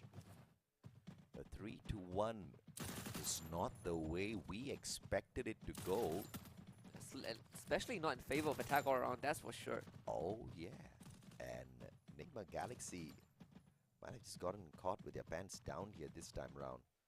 Caramel's not dealing the kind of damage that we saw from him back on Friday when Dew wasn't really showing up. And you need everybody to be on their top form as you engage with such an aggressive team in the form of Attack All Around. Jump, good glue wall, ice grenade's not going to tease him. Stop does not find that grenade connection. And what in the world? Tosses that ice grenade, takes himself out. Jump finds Fugor, too easy. This one has to be Attack All Around. Yeah, that's an absolute disaster. Jump is holding the fort all of his own. Caramel finally drops him, but it doesn't really matter. I wonder what happened to NGX. That was the worst case scenario. Sometimes you just make a boo-boo of a play. Just happened to be that round for Enigma Galaxy. A free one for Attack All Around. They might argue with that because they did get 3 out of the 4 kills. But you know, advantage to your side for sure. Double AWM just for Kororo himself. Poon God whips out the AWM as well. AC-80 in the hands of Jump. This is a very clear-cut strategy by Attack All Around to keep the distance this time round between themselves as well as Nigma Galaxy. And this is one of the best compounds to play these long-range attacks. This needs to be the sublime aim for the team of Attack All Around. Poon God now. Kororo with a snipe out of nowhere. Few God drop. Poon God needs to take advantage at the same time. Tosses in a grenade. Does it connect? He eats up a grenade off his own. Kororo and Poon God need some time to fuel up, but stop. He's getting pressured from underneath by Jump as well, so needs to fall back to the first floor. Attack All Around, surrounding the entire building this time. Nigma Galaxy struggling to find some space. Attack All Around, they're going to slow down a little bit. Stalemate between the two. Trying to find a couple of advantageous spots and hoping and praying for their ice grenades to change the course of this matchup. Fugod, great position. It's all about the timing. Jump shows up. Fugod, blind shots. Kororo holding the off angle on the right hand side, opposite of Fugod. And Foki's gonna find Fugod. Close range combat, but Kororo would have gotten that even if he didn't. Oh yeah. This is just great positioning by Attack All Around. And now they have a members advantage. The UMP from Jump, what? Over the wall. Again. To take out stop. I mean, NGX, they are just not catching a break at all. They will have to circle with them though. It's going to shift towards them. Attack All Around have to go into them, but Attack All Around have double the members that they have. They can attack from both sides. Good blue wall, slow jump down. And Dew's just going to run straight at Jump, hoping to achieve what? I'm not too sure. But that just served up the match point to Attack All Around. Yeah, Attack All Around. This is the same position that they were in. They were leading 5-3, and GX pulls off like some creative plays, makes it 5-5 and wins Nextera. But if Attack All Around closes this out, they are just one game away from winning, and it's Bermuda next. That's insane. That's hella insane out of Attack All Around, because that's the kind of phenomenal improvement with just one competition that you want to see out of these top flight teams. Serving it up, Jump! Early headshot, Fugod goes down, and he does manage to take stop and Caramel instantly out of the equation. Jump is on a roll! Ay, ay, ay. No one can stop him! That's it. That is it. Attack All Around on series point already. What? Leading this 3-1, and they mopped the floor with NGX AJ. I know the score is 6-3, but it did not felt like a 6-3. Oh no, it did not feel like a 6-3 at all, and there's just no way you're gonna get me to believe that Nigma Galaxy is setting up a reverse sweep here, because they are getting outplayed, outpositioned, outmaneuvered in every single aspect of this Clash squad. And the firepower, the sheer firepower out of Attack All Around is just phenomenal. If you just take into a comparison their matchup against the Arena, their matchup against Nigma Galaxy themselves yesterday, this is a whole other team with a brand new strat. I mean, absolutely. Attack All Around, I think at this point in time, right, even if they get reverse swept by NGX, I feel like they could hold their heads up high. They have done more than enough. Why would you say that? I don't want to see no reverse They have sweep. exceeded expectations, right? I came into this, I think, my money was definitely on NGX based off of previous performance, but with what Attack All Around has shown, I definitely think that they've improved tremendously over the last 24 hours. I think they have improved, but, you know, it's only gonna be one that is impressive if they take this all the way. Because at this point, if Nigma Galaxy pulls the sweep off again, it's the same old Nigma Galaxy, giving away a couple, taking away your whole house, right? I That's mean, just... A couple doesn't mean series point, okay? I mean... That's a bit too much. That's unfortunately what a couple is in this best of 7, because I don't think they intended to drop the Nextera match where it kind of went down to the wire. But this game, it was just one-sided. It was. I mean, surprisingly. NGS got 3 rounds, and Attack All Around just ran with the rest. this round in particular, Jump holding the fort so well. And of course, you have round 8, right, where Attack All Around, they just circle NGX on the ground for the longest, oh, well, not this one, but the round before, they circle NGX for the longest of time, overwhelmed them with just pure macro rotations, and the last 2 rounds were just a no-show. What? 90% headshot rate Get out of here. with a UMP. 10 eliminations, 4,576 damage. I'll take that. I tell you, it's the character difference, man. 90% headshot rate. The Alok has given him something. He was nowhere close with the Tatsuya and the crazy dashes. Tatsuya, he had a 90% death rate. This one was a I mean, we say that we need Jump to really step up and come online, right? Change to the Awakened Alok, do something Yes. that actually, was able to benefit the team and also allow him to pop off. Yeah. And here it is. He is delivering on every single request because he was the game changer at the start of the day. The emphasis was, can Jump perform? Oh yeah. If he does, it's gonna be attack all around. But I would have never made the guess that that's gonna be the factor against Nigma Galaxy themselves, who clearly drew a straight line between themselves and the rest of the teams. Yeah, he was doing it with the Mini Uzi. He was doing it with the UMP. Yeah. So he's gonna do it with the Mac 10 next. No. Get out of here, man. I think Nigma Galaxy owes us 3 back-to-back games, or at least 2 back-to-back games. Drag this into a match number 7, and then that's a free-for-all. If it wasn't a free-for-all thus far already, right? They will have to earn it, unfortunately. We're going back to Bermuda, alright? You know, these Thai players can earn it when they want it. That is true. You look at again Bermuda stats, right? 6-3 on the Yeah. first one, 6-0 on the second one. It's gonna take a lot to recover from that. It's gonna take a lot to recover, no doubt, but I think it's more of, the players themselves having to overcome their own mental state at this point of time. Oh, yeah. This is where it really gets put to the test. Absolutely, because they've got the skills. They know what to do. It's just that some things just don't click sometimes, and you just have to overcome that.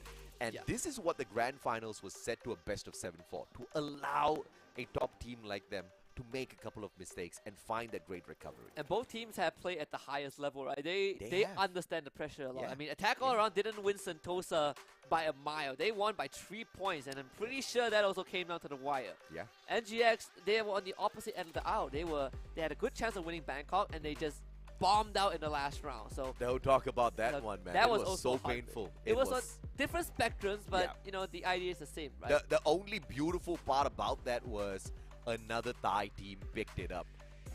Used that as a launching platform, took the trophy, and kept it in the country. I mean, But we're gonna take a 5-minute break, unfortunately, before the next game. absolutely. So we're gonna let the team brief a little bit. When we come back, oh boy, it's gonna be game 5 of this best of 7. Don't go anywhere. We'll be back.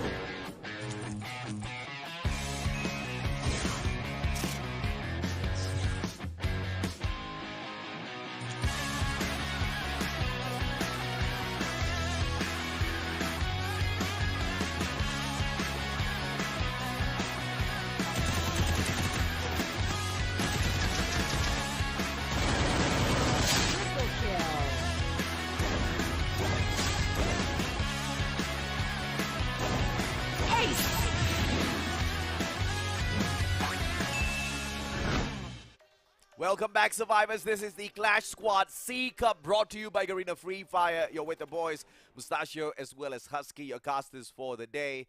And it has been a pretty long one, and I believe it's got the potential to get even longer now. Even longer and more exciting, hopefully, because there's a chance that this is our last match, but there's a chance that this is our third last match, depending on how NGX does in the next map. We're going on to back to Bermuda.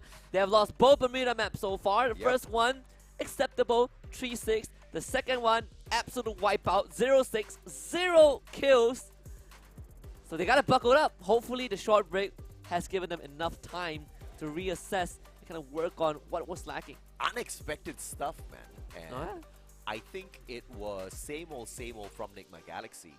But what Attack All Around unleashed on the battlefield was unlike no other sloppy plays. I mean, it was so dodgy, right? When they were losing matches to E-Arena where their players just were barely not finding eliminations on the battlefield at all. It was just very sloppy in terms of setup. No usual Attack All Around sort of aggression. They were kind of just holding the back lines and take a couple of chips at the opponents. But then we saw them truly come awake in that final game against E-Arena, and that's the form of Attack All Around that we've been seeing all throughout the series, and it has been working perfectly. Yeah, it's kind of a fire and fury from Attack All Around. Yes. There's no stopping them, right? And the best part is that all of the players individually have shown up at some point today. That is true. You know, it was Poongod who played out of his mind. Yeah. Then Jumps showed up and did things that people thought were impossible. Yeah. Karoro is landing all his shots. What else could you ask for from these guys? Absolutely nothing, man. Everybody delivering out there on the battlefield. And just when you think that you cannot expect anything else from them, Foki shows up. Their support shows up. The support was rampaging through the battlefield. That's crazy. I mean, support got 10 kills in one of those games. Insane. It reached a point where the sniper player is running head first into battle. Yeah. You have a support player holding an AWM and a Bison, and he's like, I'm gonna fight CQC with an AWM instead. Potential final game, like you said, Aski. I don't want it to be an early night, not after everything that we've been through thus far at Clash Squad C Cup. Ladies and gentlemen, boys and girls, as we head on back into Bermuda. This is do or die time now for Nigma Galaxy. It all starts with the pistol. Can NGX at least get out to a good start? That is the important part. We're going to be at Clock Tower. Attack All Around has shown that they always are the first to take control of the center building. Jump always does the exact same thing, but in this case, NGX will reach there first, thanks to where they start off. All three of them as well. Caramel will be playing late. You not going for the flank. You see the change in perspective being applied by Nigma Galaxy, taking an all-out team fight, but Stop up top is going to be able to put a quick stop to Fogi and his move, but Jump's going to be able to find the trade as well, a one-to-one trade thus far. Jump really low on that attempt. Can he get flushed out? Karoro aggressive, drops on down, punished at the same time. Yeah, but it's all one-for-one trade, so he's down to Poongod and Dew. And Poongod put in a position where he can win this game. Dew trying to rush him down. The Orion is enough.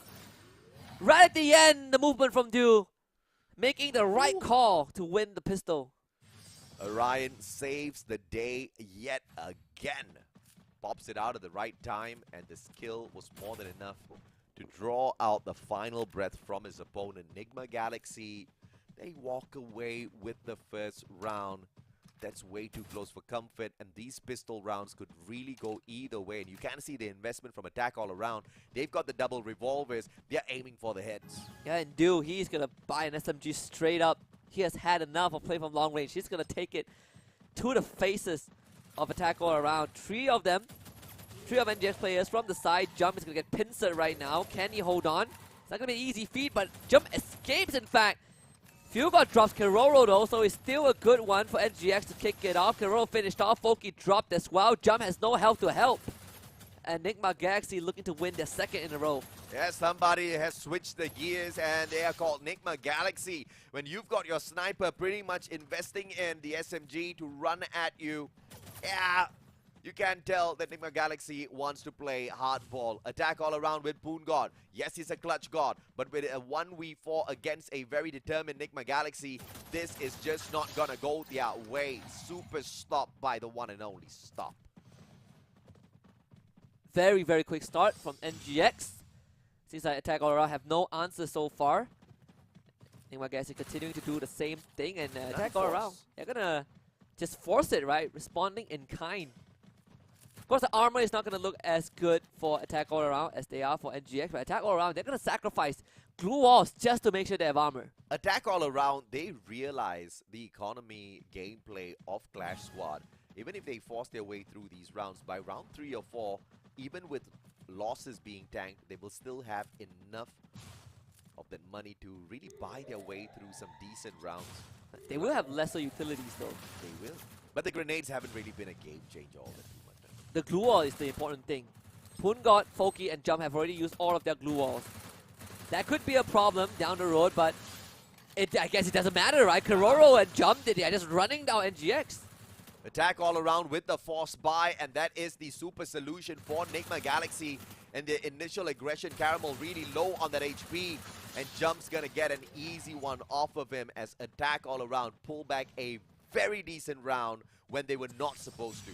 It felt like no one could stop Jump when he has that guy in hand. I mean, this guy is built different, honestly. Oh yeah. I mean, he's the life and soul of Attack all around when it comes down to these rushes as the front man. If Jump is having a bad day, you instantly see the nerf to the side of Attack all around. Even if Poon God can fill his shoes in, Jump is just that integral guy. Oh yeah. Shipyard this time. Kororo wishing he has a sniper to kind of work around with, but not yet, sir. It's not gonna matter too much when the enemy sniper is like, you know what, screw it. I'm fighting in the front lines. You know? That's where you can really turn the tide of the game, man. I mean, if you are gonna be the only sniper on the battlefield able to take these long-range shots, and you've outplayed you to a point where he's like, I'm giving up on this sniper duty. Yeah, but that means that NGS will always have one extra members in CQC, right? They can overwhelm you, and we've seen that many, many times. Stop and Fuel are taking some initial damage. Kororo looking too good. Fuel God just runs him down with a double revolver. Dew escaping with the Orion as well. Caramel low but not down just yet. Stop though, not so lucky. Poon God finds him. Caramel stuck behind the glue wall. Fuel God down low. It doesn't matter. Poon God turns the corner and takes him out again the second time. Dew pulls out the AWM through the glue wall. Will be able to find Foki, but he needs 2 more drops. 2 more kills to win this. Can he circle around and punish Foki? Spots out Dew as well. Poon God getting the damage done from the left, but Dew holding on for his dear life. Foki is not going to be saved anytime soon. And Dew actually has a clutchable chance here. He just needs to connect well. M82B in hand. Surprising pick off a sniper. He's going to be able to penetrate through those glue walls, but just doesn't get any bit of timing to play it. Poon God rushes on in. Dew goes down. Attack all around equalizes. Yeah, very, very clean round overall from Attack all around. Again, just winning the trace and the initial fights against Nigma Galaxy. And Dew finally. And these were all forced buys from the side of Attack all around. Yeah. That's turning into round wins. Look at that. AWM pulled out from one side. And Kororo, now he's going to have a slightly cheaper one, but goes through glue wall just the same. The M82B. Kororo on the right, meeting Dew halfway. Wanting to play the legendary snipe setup. One glue wall penetrator, another one hit obliterator. Initial shot onto Jump already. Only grazing him by a little bit. The armor did mitigate a lot of the damage, but Poon God, he is very close to NGX. He's thinking about the nade. Fuel God cancels his, so Poon God is just going to walk up. He's taking a lot of space from NGX. He spots one though. Wants to cut that space down a little bit, and I don't know if that aggression is going to serve him well.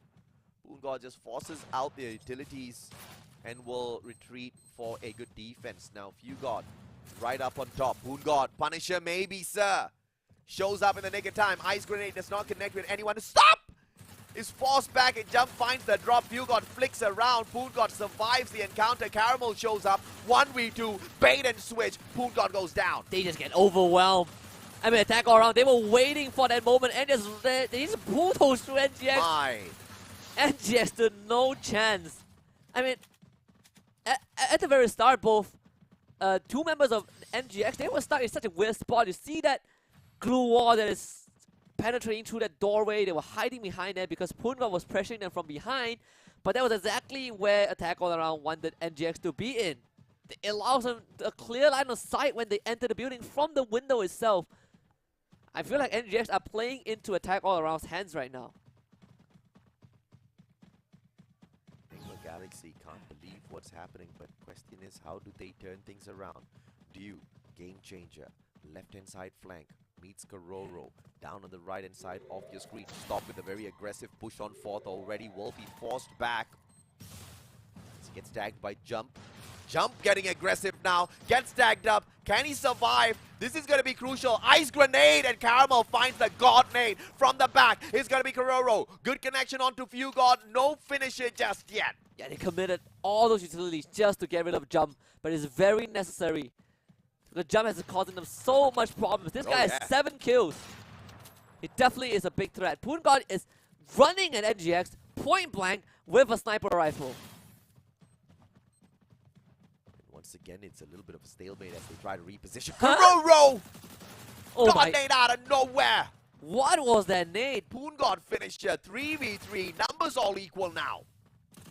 And Dew is not looking too healthy as well.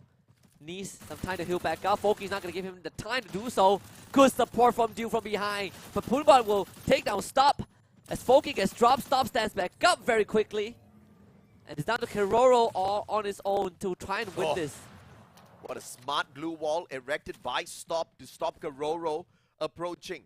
Picks up his team member as well. And now it's a 1v3 Kororo with a God save attempt in the next few seconds, but they are trying to cut down the distance. Stop gets tagged. Kororo with a good shot. Caramel can't find his way around the glue walls yet. And Kororo, he's going to come out right into the open. It's a 1 versus 2. That's it, alright. Gets the knock and resets instantly. It could be winnable for Kororo. He does it again. Kororo with all three. God! When you need him the most, he does it. Kororo! You see?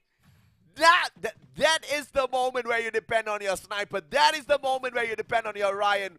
You don't force Kororo to be the main fragger. Guy delivers. Push comes to shove. Kororo, the man. 4-2 now. Attack all around.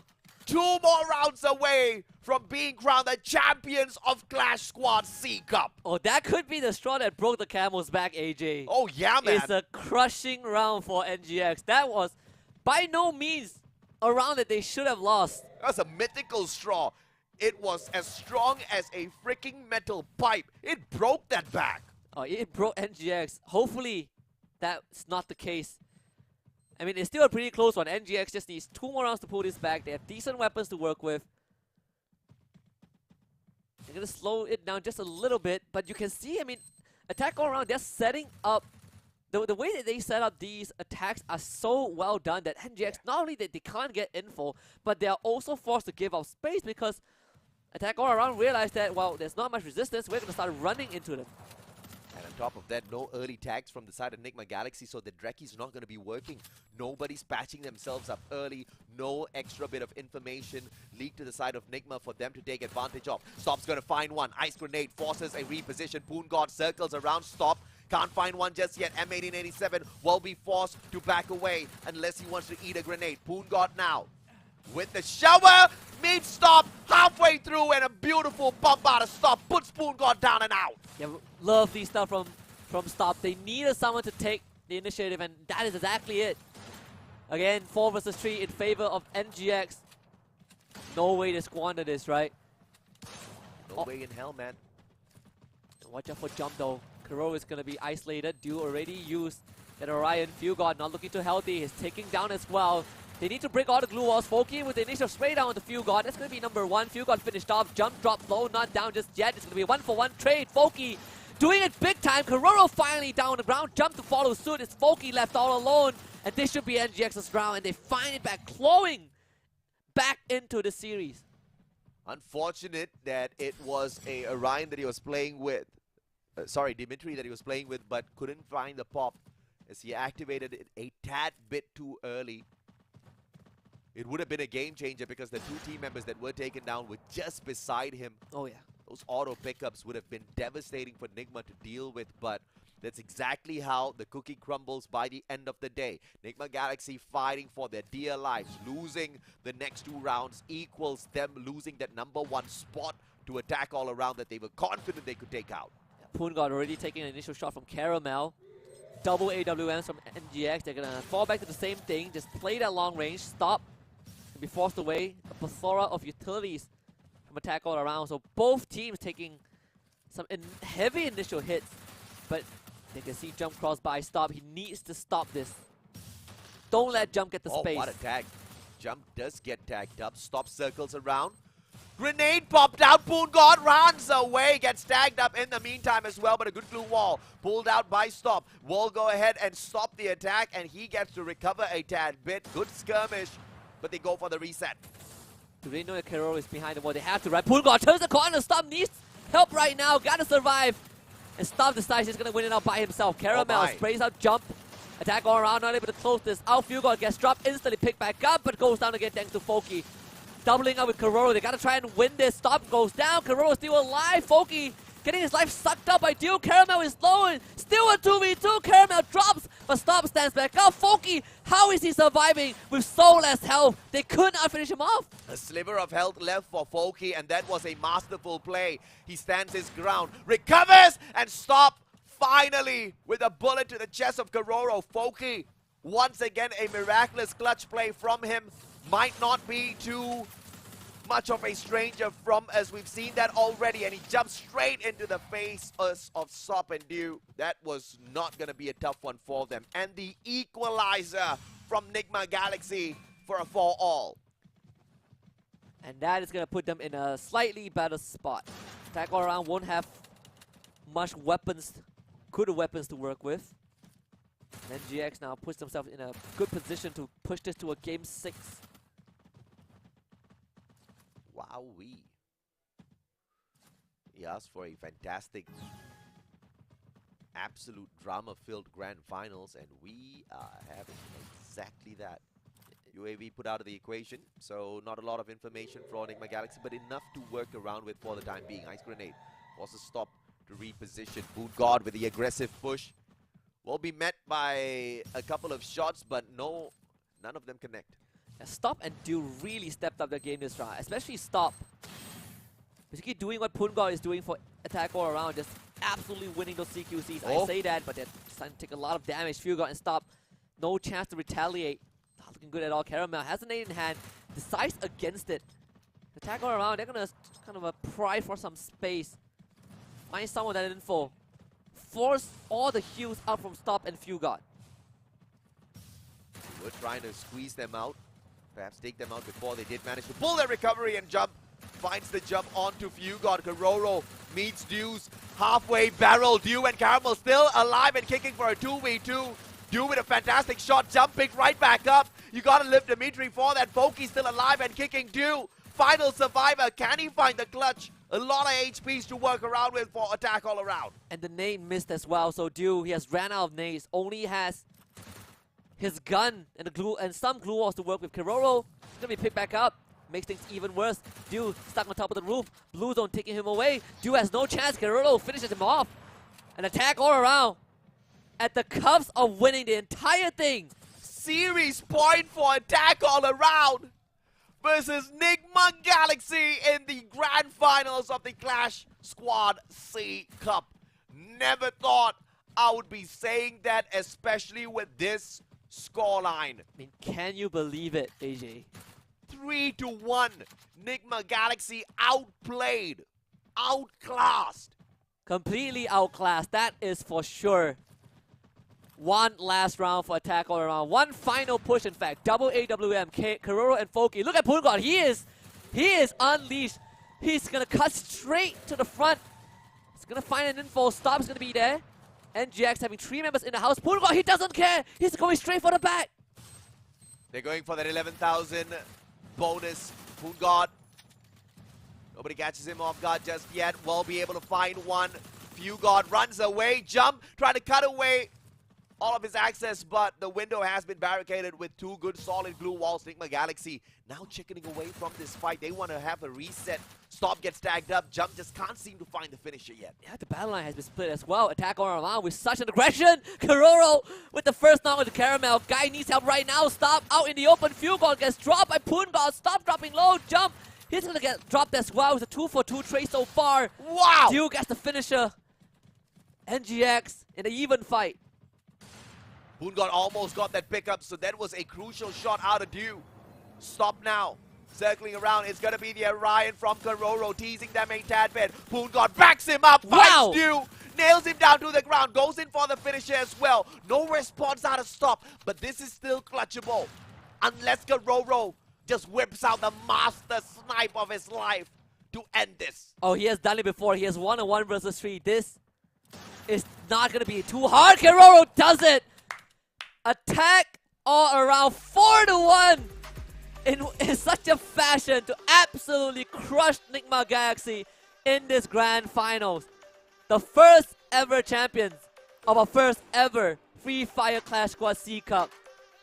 And they did not do it the easy route. They surely fought their way up. We saw the adjustments, we saw the improvements, attack all around. They didn't have an easy journey, getting kicked down into the lower brackets, having to meet again with E-Arena, taking them out of the equation, booking their slot once again against Nigma Galaxy. But this time, instead of getting reverse swept, they whooped Galaxy out of space. Yeah, it was different for sure. Attack all around. Just outlasting Nigma Galaxy in this long marathon, and that was a good chance that Attack all around wouldn't even make it, right? Yeah. They had to play 5 games against E-Arena on a map that E-Arena absolutely just mopped the floor with them. I want to highlight Jump, but I don't think I'll be doing the team any bit of justice at all because every single player from the team stepped it up. Karoro with the crazy snipes and the Orion pops. Poongod with the absolute slaying capability. Foki, the best support throughout the whole of Clash Squad thus far, who's also capable of stepping things up when it's needed the most. And Jump, he had just to make sure that he does not fall asleep today, and boy, was he away. I mean, my play of the entire finals 100% has to be Karoro. We say that one clutch would be the spirit breaker, and I think they crushed the spirit of NGX. When you are tossing away rounds like that, it hurts a lot. I mean, I can't even call that a toss because I think Nigma Galaxy was playing that down to the T. It got ripped away. Attack all around just pulled the biggest shocker because they didn't make themselves seem like a huge threat in the competition at all. No. Some of the rounds they were dropping were absolutely sus because, you know, people like Jump, they were just not finding a great time out there. I mean, you could call it maybe some weird engagements out there on the battlefield, but they proved that against E-Arena, pretty much not showing up on Bermuda twice. And then that final game, it was a totally different team, and that was the moment where I thought, oh my goodness. I mean, you know, you look at Attack all around, right? We were comparing 2 teams, a team that played the most games and a team that played least games. Correct. Well, we guess now we know who is the team that you know is more warmed up. Yeah, the warmed up fingers. Clearly the better ones here. Nigma Galaxy could not walk away with anything more than a close next Terra. That was so close. You know that looking at this score, it could have very well been a 4-0 finals. Yeah. This is crazy. Insane. Out of Attack all around. You gotta love it.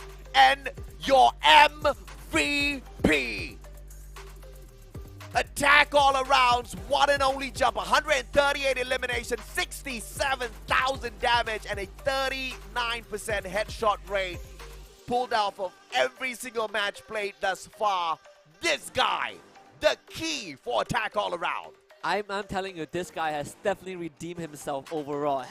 Amen. On his bad days, he was a no-show, and you know, just at the very end, he decided to commit to a bit of adaptation, and suddenly it paid off so well that he was able to perform at an incredible level. And there it is, these guys ready to go to bed after this. Happy man, some of them in the pajamas, but either way, our champions for the Free Fire Clash Squad C Cup attack all around. I mean, our ex-champions, our ex-world champions, they're back. They are most definitely back, and I cannot wait to see what else they've got in store for us. I cannot wait to see the kind of crazy competition Thailand continues to bring onto the battlefield of Free Fire, because this is just the start for these guys. There's no way in hell they're gonna slouch up from here. I think not only is Attack All Around gonna be making a beeline for the next Free Fire World Series, all of Thailand will be looking to qualify. If only we had that many slots. Let him hold the check, man. Come on. He's so... Guy is also part of the team. Let him hold the check a little bit and squeeze closer. Got an awkward double thumbs up, but I'll take it. Yeah, that's how you know that these are just very young players, right? I'll take it, man. They have many years ahead of them. I cannot believe my eyes. I cannot believe the results that we have seen here today. Attack All Around, making history, showing us that you must improve on the fly. You can't just have that one simple setup that you've planned the day before. You think that this is going to be that perfect solution against your opponents. You find out that's not the case. You have to devise on the fly. And it's one thing to say, okay, let's change up the strats. It's a totally other thing to execute it against a world-class team like Nigma Galaxy. And I think when you are put on the spot, right, it makes it even harder. My goodness, I mean, they fought back, they got the revenge against E-Arena, and they managed to take that away from them in the very last game, and they managed to execute the craziest of revenges against Nigma Galaxy for kicking them down into the lower brackets, but thanking them for the extra bit of warm-up. Yeah, absolutely. And that's it for our very first Clash Squad for Free Fire C Cup. So it's been a pleasure commentating alongside AJ as always. My name is Husky. We wish you guys a very, very good night. We'll see you guys in the next one. Goodbye.